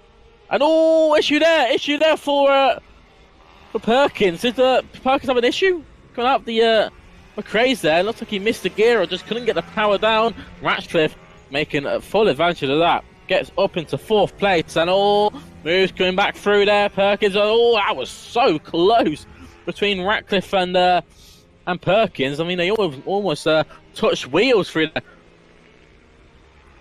These 3 bikes having a really good battle for 4th, 5th and 6th here. Looks like Paisley though just can't keep up with these 2 in front. Ratcliffe really showing up here. Really strong improvement from the first race earlier today. In the meantime, Kozlowski still leads the way. 6.6 second gap from Solix in 2nd. Of course, Rex Austin there in 3rd. And obviously this battle that you're seeing on your screens right now. Josh Perkins in 4th from Ratcliffe in 5th. Paisley in 6th. As they come down. Number 3 here. Perkins really getting a strong gap already. So looking to seal 4th place here. Obviously Rex Austin in there in 3rd. The 991. Already got a bit of a margin. Come through the start-finish line now. So Perkins will have an opportunity for a podium spot unless one of the top 3 can drop a bike here. I mean, we've seen it happen in races before. Easily can be done. They come through once again through the chicane.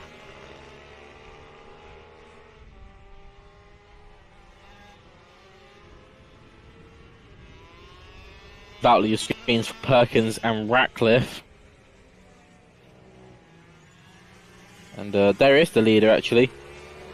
Kozlowski. What a drive it's been so far. Fastest lap that last time around, 53 dead. Comparing that to the rider in second, only matched a 53.8, 8 tenths faster than the driver in second, and the rider in second is the only other rider that could actually match a 53-second lap time.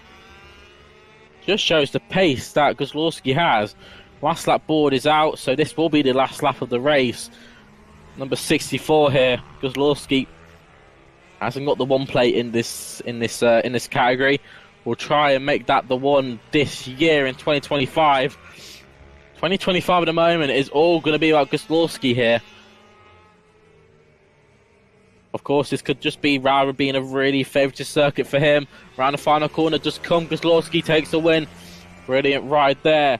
Stolux will hopefully come round in second place. We'll just wait for him to come round the final corner now. Yes, he does. There he is. Stolux finished up in second place. Rex Austin will finish in third. Josh Perkins will just about hold on to fourth place. Yes, he does. You can see on your screens here. Perkins will sit there in fourth. Ratcliffe there in fifth. Paisley will finish up in sixth place. Max Johnson finishes up in seventh place. Really unfortunate for Kai God. Oh, it's going to be so tight across the line between number 3 and the number 96 there. Ratcliffe got a really good run out that final paddock bend corner. That's something to watch out for in the other races to come. That can happen, and it does happen more likely. All it needs is one good run. And obviously, he looked like Perkins, a bit defensive there into the final corner. Thought he was getting attacked there by Ratcliffe. That was a bit close for comfort there. He had me jumping out my seat then. Kai Golder, really unfortunate, had to retire. Some sort of mechanical issue. Came out of the Stewart S's and just couldn't get the power down. He just tried twisting the throttle and was nothing there. This is the final results on your screen. Kozlowski takes the win then. Solux there in second place. Rex Austin and Josh Perkins finishes in fourth.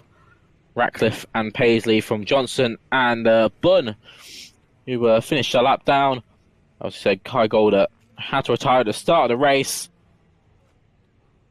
But what a race we've just had there. Mini GP 160s providing brilliant action once again.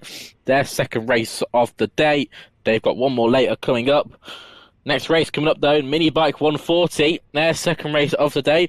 Their first race was proper exciting. Loads of action going on between a few of the drivers. It was really close.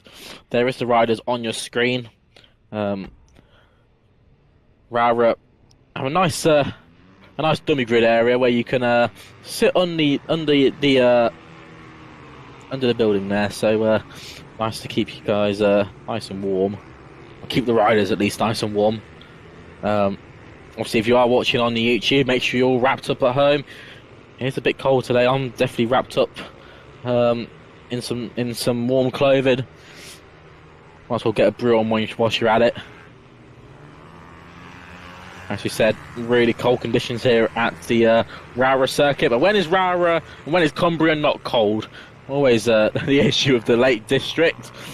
Everyone try and plans to at least go out there for a couple of days and have a tent and try and camp it, but never goes out well. So the riders just going around now. Might as well have a look at the grid, shall we, for this next race. Chris Wells will start from pole from Tommy Almond and Arnie Carr in third. Stuart Hardman and Tim Patterson will round up your row 5. Rick Jenkinson from Aaron Robinson.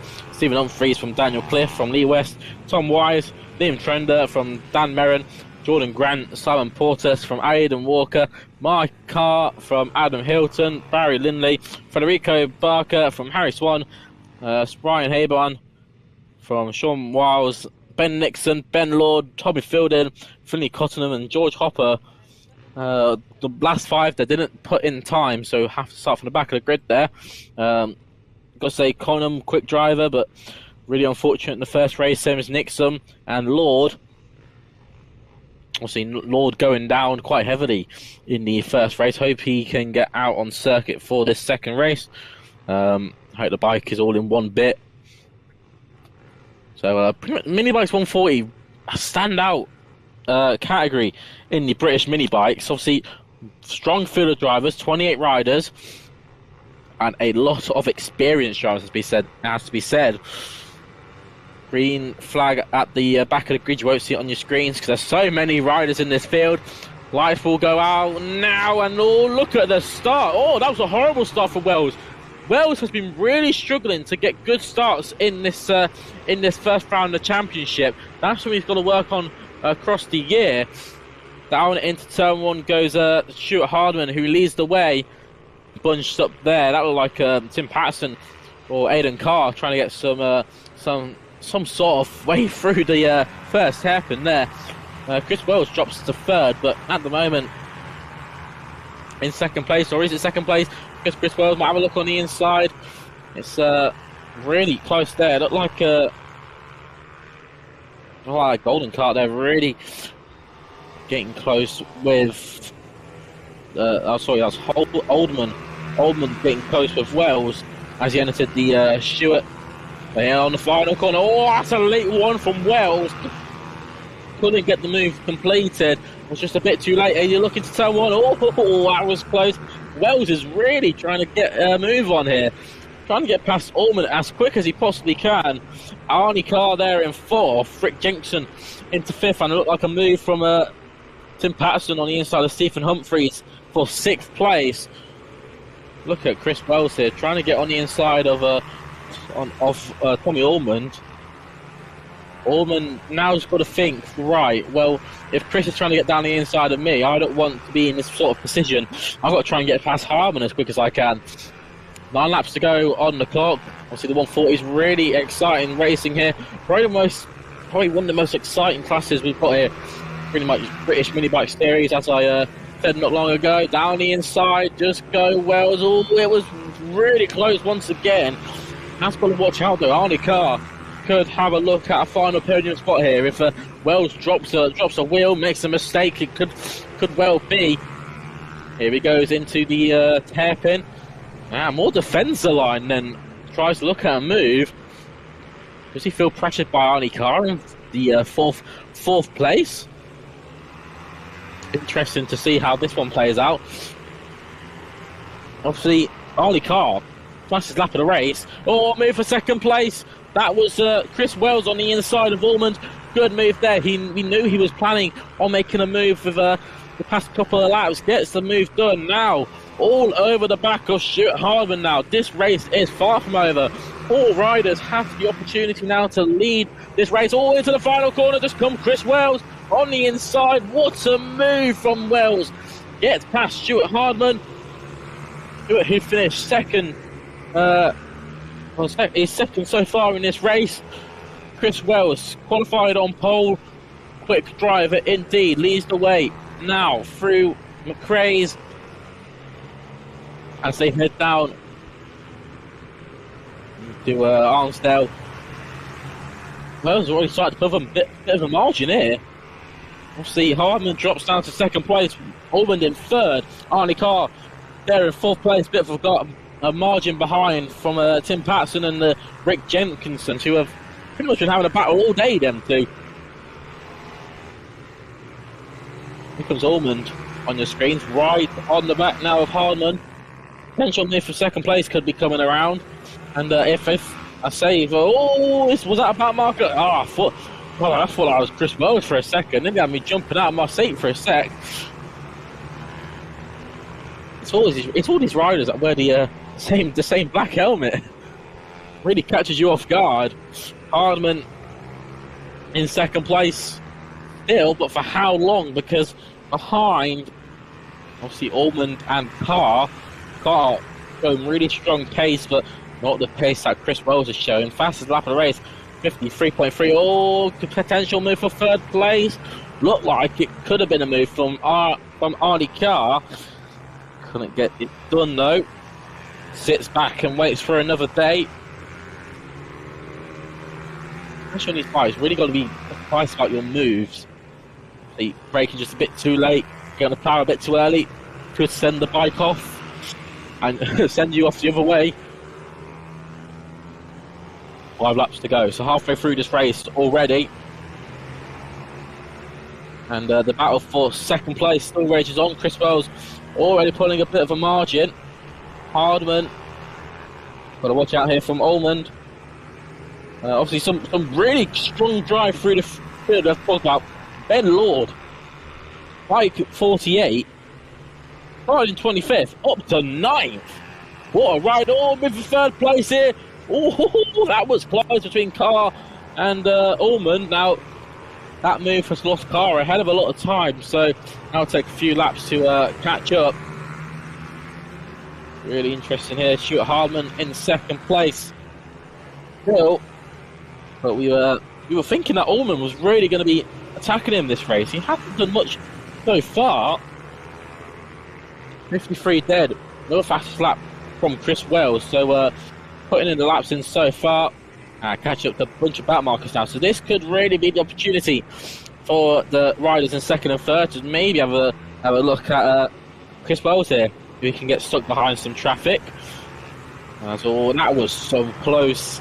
That was really close between Ullman and that back marker. That was really close. It looked like Federico Barker there, who they were overtaking. I want to spot out these back markers. Obviously, I'd say very distinguished helmets and overalls for these riders, as well as the bikes as well. Very, very nice indeed. Heading through once again. Down the start finish straight. That's Hardman on the screens. They're in second place. Obviously, Ullman in third. Now the gap between Wells and Hardman is 2.1 seconds. Could this come down if the back markers start getting in the way of others? We'll wait and see.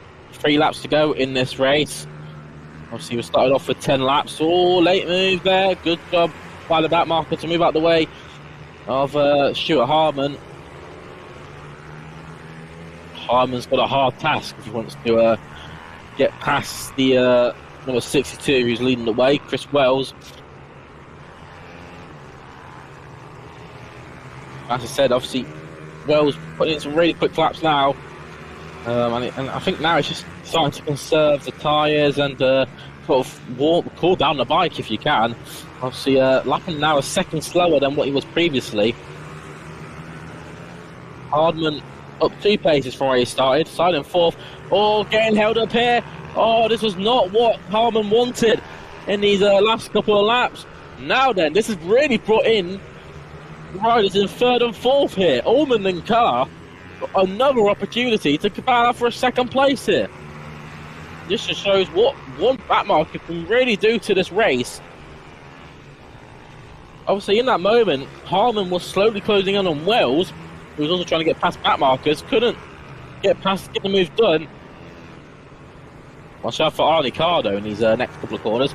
Really closing in on the back of Ullman. Had a good one come out the Stuart S's. Couldn't get the power down though. You can see he's just struggling with the control of the bike. Obviously, no stability control, no traction control on these bikes. They've really got to feed in the power. Last lap of the race, shall we say, for these bikes. Mini Bikes 140s, their second race of the day. Though we'll see them out later on today. Hardman's been working hard. Oh, late move for third. Oh, that got way too close for comfort between the riders there, Ullman and Carr. There's Chris Wells who leads the way. Still holds on to that lead. Now he's got one back marker to contest. Hopefully gets past him easily. But you can just see on your screens there, Carr's got past Ullman. Carr's got past Ullman. That will put Carr into third place on the final lap of the race. What a drive. Chris Wells, the only rider into the 52s, takes the win in the second race for the Midnight 140s. Hardman into second place, and it was Arnie Carr who rounds out your podium spot. Tommy Ullman finishes in fourth. Where will Tim Patterson finish? He finishes up in P5. Clear gap from Stephen Humphreys in sixth. Or is it? Because Rick Jenkinson finished up in sixth. Humphreys should finish up in seventh. Oh no, he doesn't. What's happened to Humphreys then? So Aaron Robson finishes up in seventh. Brilliant drive by Lawn. Up from 17 places from 25th to 8th. That's a few words to get out. Stephen Humphries will finish in ninth. So what will happen to Humphries on that final lap? Tom Wise will round out your top 10. Mike Carr in 11th. From Daniel Cliff, Liam Trinder. From Dan Merrin, Simon Portis. From Adam Hilton. Barry Lindley from Harron Swan. Federico Barker from Ryan Haybarn. And Sean Wiles rounds out your field of drivers. There's the final results on your screens if you don't want to believe me.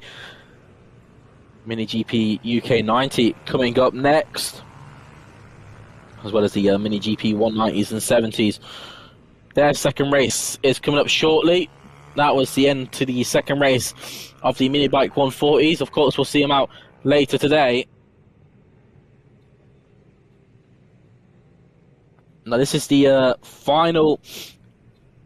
This final race will conclude the second races, and for some of the categories, their final race of the day.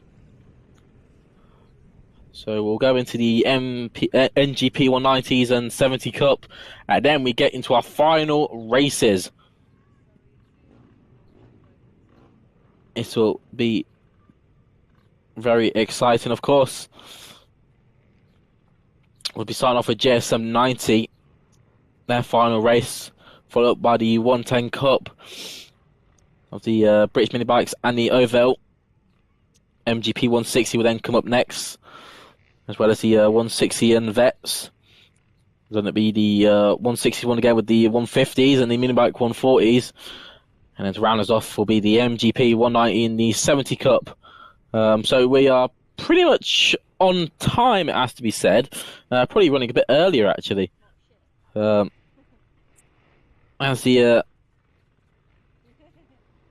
timer ticks down, of course, the circuit closes at 6 o'clock. So that's all the time we have until Mini GP 190 then heading out onto circuit, as well as the 70 Cup.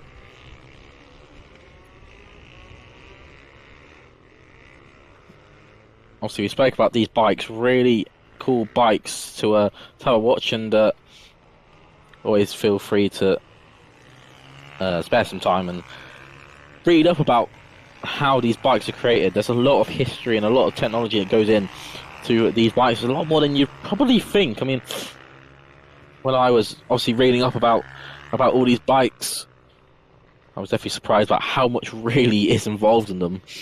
A lot more than you would really think. Wilson Dilks will start from pole position in this race. Tyler Humphries in second place. From Cunningham in third. Lucas King and William Round in fifth. From Annabelle McCarthy and Oliver Pitcher rounds out your seven FIM 190 drivers. Then the MGP 190 and 70 riders will start from Harry Barrell. From Harry Rafferty. All issues there for Wonder Riders. Couldn't really see a name on that one. No, but it looked like Lucas King. That could be Lucas King. That's a rider who's supposed to be starting from fourth on the grid, who had a podium finish in race one. That is not what we want to see there for Lucas King. So, confusion here. Some of the marshals very confused about that, because we are missing that rider. I think we might be missing a couple other riders as well. A couple of spots looking very empty indeed. There he is. There is Lucas King on your screens, riding the bike off. Just having a look at the bike there. He's looking. It seems to be like he's looking around the chain area. Could the chain have come off? Obviously, I don't know much about bikes myself, so we'll let the mechanics sort that one out. But we're gonna look at getting ready to go racing. Yes, we do. Obviously, split grid for this race. So the first group will go off first. Oh, there was a driver near the back of the field moving off a bit too early. That was Annabelle McCarthy. They'll come through the first couple of corners, and then obviously the next lot will go out, the MGP 190 and 70s. They will be set sail now as the first group comes through into Arnsdale. Looks like Wilson Dilks still leads the way. Humphries in second place Obviously, we'll see how they are as they come to finish the first lap of the race. Oh, nearly a move there by the man in second place. Oh, lead change. What a move that was from the rider in second place. That was Tyler Humphries. Went down the inside of Dilks. Brilliant stuff there. Now Wilson Dilks leads the way. Tyler Humphries drops to second place. Charlie Cunningham there in third. William Round is there in fourth. Annabelle McCarthy into fifth.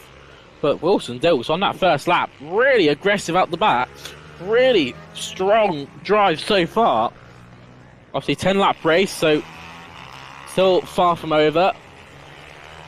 But Humphries really got to start getting the pedal down now. Try and see if he can salvage any lost time. But Wilson Dilks at the moment, absolutely on it at the moment. He's about to finish the second lap of the race as he comes round the final corner. The man who's leading the FIM 190s, Wilson Dilks, 49.98, first quick lap round.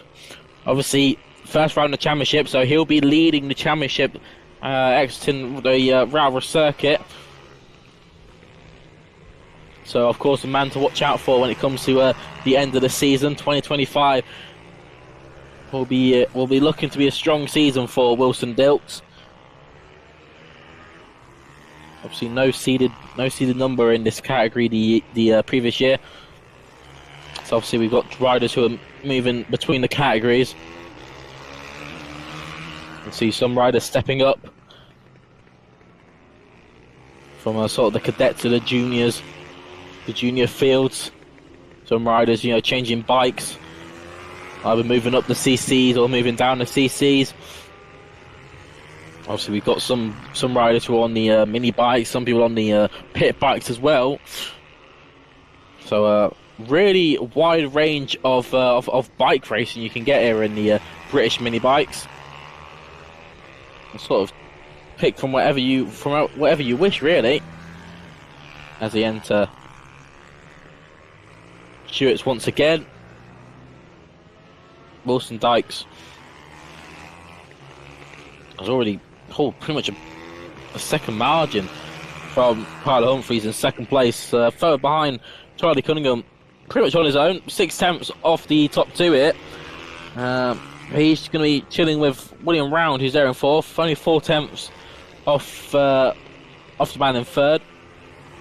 Could be a potential podium battle to watch out for.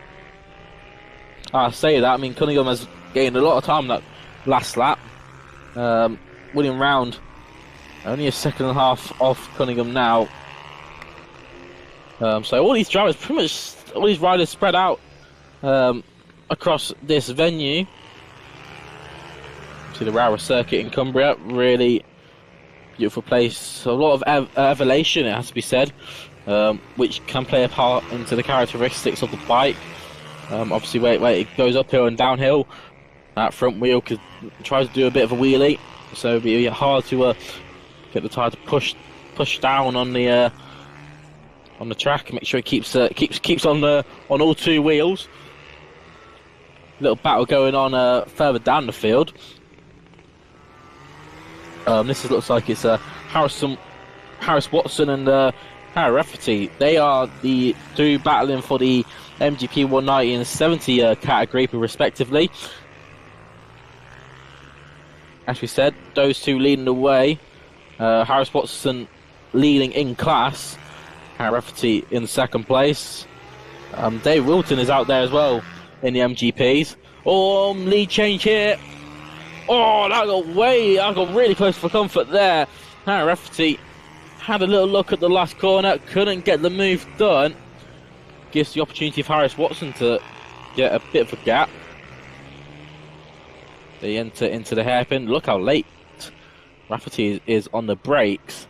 And they might even have a good run at overtake here. He's going to be on the outside going into the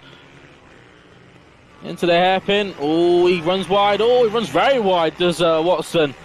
Perfect opportunity for Rafferty to have a look on the inside once again, but Watson's got some brilliant straight line speed.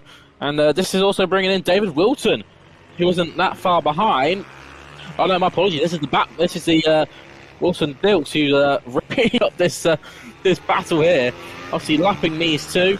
There's obviously a power advantage between Dilks and these two. Oh, Dilks getting really feisty and trying to get past those two. Nearly pushing Watson wide, it looked like, as they entered.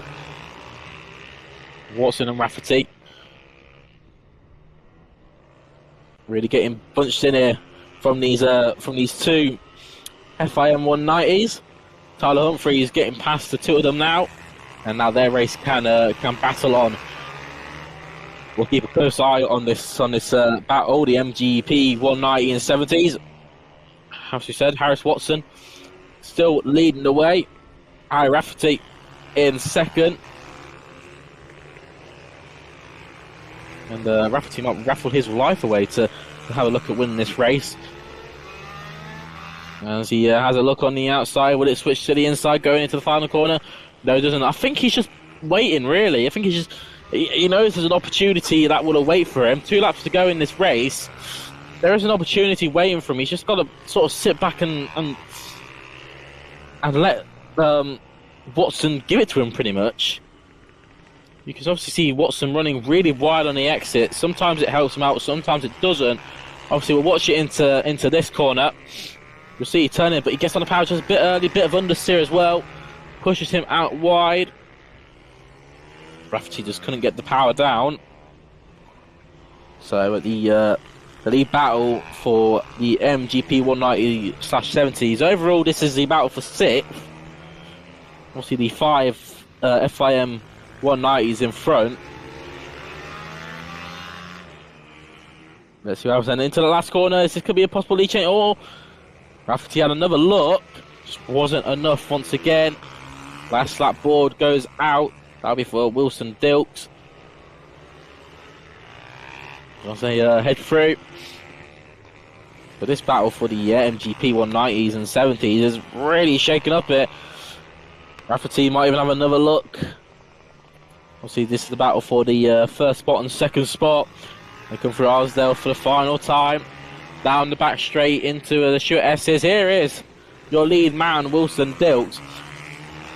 Setting a 49.6, 3 tenths faster than the Tyler Humphries. Tyler 2.5 seconds behind Dilks, but that won't be enough to catch Wilson Dilks, who takes the win in the Mini GP 190. What a drive that was in the 190 category for Wilson Dilks. And he is set to be leaving the championship as the championship leader. Harris Watson will take the win from Harry Rafferty in second place. Waiting for the other riders to come around now. Was that the top 2 popping a wheelie there? Trying to show off for the rest of the crowd. I like the style of that. Brilliant stuff there by the top 2 there. That's one way to finish the race. There he goes. Whee! Good to see that one from Tyler Humphries. Always good to have a little play once you've finished your race. Charlie Cunningham finishes up in 3rd. William Round is soon to cross the line in 4th. Yes, he says that he has done now. And Annabelle McCarthy will finish up in 5th. A couple of riders setting their personal bets on the final lap. It's always good to see that progression throughout the race weekend. Obviously, they've still got one more race to come out.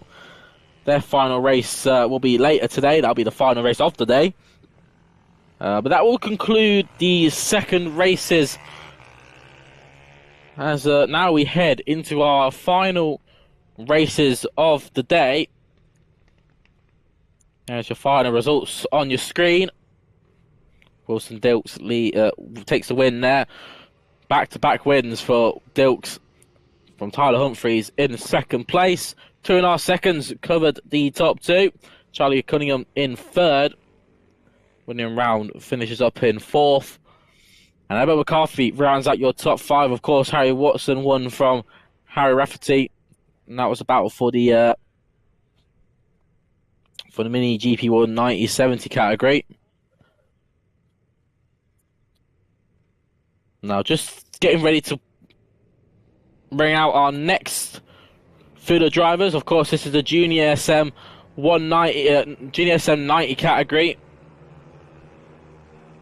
Their final race of the day, another 8-lap race to round out what's been a really exciting race for these group of drivers. A couple of drivers having some problems there, trying to get their bikes started.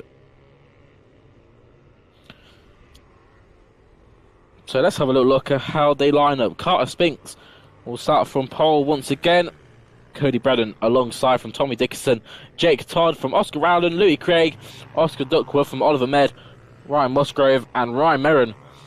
Rounds out your 10 riders. Ryan not putting a lap in quali, so he'll be having to work from the back of the grid. So 1:04 was the fastest time in quali from Carter Spinks. Cody Brennan did a 1:01.6, so big margin between the two.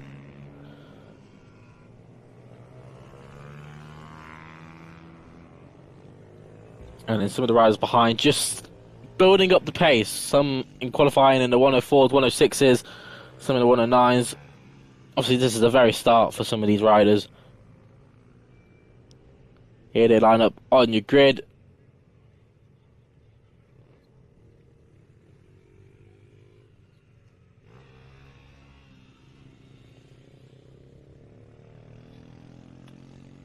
So let's get ready to start some of our last races of the day. What a first weekend we've had in the British mini bikes here at the Rowrah circuit, based up in Cumbria, the Lake District area.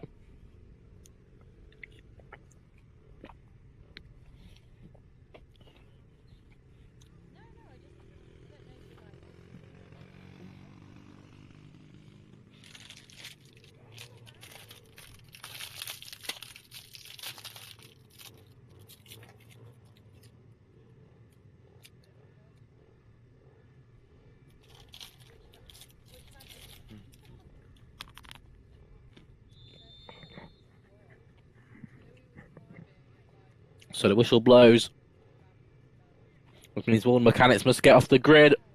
Final race then for the Junior SM90s. Been really exciting so far, of course. 2 riders at the front to watch out for. Carter Spinks, Cody Brennan. It's lights down, where we go. Oh, Cody stalls it at the start. Oh, unfortunate that for Cody Brennan. Couldn't get it go at the start and really messed up that clutch bike put in there. Carter Spinks leads the way. From Tommy Dickinson, who gets into second place. Jake Todd in third as they head down. Oh, but what an issue that was. Cody Brennan really struggled to get off the line there. So I said Tommy Dickinson there in third place. Fourth looks like it's Oscar Rowland. Oscar Duckworth there in fifth.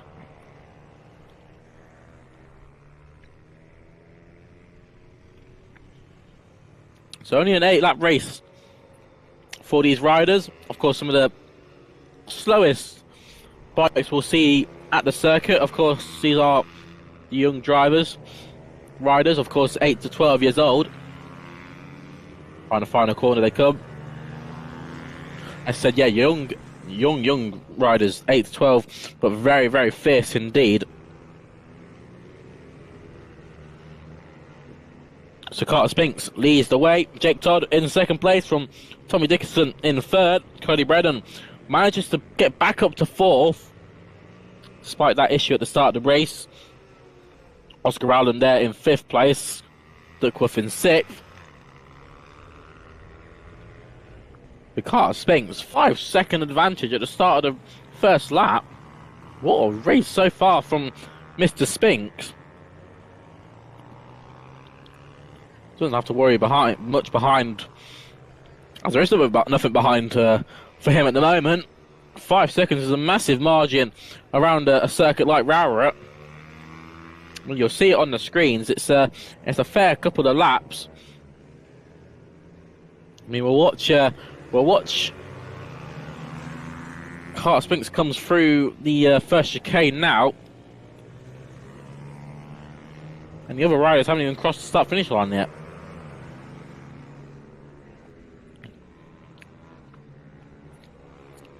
There is the other riders coming through. And there is your leader, Carter Spinks. Now, Tommy Dickerson got up to third. Past Cody Brennan.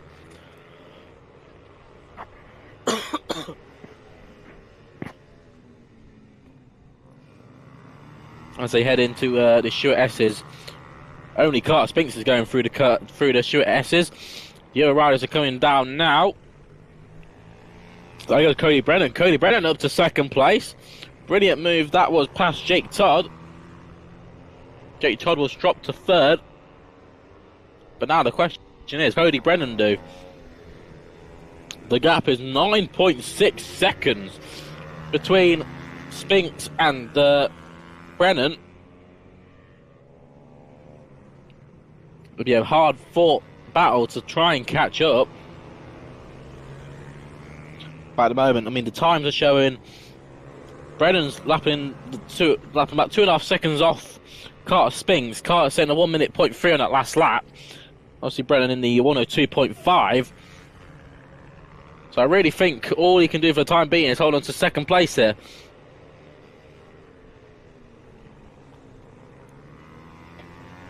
Will be a hard battle because Todd behind is only a couple attempts slower. Catch up to some of the back markers already. That looked like Ryan Merrin, who's managed to get going in this race. They head down through St. John's and into the Sunny Bend.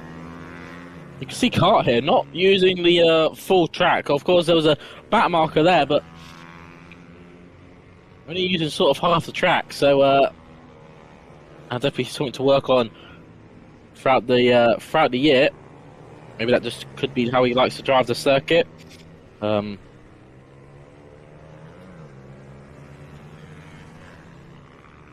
he has shown good pace. Obviously, Cody in second place. He started up near the back of the field after having that poor start. Obviously, just jumping the the clutch biting point a bit too much. Obviously, bogging down on the bike. There's your leader, Carter Spinks. No one can match his efforts at the moment. 4 laps to go in this race. 11.7 seconds so far. He's about to cross the line. We'll see what the gap is now. Give it a second. It's just a 1 minute 0.6 on that final lap. But Jake Todd there in third. Can't catch just Cody Brennan. You can just see here, Spinks is taking his time really. Not having to fully push. He just wants to make sure he brings it home really. Obviously Cody Brennan 13 seconds off of Spinks. So to be honest, Spinks couldn't even crash here and still be in the lead of the race. Obviously 3 laps to go, anything can happen. Always expect the unexpected in motorsport, whether it be on 2 or 4 wheels. Especially with the commentator's curse. It has happened before, I have been a victim.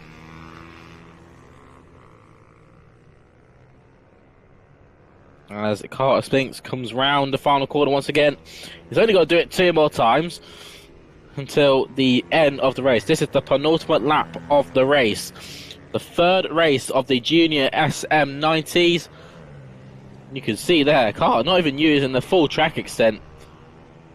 Really just sort of bringing it home. Cody Brennan only a second off Carter Spinks, so he's just set a personal best. 101.9. 14 seconds, however, off the leader. There's 296 on your screens. You can just see how much effort he is putting the head down, reduce the airflow. As he comes down into St. John's, following up to Sunny Bend. Really hard corner to get right, as we once said. Oh, there's a back marker to getting out of the way. Good job there. That looks like Dylan Musgrove, who's getting lapped. And on to the final lap of the race comes Carter Spinks. What a race Carter's had this weekend, and what a weekend it's been for him. 3 out of 3 races this will be, if he can manage to hold on to the final lap here. No point trying to be big balls and trying to set a purple lap on the last lap. Ain't gonna get it. Just got to hold on now. Only a matter of corners to go. Cody Brennan is in second place. He will finish off there because he's got about an 8-second gap from Jake Todd in third. But 14 seconds up the road is Carter Spinks. Took the win in race 1, took the win in race 2. And you can just see now, really careful around these last couple of corners.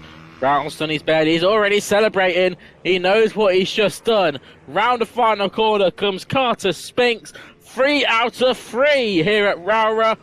What a race from Carter Spinks. 14 seconds up the road. Cody Brennan will hopefully come round in second place. We can't see him on his screens just yet. Here he comes, Cody Brennan. He had the troubles at the start of the race, finishes up in second place, 16 seconds. He finished up in third. Here he is on your screens. Dylan Musgrave will finish up in ninth. He came through as well, lap down. Tommy Dickerson will be your next rider to come through. He'll finish up in fourth place from Oscar Rowland in fifth. Then it's a battle between Louis Craig and Oscar Duckworth for 6th and 7th. We'll wait to see how that one plans out. Of course, most of the riders finishing where they started. That was, of course, for Carter Spinks, as there he is on your screens. Heading into the pits now. 3 out of 3 wins for Carter here at Rowrah. That will take him beautifully into the next round of the championship, held at the Teesside circuit. So going to the opposite side of the country. Carter Spinks then, his results on your screen, takes the win from Cody Brennan in second place. Jake Todd there in third from Tommy Dickerson in fourth. Oscar Rowland will round out your top 5 from Louis Craig in 6th. And Oscar Duckworth finishes up in 7th place. Here's the rest of your drivers. And as they finish up, all these drivers on their cooldown laps, entering the pit lane. That was the Junior SM90 final race. Now we're going into our final race of the MGP 110, as well as the Oval 110 Cup. This has been contested really well throughout the venue. Good battles between both classes. And just waiting now. You can see the drivers in your background going into the Parc Ferme area. Obviously, these bikes scrutineered to make sure that obviously no one is cheated. Obviously, that's something we don't want to see. But you'll see there, obviously, you saw a rider there running over to his bike. Some of these riders competing in the first, the Junior SM90, and then they'll jump onto this next race, which is the 110s. Obviously, with the age groups, you can do that. It is allowed. So the next group of drivers is out on circuit. The final race for the MGP 110s, as well as the Oval 110 Cup. It's Cody Brennan, who will start from pole. Leon Simpson there in second place. Cody, who's just had a second place finish there, will try and make it one better in this one. Seth Hayward will be starting from third, from Keane Daly in fourth, from William Dickerson in fifth, Rex Allman in sixth, from JJ Manchester, Thomas Med, from Daniel Tanton, from Carter Spinks, from Jasper O'Neill White, from Samuel Whittaker, Matthew Jennings, from Dylan Cook, Ellen Musgrave, Oscar McAllister, Charlie Forrester, and Caden Herring, and TJ Maguire will be your last 2 on the grid. Of course, Herring and Maguire having issues in that first race.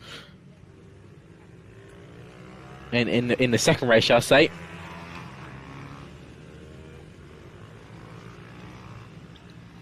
Good to see as well some of the dad and lads out there in action, both racing indeed.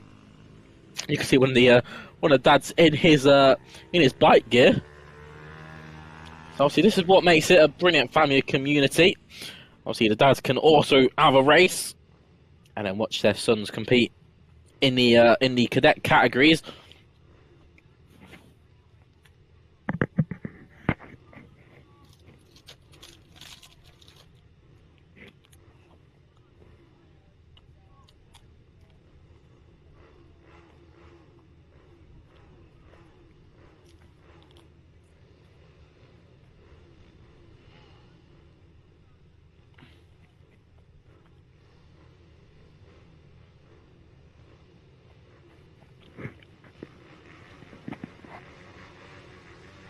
So all the mechanics off the circuit,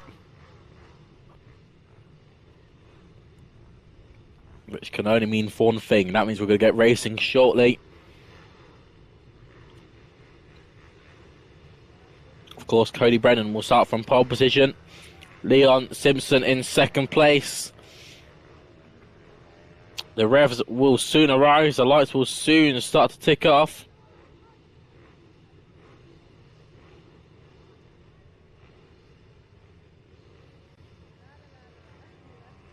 Oh, issue there at the back of the grid.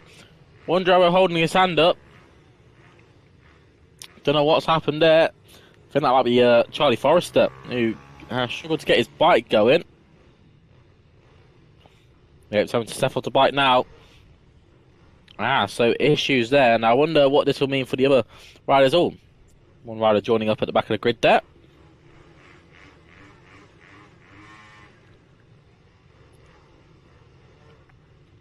That looked like number 5. That looked like Daniel Tanton, who is forming up. Green flag at the back of the grid, though. We're going to get ready for the final race in the MGP 110s and the Oval 110 Cup. Lights are out. Sam Rothway, what a start! Put the man in second place. Leon Simpson got the whole shot there. Really got the power down straight away. What a start! Manages to get past Cody Brennan like nothing happened. Cody Brennan drops to second place. Looks like Keane Daly gets up to third. And it looks like Dickinson as well gets into fourth. So not the best start for Seth Hayward. Hayward drops down to fifth. Or will it be fifth? Because he's looking on the move on Dickinson for fourth. We'll just get past before the braking zone. Good job there. But the top two at the front here, starting to pull a nice margin, is Leon Simpson and Cody Brennan. They'll head round to finish the first lap of the race. Of course, a 10-lap race in this one. Leon Simpson leads the way. Cody Brennan there in second place. These are the two that are going to be battling out for this championship for the whole of the 2025 season. Keane Daly in third place. Of course, Seth Hayward into fourth. JJ Manchester in fifth. Good start up 2 places. The main talking point, and the person who made up the most places, was actually Simon Whittaker, who's made up 5 places, as well as McAllister and Herring, both making up 7 and 6 places respectively. Cody Brennan, though, really on the back of Simpson here. Could be a move with the laps to come.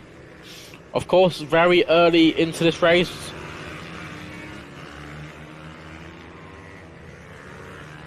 As they come round the last corner.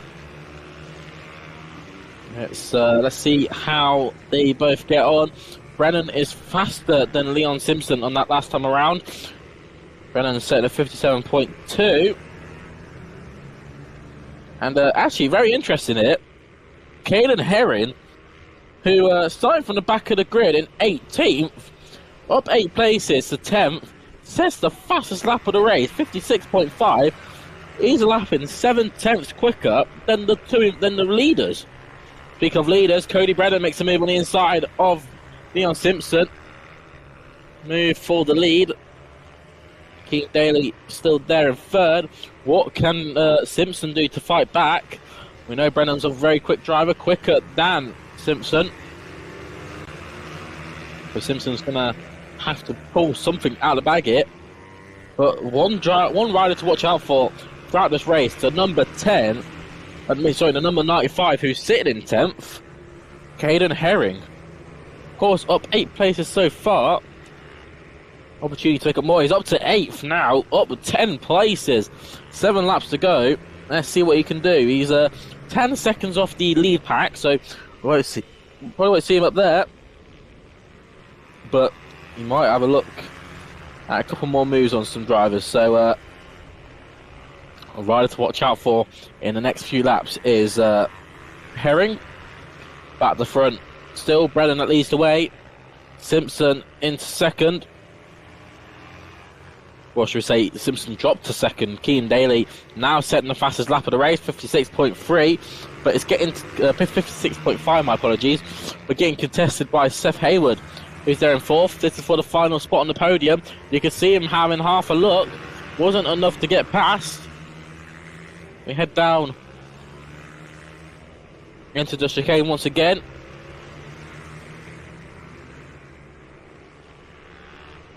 Hard on the brakes into McRae's. Keane Daly has a look for second place. Owen Simpson, really quick rider to watch out for in the future of this championship. This 2025 campaign, of course, is only the start for these bright stars. Some of them will be making it to the end, I'm very sure, in the British Superbikes. Of course, the MotoGP as well, if they can make it far to that. But of course, loads of different championships throughout the whole Europe. Always something to race. Cody Brennan still leads the way. Good battle here going on. Looks like Herring is up to 7th place now, past Dickinson. So Herring, who you can see there on your... Oh, actually, Herring's up to 6th. So Herring on your screens here, up 12 places. Near on the fastest man out on circuit. And still Cody Brennan that has that fastest lap, 6/10 quicker, 55.9. But Herring, I could easily see with a top 5 position here, if he can put the laps in, this would be a tremendous result. Saying he started all the way down in 18th. You can just see him getting the head down before lifting his body up before he gets into that braking zone. Make sure the air hits him. That gives him the better opportunity to slow that bike down.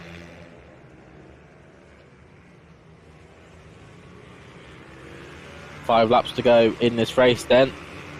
Or 4 laps to go, shall we say, as the leaders come through. Cody Brennan leads the way for fastest personal best for Leon Simpson, 56.2. So 3/10 off the fastest time.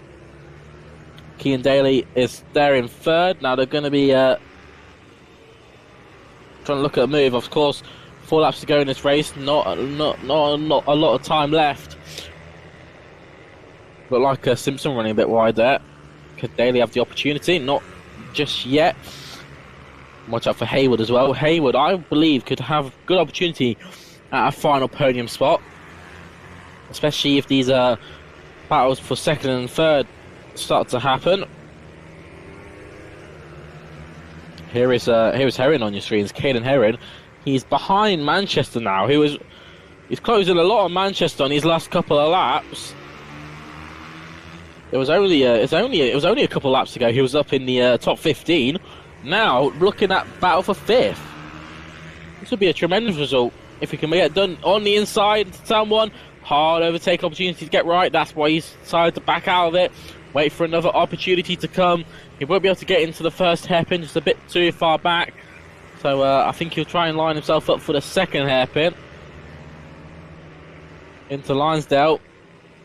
And he goes in. He's just a bit too far back, so he's going to wait once again. Here he goes then, side by side with Manchester.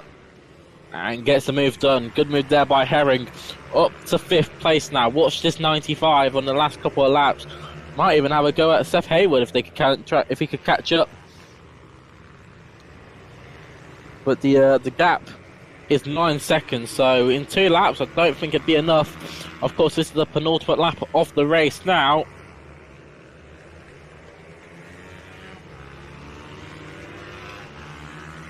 So only two more laps left of this circuit to tour.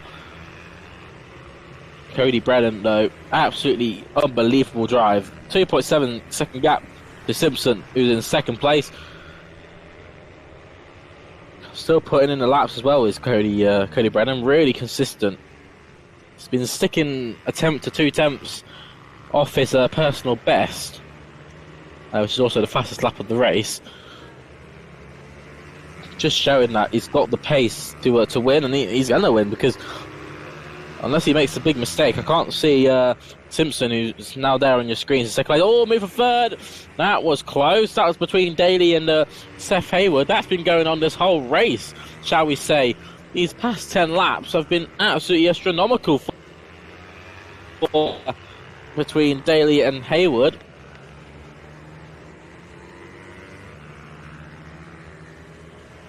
A good mix of experienced and inexperienced drivers in this field. The last lap of the race. There is Brennan on your screens. That very fluorescent blue and blue, yellow, and pink bike, shall I say. Heading down into the final couple of corners through St. John's, really taking it gentle now through the sunny into Paddock Bend, the final corner circuit. Cody Brennan, what a race it's been for him. Taking multiple race wins throughout the day. That will put him nicely in the lead of the championship when leaving the first round. Leon Simpson finishes up in second place. Seth Hayward gets to the final podium spot in the end. Connor Skin Daly drops to fourth. Caden Herring, what a drive, up 13 places from 18th on the grid to 5th from JJ Manchester, who finished up in 6th. William Dixon will finish in 7th from Daniel Tantum and Samuel Whitaker. Then it was Thomas Mead who finished up in 10th. Carter Spinks will finish up in 11th from Rex Almond in 12th. Oscar McAllister will get to 13th with Ella Musgrave in 14th. Dylan Cook will round out your top 15 with CJ Maguire. Good recovery drive from Maguire, who had the issue in the second race. He loses the place on the last lap to Matthew Jennings, but manages to hold on to 17th. It was Charlie Forrester who finished a lap down, and Jasper O'Neill White, who went off on the one of the first laps of the race. 19 bikes started, 18 finished. What a race that was to round off the first round of the MGP 110 and Novo Cup Championship. Obviously the 110cc engines providing some brilliant action there. Definitely something to look into if you are a rider looking to get into the British mini bikes. Of course, with the ever-growing championships, with the range of championships you can do, always a space for you in the British mini bikes.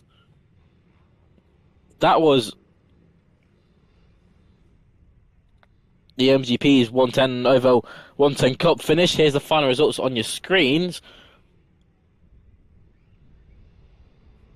The next race coming up now, entering onto the circuit now, is the FIM Mini JP UK 160.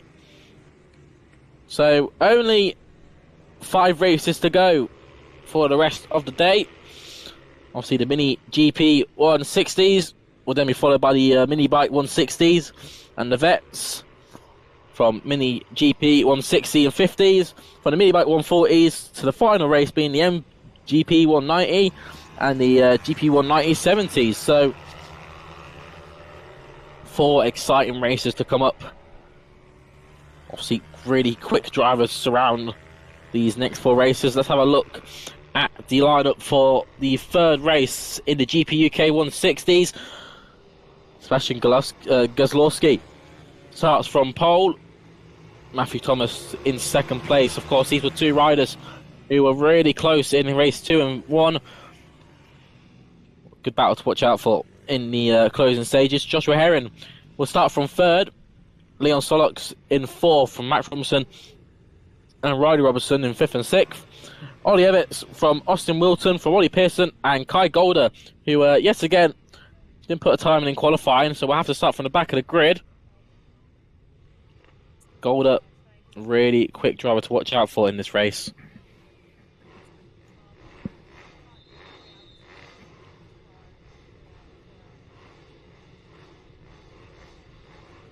You can hear the revs are rising. The mechanic's been told to get off the grid. That only means one thing. That means it's time to nearly go racing here. The MGP 160s. 10-lap race, of course. Let's get going here. Revs arise, and we're off and away. Good start by the lead man of Goslawski as they head into the chicane. Now, who is that who jumped into 2nd place? That looked like Joshua Herring into 2nd place. Now, he hasn't been in 2nd place this whole meeting, so really excited to see how he gets on. Herring trying to battle against Goslawski as they enter into the 2nd hairpin. Arsdale's really hard corner to get right. Exits the corner. Now he's got a bad run. This could be a move for 2nd place. Look like Matthew Thomas and a look on the inside of Herring. Couldn't get it done though. Head round once again. Into Sunny Bend and down into Paddock Bend. Really hard couple of corners to get right.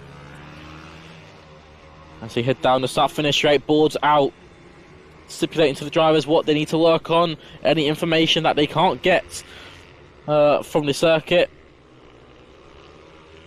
Must be on the circuit, shall we say. Move for 2nd place. Coming down from Matthew Thomas, who gets down the inside of Joshua Herring. Good start. Good move there by Mr. Thomas. Gets on the inside. Now, could this be an opportunity for Herring and Thomas to get onto the back of Goslawski? Of course, we know Goslawski, a very established, quick driver in the Mini GP UK 160s. He's only got 9 laps left to hold off from a charging Matthew Thomas. Of course, we know Matthew, very quick driver indeed, but will he be able to match the pace of Goslawski? They come through once again. Goslawski leads the way. Matthew Thomas takes the fastest lap, 53.6. Joshua Herring there in 3rd, 54.9 from Herring. Goslawski only a 10th off Thomas, but look at Thomas on the screens here. He's really on the back of Goslawski. Through those hairpins, was absolutely sending it. Comes through Stewart's, runs a bit wide, gets a bad momentum as they head into St. John's. Sort of playing the cat and mouse game here, try and follow the leader. More like an episode of Tom and Jerry than mini bike racing as they head through. Matthew Thomas setting another fastest lap of the race, 53.46. Comparing that to Goslawski, 53.7. Now, all the problems for Max Robinson. Max Robinson dropping down to 7th. Now, I think he might have came off the bike. Interested to see what happened there. On your screens, though, is still the battle for the lead. Goslawski and Thomas. Of course, we've seen Thomas have been really fast in the 1st and 2nd races.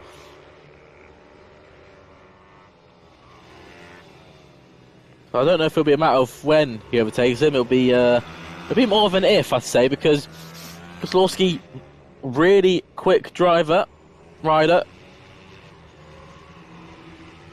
They head down to finish another lap of the Rowrah circuit. 6 laps to go. Another fastest lap from Matthew Thomas, 53.45. The times are really coming down in this final race for the Mini GP 160s.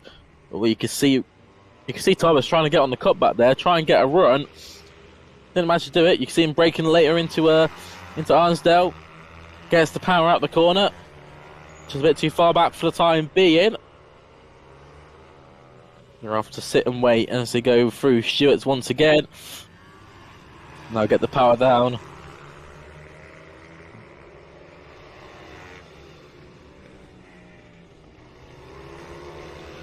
Yeah, through Sonny's bend, and look at the run that Thomas has going into the last corner. I thought he was going to go for a move there into paddock bend. Couldn't do it this time around, but it's probably something to watch out for in the next couple of laps. Thomas, another fast as that, 53.1, only a couple hundreds quicker than Gosloski. These riders are matching each other lap by lap. So something to watch out for. 5 laps to go in this race. This is far from over. Gosloski has really controlled the race so far, but Thomas behind has been setting faster laps. Come through Stewart's and down into St. John's. They'll go over the lump. See here down. 2 really strong drivers in their own path is Gosloski and Thomas. Look at how close Thomas is now on the back of Gosloski. Has to sit there on the outside. He just can't find a way to the inside line just yet. Let's watch them as they come out. Back marker doing a really good to get out of the way. You can just see every lap because Gosloski is defending into McRae, so he knows that Thomas is there. Knows that Thomas has a good opportunity if he makes a mistake, so just trying to make sure he gets every gear right. Don't miss a gear, don't mess up getting on the throttle a bit too late, don't try and brake too late. Just really trying to drive the same line every lap. 4 laps to go in this race. So over half distance. Thomas in second place. Gosloski, of course, hasn't got that seeded one in this series. He's going to try and look to overcome that in 2025.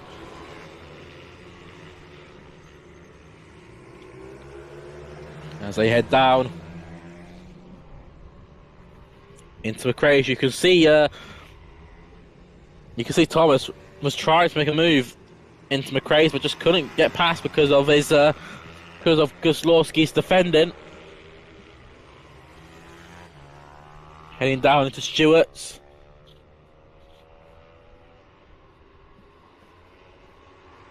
And they'll go over the crest down into St. John's, into Sunny Bend. Looks like Thomas is losing a bit of time. Gosloski just putting in the lap. Of course, in that last lap, Gosloski set the fastest lap of the race, 53 dead. What will happen? They're both in the 52s now. These times are seriously coming down. They are really putting the laps together now. 52.8 for Gosloski. Oh, this could be a move for the lead. 2 laps left to go. This is the penultimate lap of the race. Couldn't get the car. The bike stopped. Gosloski gets back on the cutback as they head down into Ardell's. Race is now on at Rowrah. This is going to be interesting. Both riders have a real serious opportunity of winning here. Only one can win though. As they head round, Gosloski leading the way. Thomas in second place now. Thomas did have a look, made a move at McRae's, couldn't get the exit. I just don't think Thomas is close enough just yet. Watch him into the last couple of corners. This is really going to be a 1-lap dash now. Of course, this is the final race, so if they collide, it means nothing. Of course, except for those championship points. But they have no other race to watch out for, so they can feel free to bang over the bike. Thomas goes to the outside. Gosloski defends. They'll go on the exit. Watch Thomas. He gets a better run. Gosloski can't. Just has to try and defend it. Thomas brakes later. He can't get the move done. Now they go down the back straight into Stewart's. Really hard to get this corner right. Got to carry the speed through the corner. Watch out for Thomas. Does he get the carry the speed? He does. He's just not going to be far enough to get down inside of Gosloski. If Gosloski makes mistakes, this could be the open the opportunity. Oh, it's all going to come down to this. It's the final corner. Will Gosloski defend? He does, and it makes it stick. Gosloski wins here in the final race for Mini GP UK 160. Fastest lap in the end goes to Matthew Thomas, 52.6 in the end. What a drive from these two. These two are going to be the champions of 2025. Whether one wins it or not, these two are both deserving of a championship. First round at Rowrah Circuit. And Gosloski on top out of the two. But Matthew Thomas, one rider to watch out for in the weekends to come. Joshua Herring finishes up in third from Ollie Evans in fourth. Really good job by Ollie Evans from 7th to 4th. Ryder Robson finishes up in 5th from Leo Solux, who dropped to 6th. Max Robinson in 7th, and issues for Austin Wilton with a couple of laps left to go led him into retirement.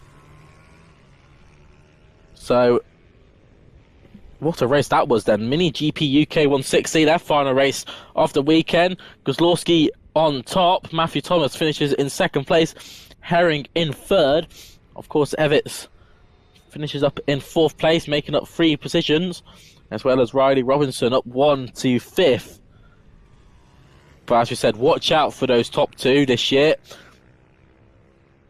It's all going to be about Kozlowski and Matthew Thomas in the rounds to come. Who will finish out on top? We'll find out at the end of the year. We still have, of course, Teesside to venture off to, and then off to different venues. We've got Rowrah once again, and then we go off to a Three Sisters circuit, and then finishing off at Pembury.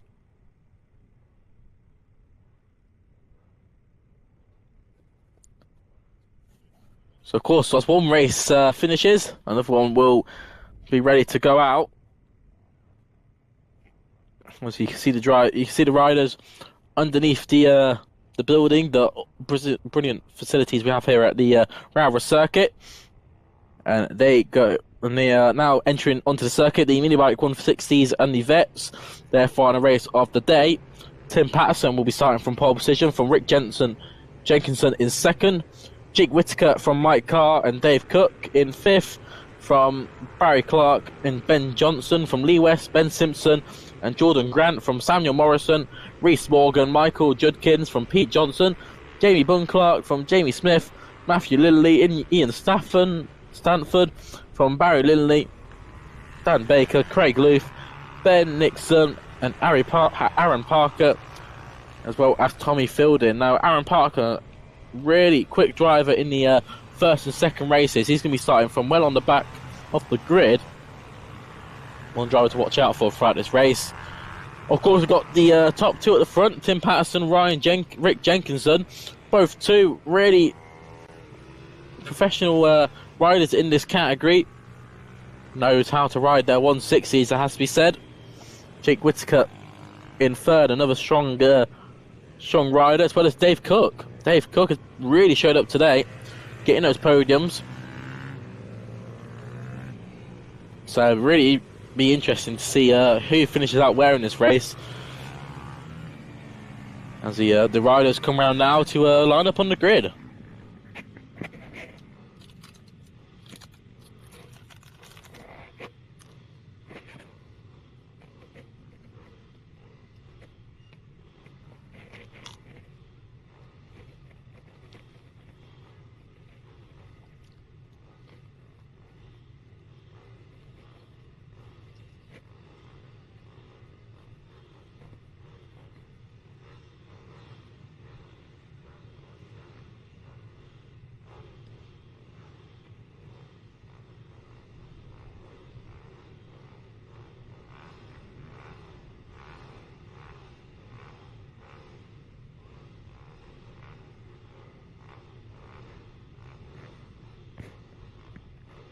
So issues here at the front of the grid. One driver struggling to get going. That looks like Tim Patterson. So he gets the bike going again. That would have been scary for Patterson, especially if he couldn't get that bike going. Seems to be that we're missing a rider on the 4th rider. Oh, there he is. There's the 4th rider.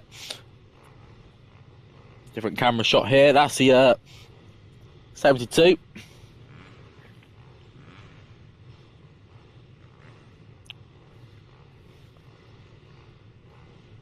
That's on your second row. That's Jake Whittaker.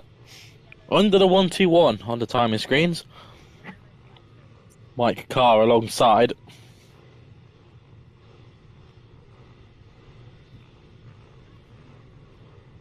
So it does seem to be like we're missing one or two riders.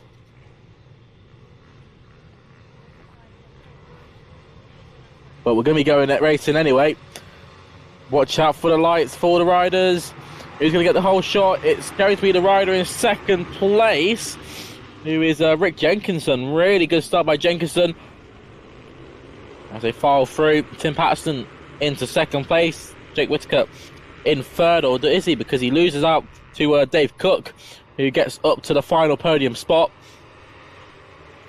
Mike Carr looks like he's getting his elbows out into fourth. But top two at the front here. Rick Jenkinson, he hasn't been in a lead spot for much of the race, and when he was, he stacked it with a couple of laps left to go.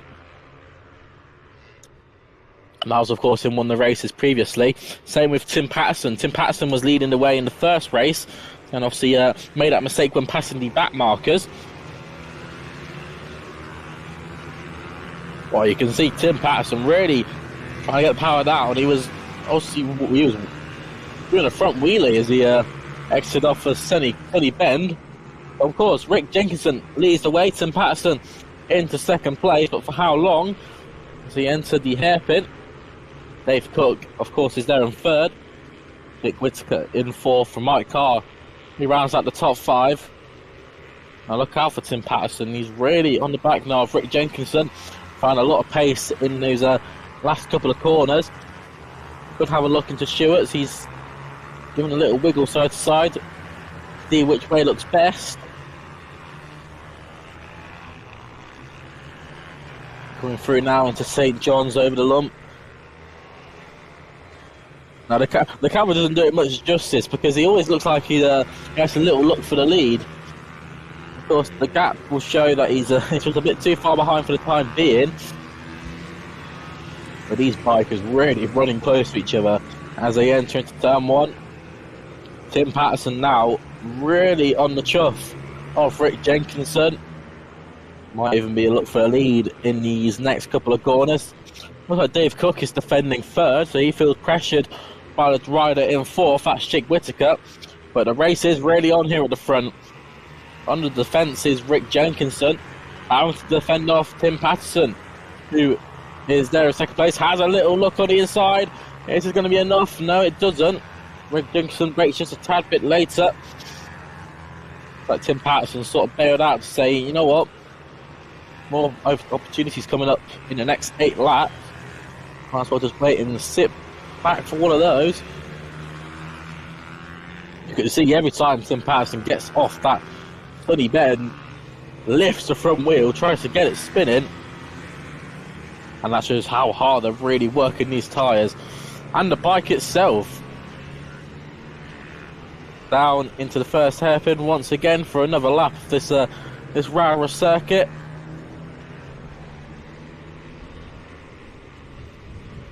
Of course, Tim Patterson has had a really strong drive in the first and second race. Of course, when he went down when he was leading the race, still managed to get that podium spot. Rick Jenkinson having a rough second race. As one rider down near the bottom of your screens there. You see, like, oh, that's a late move. Tim Patterson out of nowhere. Rick Jenkinson really off guard there. Makes the move through Sunny Bend. And into the lead of the race he goes. Tim Patterson, what can he do now? He's really built a gap already from Jenkinson in second place. Dave Cook still there in third. He's got a bit of a gap now from Jake Whittaker, who's behind. Tim Patterson just doing a bit of adjustment to himself. That's all he runs a bit wide there. I hope that's not an issue for Tim Patterson there. As he enters Stewart's Bend. Over the lump and into St. John's and the beautiful Sunny Bend, using all the runoff curb. Was lifting that front wheel through the final corner, paddock bend. To finish another lap. That was the fastest lap of the race that last time around for Tim Patterson, 54.886. The only rider lapping in the 54s. Rick Jenkinson in the 55.6s. Battle for third raging on now. Dave Cook is being attacked by Jake Whittaker and could even give an opportunity for Mike Carr to get in there as well.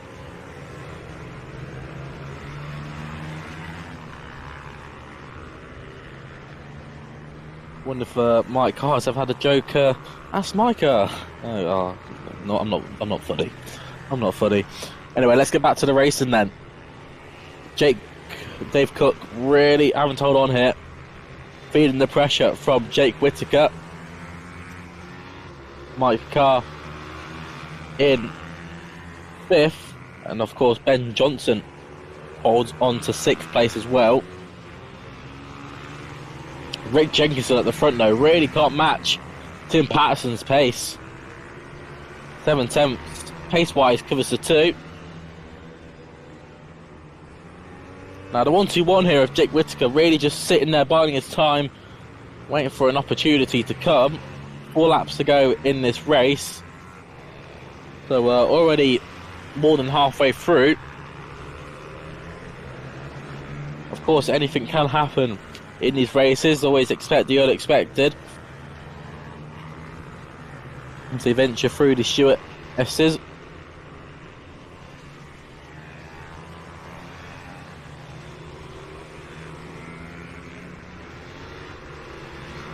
You can see there, Jake Whittaker really got the power through those last couple of corners. Right on the back now of Dave Cook is Whittaker. Might have a look going alongside him down into turn 1. That got a bit close. Wasn't enough though.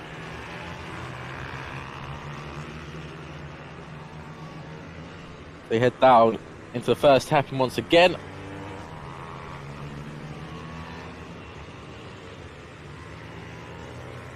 Slamming on the brakes into Arsdale. Looks like Mike Carr slowly dropping off the packet. Can't match the pace of 4th and 3rd. And you can see the gap from 3rd to 2nd and 1st. It's almost so unseen. That last time around was 5 seconds from Cook and Patterson. You can just see there Whittaker really carrying the speed through Sonny's Bend. Even had a look. He had a look on the final corner, Paddock Bend. 2 laps to go in this race, so this will be the penultimate lap of the race. And I mean, it seems like not many moves are going to be happening at the front of the field. Of course, this final podium battle is still going on. Of course, this is the make or break between who's going to get a trophy and who's not. And of course, those vital championship points when it comes to the end of the season. Whittaker had a little look on the 76. Yes, 70 is Dave Cook. Had a look, but it wasn't enough. Now coming up to back marker now. All this hold up the riders. Oh, it was close between Cook and the back marker, but it's going to create a bit of a gap now. Whittaker's going to get stuck behind. Gets past, but already given a bit of an opportunity. Riders coming through now to start the final lap of the race. Tim Patterson has drove this race to perfection. 6.7 second lead. Oh, is that a problem for Jenkinson? Is that a problem for Jenkinson? He's really slowed down his last couple of laps. He was there in 2nd place. Now drops to 3rd because Dave Cook has got down the inside. Oh, movers 3rd as well. That was close there between Jenkinson and Whittaker. Now Jenkinson is looking at the engine thinking, what has gone on there? At the front of the field, however, the number 15, the 13, Tim Patterson. What a ride it's been for him. Drove this race to perfection, lights the flag finish. Round the final corner comes Patterson. And he's going to take the win in the mini bike 160s, as well as the vets. Rick Jenkinson was going to win the vets. Now drops to 4th. Dave Cook finishes up in 2nd place. Jake Whittaker finishes up in 3rd. And it was Mike Carr who finished up in 5th. From Ben Johnson, Barry Clark in 7th. From Lee West, Samuel Morrison. Pete Johnson will soon cross the line in 10th. From Michael Judkins in 11th. Pete actually making up 4 spots there to finish in the top 10. And it was Jamie Bunclark who finished up in 12th. Jordan Grant and Jamie Smith in 13th and 14th respectively. Matthew Lindley in 15th. From Dan Baker, Ian Stanford, Barry Lindley, Craig Luth and Ben Simpson, who had another retiree, another issue for Ben Simpson. Really unfortunate for that. And that was the end to the first round for the mini bike 160/vets. All 3 races compiled. Tim Patterson, one of the main drivers on top. Dave Cook, another driver to watch out for. Rick Jenkinson was another fast one as well. Drops to 4th place. Lost a hell of a lot of time on that last lap. So some sort of engine issue it looked like. He seems to be looking down his engine a lot. So that concludes the 160s.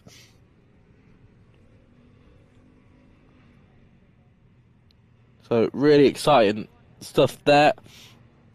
Of course, we now only have 3 races left of the day. The 160s will be the next ones out. The 160/50s, and then the mini bike 140s. And then we'll finish up with the MGP 190s and the 70 Cup. So they will come round. So we've got about half an hour left worth of racing. So we'll be finished before dinner. So don't worry about getting the roast ready.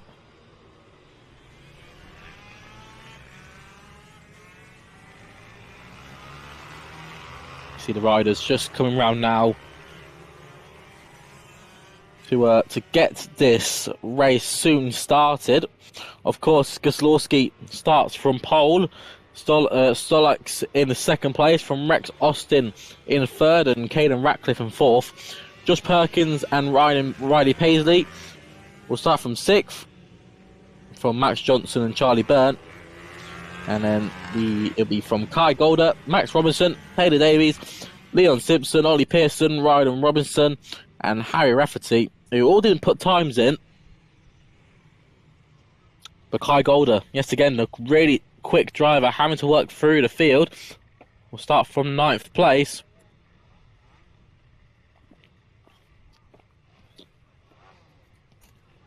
This is going to be a very exciting one. You can see all the riders trying to squeeze through.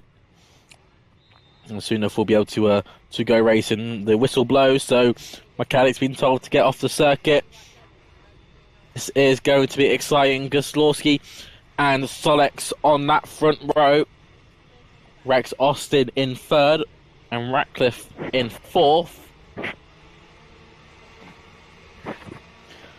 Revs a rise. Are we going to get ready for the first time? Yes, we do. We're off and away, and a brilliant start by Guslawski. Gets on the inside of Leo Solex. Guslawski will have a massive margin leading into the first hairpin. Really big gap it was from the whole shot into the 2nd hairpin. Exits and gets the power down as early as he possibly can. You can see some of the gaps starting to form already in this race. 10 laps to go. So Guslawski just going to make sure he consistent. Oh, riders off there. That looks like the 85 of Leon Simpson. And I think he may have been in contact there with Ollie Pearson. So that'd be interesting. Oh, moved to 2nd place. Was that Ratcliffe into 2nd place? It looked like it may have been. We'll have a wait and see as I get back onto the timing screens. It was a Golder who started far down the grid. Golder started from 9th on the grid and is already into 2nd place. How on earth has he done that on the first lap? Another rider off there. That was one of the riders who got caught up in that incident on the first lap. Kai Golder could have an opportunity of winning this race here. How on earth has he done that from 9th on the grid? Superb racing here in the 160s. Solex drops to 3rd place. Of course, Golder will obviously be setting that fastest lap, 53.5, 6/10 faster than the lead man, Kozlowski. This race is far from over. 8 laps left to go. Riley Paisley is into 4th. Bad starts for Rex Austin and Josh Perkins, as we said, both dropping down the field. Currently in 5th and 6th though, so still in that battle. But this is something to watch out for here. The top 2 who have been battling through race 1 and race 2. Here yet again in the final race of the weekend for the Mini GP 160/50s. Kozlowski heads through. Now Kozlowski, I have to say, a man with a bright future indeed in the bike world. Already has his name out there. Really big rider indeed. Kai Golder, another fastest lap, 53.1. You can already see the sponsors on those bikes. Oh my word! What a move from Kai Golder! From 9th on the grid, leads into Stewart. What a drive this has been from Golder! You would have never imagined that going into this race. Kozlowski drops to 2nd place, but Kai Golder from 9th on the grid leads the way. What a start! Of course, it's only been 3 laps. 3 laps from 9th to 1st. That is the drive of a future champion. Of course, I was going to say, you can see the sponsors on the overalls. You can see that these riders have already gained attention. Golder having to defend going into the corner. Of course, Kozlowski in 2nd place. Both riders getting their head down, trying to dislodge that airflow. They head down to Stewart's and over the limp into St. John's, into Sonny's Bend as well, and into the final corner. What a drive from Golder. Of course, has that fastest lap, 53.114, 3/10 quicker than Sebastian Kozlowski.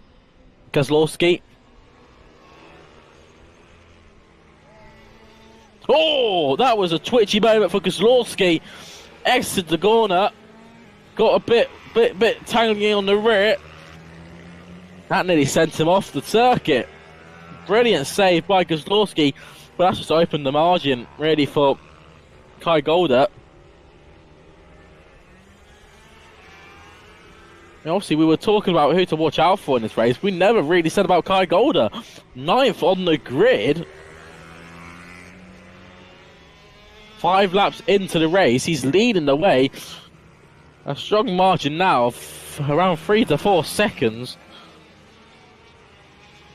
This is really the drive of a champion here from Golder. Of course, hasn't got a seeded plate in this category. Definitely gonna be working on that for the 2025 season. You can just see how smooth he is, though. When he leans into the corner, so smooth on the brakes, so smooth on the throttle. That's the real drive of a true champion, as we once said. Here's Riley Paisley further down the field. He's in 4th at the moment, battling with Rex Austin.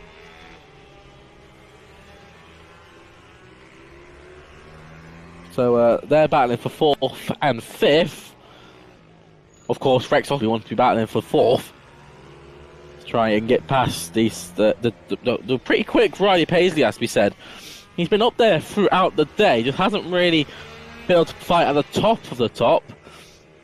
He's always been the the rider who's the fastest of the top, just without being in the top three, it has to be said. He's the fastest of the mid runners. So that's a good quotation there.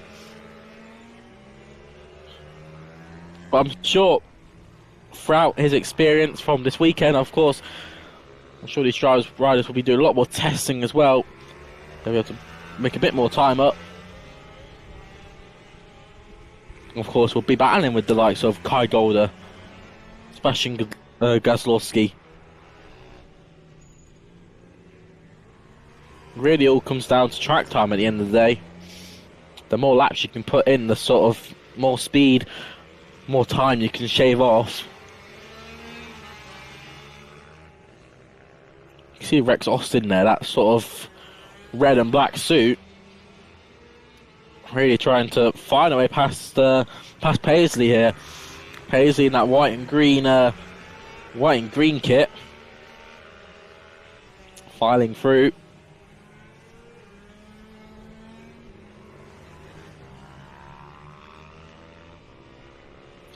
Two laps to go then, so the next lap around will be the final lap.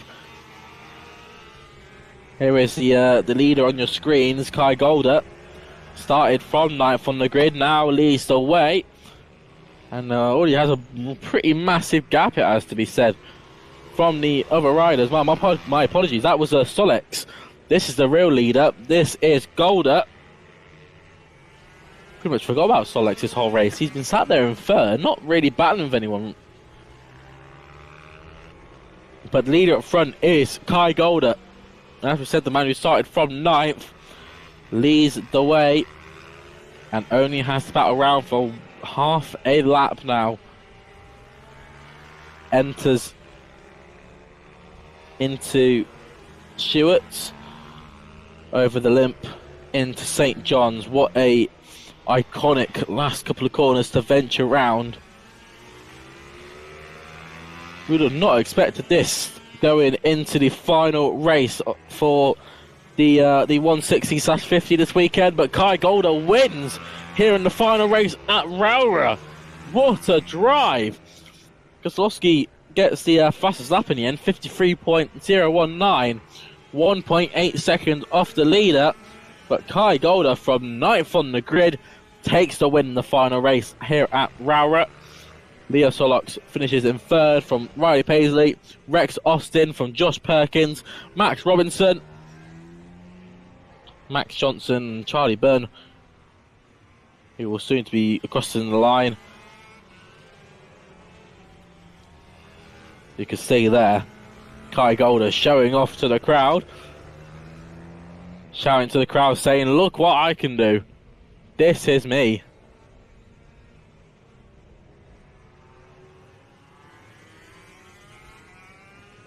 The man from Scotland, you can see on his knee pads.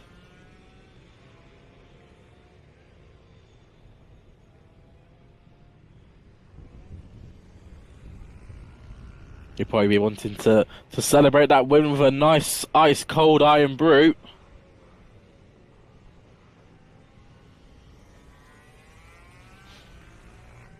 So here's the final results then. Kai Golder takes the win there. 9th on the grid, shall we say. Have we already said that? I think so. Sebastian Gazlowski in 2nd place. Leo Solex from 3rd. Riley Paisley finishes up in 4th. Rex Austin in 5th from Perkins. Robinson, Johnson, and Bunn, Taylor Davies, and Caitlin Ratcliffe, who had issues throughout the race.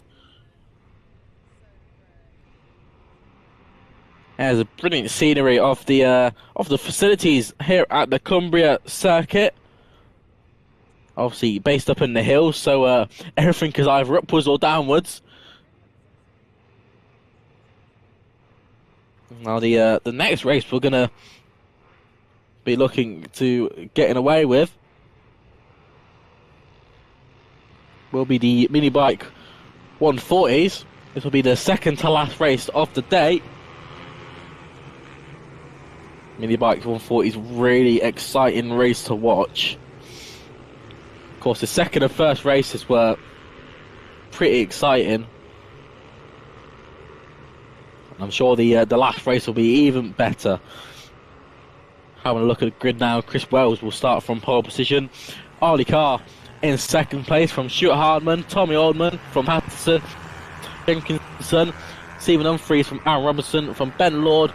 Mike Carr from Tom White. Dan Cliff. Dan Merron from Liam Trander. Simon Portas from Barry Lindley. Adam Hilton. Federico Barker from Harry Swan. Ryan Haybarn from Sean Wiles. Finley Cottenham. Lee West from Jordan Grant, Aidan Walker, Ben Nixon, Tommy Fielding, George Hopper. As are your 28 riders.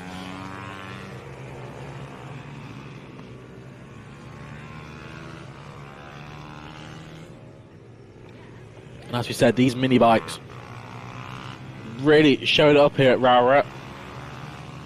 Of course, we've seen the battles between Tim Patterson and Rick Jenkinson, as well as that Chris Wells, a really competitive, strong driver in this 140 series. Arnie Carr and Stuart Hardman both been up there in those podium spots throughout race 2 and race 1. Of course, Chris Wells extending that margin in the second race. Massive gap. And soon enough we'll be ready to go racing here for the second to last race here at the Rowrah circuit to round off the first round of the British mini bikes.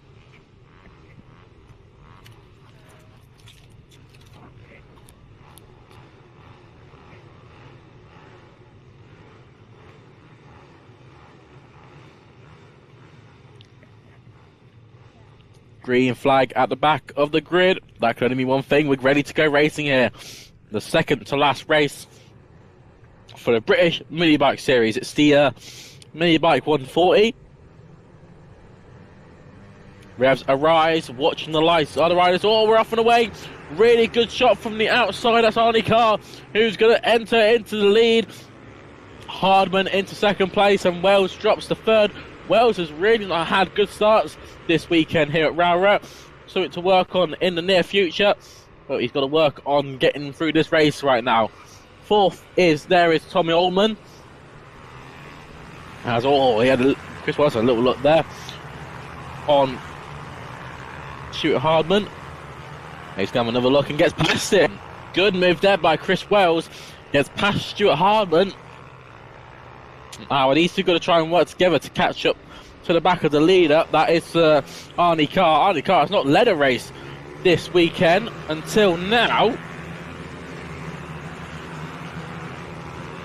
So really interesting to see how this one plays out. Arnie Carr, we know, has been a very quick rider indeed. But will he be able to match Chris Wells' pace? Look at Chris Wells as he enters through the chicane and down into the hairpin. Could this be a move for the lead? Not just yet. Six behind and waits for another opportunity. Heading down into the second hairpin. Through Arnsdale's. Really, really tight. Here is the lead change. It's going to be close between... Oh, that was smart thinking from Chris Wells. Had a look on the inside of Arnie Carr, just couldn't get the move done. Started to hold back, and he's going to have another look. Oh, it's close. We know Chris Wells is a really aggressive driver, tries to make a bunch of late moves. Sometimes works out, sometimes it doesn't, and he thinks best to just back out of it. He knows opportunities can come, and turn one could be a good opportunity. They're going to be side by side. Yes, again, has to back out of it. I think the only real good overtaking opportunities are these two hairpins that they enter now. Arnie Carr, good run out the chicane.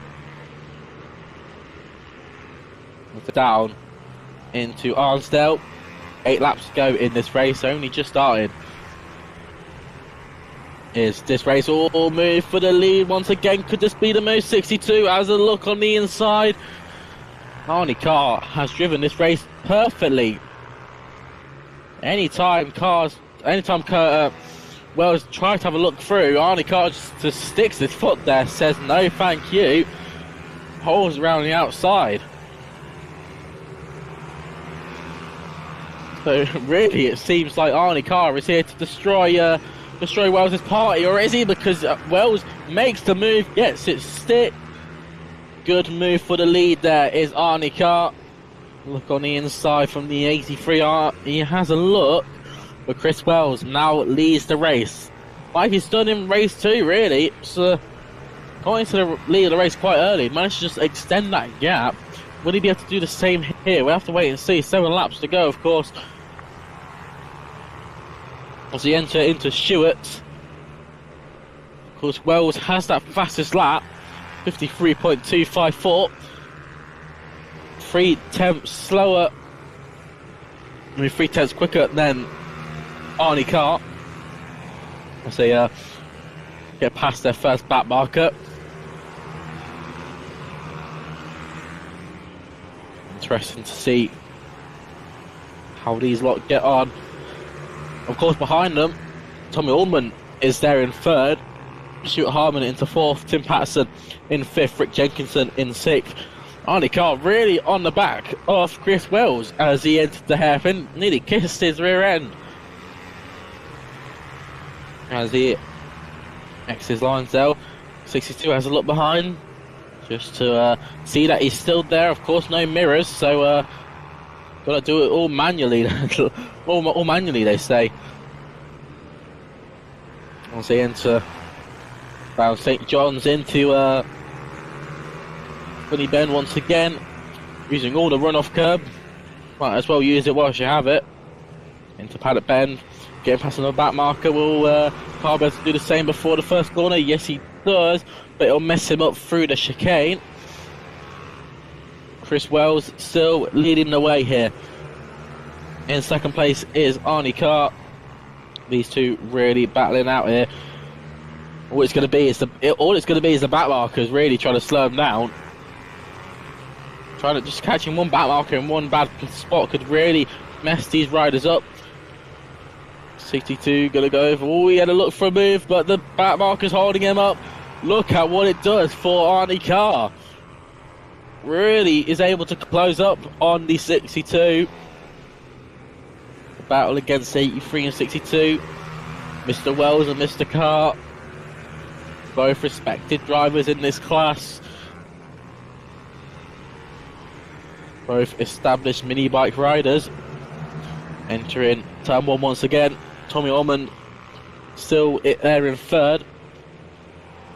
But it's around 2 seconds off this pack. You can see him there just coming through. Sometimes 2 seconds don't look that big in racing. Sometimes it does. These riders catch up to 2 back markers and not the best overtaking opportunity. This is going to be close. 62 gets past 1, but can he get past the other? He can't, so he has to sit there and hope that Arnie Carr can't get past them either. Really hard sector is sector 3 to get past back markers. Not easy overtaking opportunities. Arnie Carr is getting budged in with the back markers. That's given an opportunity for Chris Wells to really extend this gap now. Chris Wells, in the last couple of laps, really showed himself up here. Obviously, times between Wells and Carr. Wells is a lot quicker, about 1.5 seconds quicker than Carr.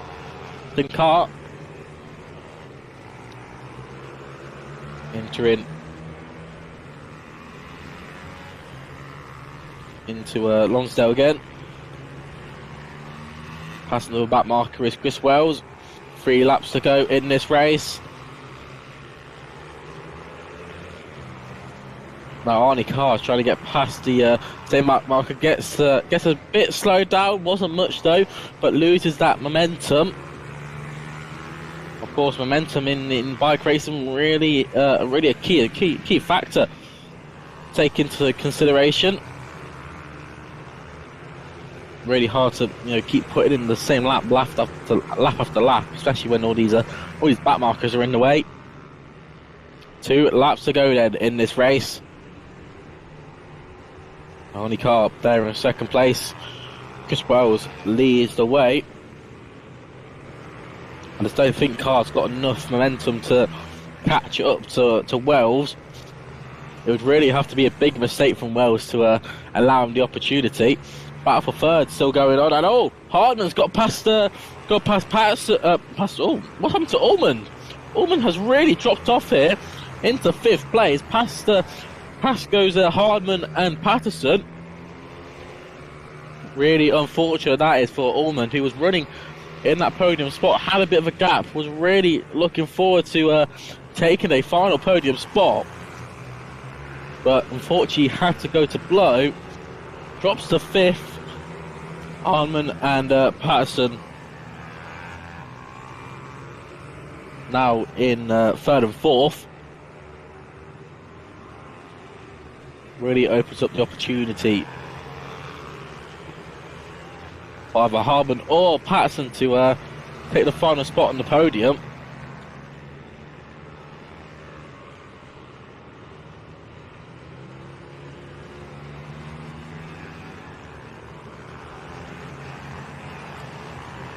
They head down into St. John's for the final time in this race. Oh, what a move! What a move from Patterson. How on earth did he even find an inch past Hardeman on that final lap? Chris Wells will take the win. Fastest lap on that last lap, 52.6 from Hardy Carr in 2nd place. But Tim Patterson, how on earth did he find the move past Hardman? Into Sonny's Bend. We've seen it before, obviously really hard overtaking opportunity to get right, but better late than never. Gets the move done into that final podium spot. It was Tommy Allman who finished up in 5th from Ben Lord and Aaron Robinson.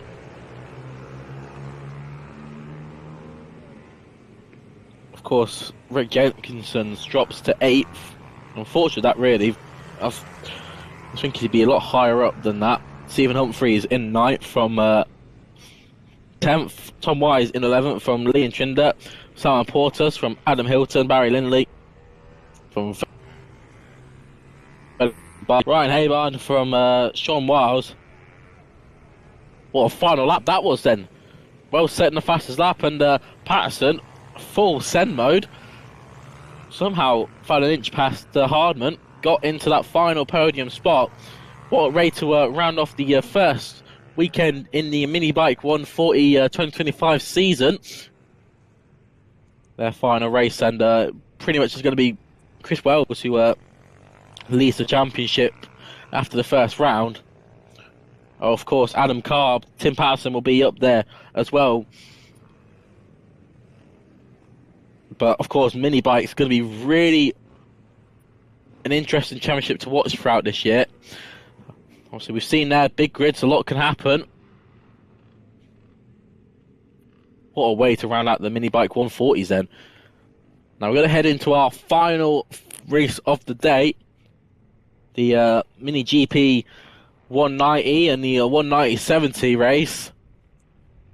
This will be the last opportunity for some of our drivers to head onto the Rowrah circuit. Only one more race to go.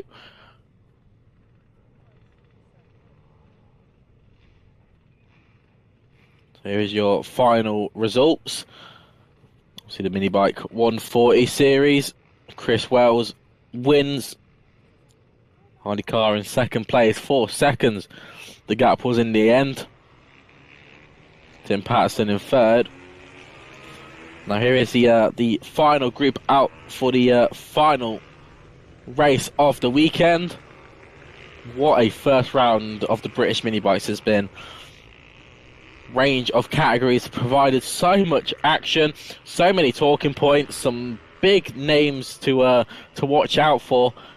Obviously, the first round is always that proving ground to state your name, put yourself in the right position for the rest of the series. Let's have a little look at how they'll line up. Wilson Dilks will start from pole position. Tyler Humphreys in 2nd place from Charlie Cunningham. William Round from Annabelle McCarthy. From Lucas King, Oliver Pitcher, Harry Rafferty will start from pole in the MGP 190-70s. Harris Watson will start from 2nd. David Wilton and Harry Barrow. John will round out your MGP 190-70s.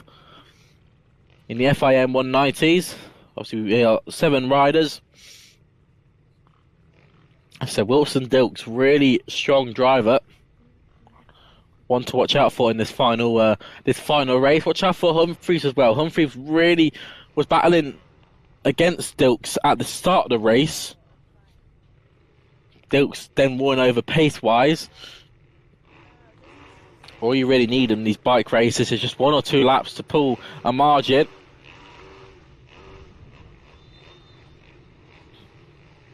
Whistle's blown, so mechanics off the grid.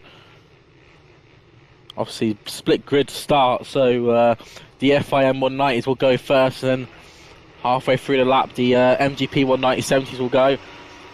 Lights are on at the board. It's lights out, away we go. Oh, what a shot from the rider in second place. Tyler Humphries had a brilliant start.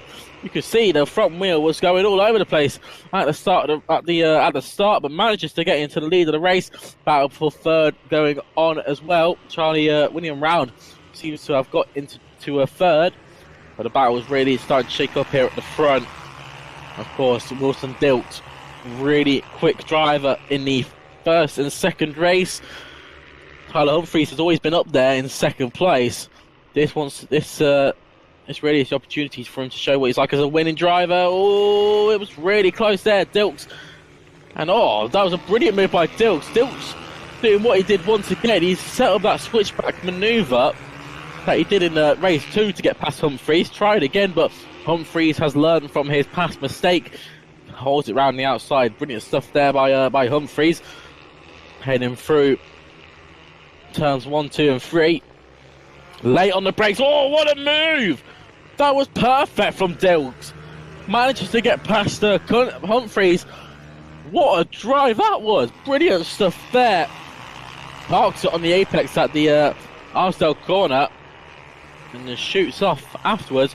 Already has a bit of a margin now from Humphries now, who's now in second place. As we say, well done to Lucas King, who's up into third. He's made up 3 places. Only he's a second gap behind the top 2, but anything can happen in racing. 9 laps to go in this race. Wilson Dilks, as I said, now leads the race. Fastest lap that time around, the 50.7. Nearly a second quicker than Humphries on that lap. But of course, we know Humphries can fight back. He did fight back in the race beforehand. Interesting to see how this one plays out. But as we said, 8 laps to go.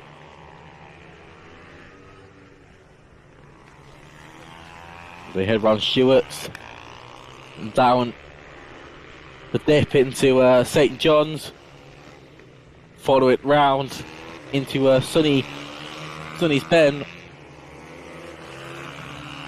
into Paddock Bend. 8 laps to go here at the Rowrah circuit for the final race of the weekend.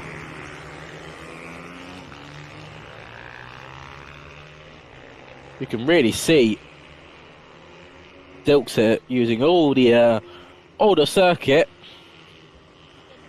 really trying to get the hammer down as they entered into Arsdale, down the back straight into Stewart's.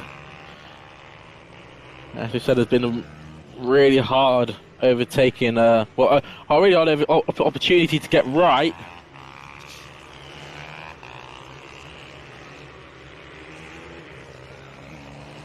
Battle for third on your screens going on as well.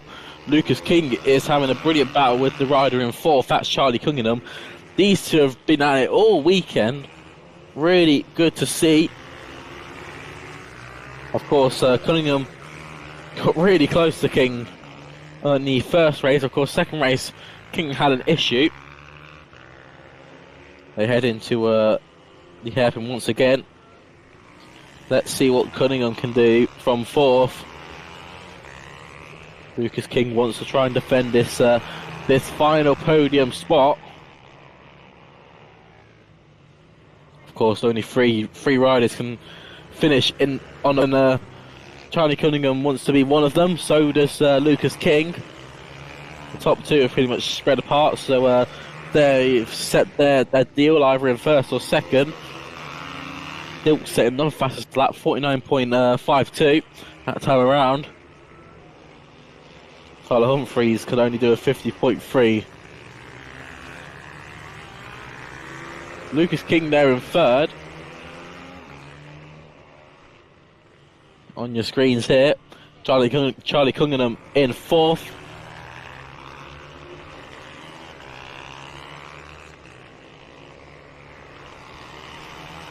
Five laps to go there on your screens. Also, you can see all move here. Charlie Cunningham, he had a little peek on the inside of Lucas King. Couldn't quite get the move stuck, but he knows he's got the pace now to make a move into that corner. Could be something he looks at in the future as they enter into paddock bend once again.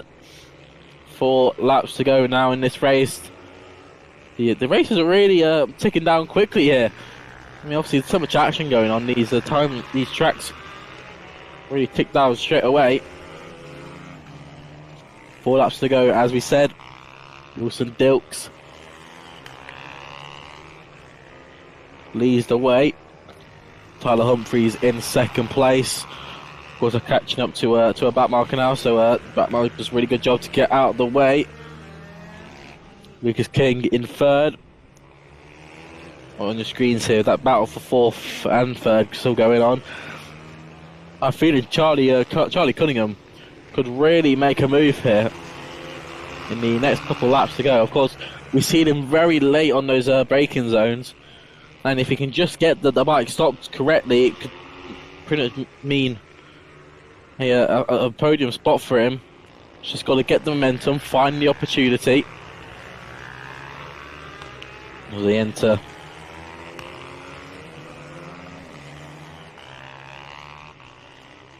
through McRae's and down into Lonsdale. Laps are ticking down here. Not many laps to make a move. Here we go. That was another look from Cunningham. Couldn't get it done on King. He knows he's got the speed to get down alongside him into that area. So something to watch in the near future. And was that King missing a gear there? Something sounded like a crunch gear maybe for Lucas King. That's really given the opportunity for Cunningham to get right up alongside him. Wasn't enough to get past. But if little mistakes like that happen to Lucas King, he'll slowly lose that podium spot. He really can't afford to make mistakes like that. That nearly was game over for Lucas King.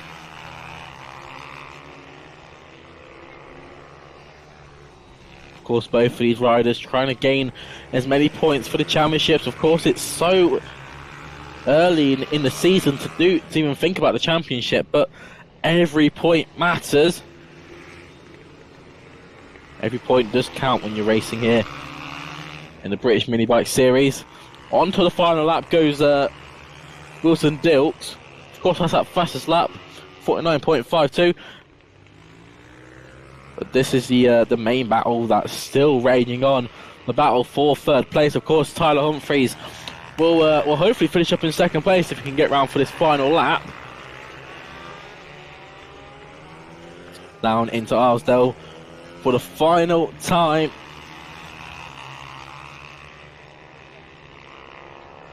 But here is your leader on your screens, Wilson Dilks. What a weekend it's been for Dilks.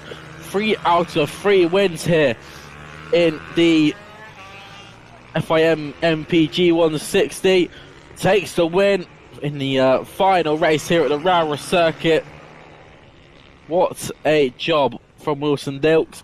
Tyler Humphries will finish up in second place from Lucas King, who just about held onto it at the line.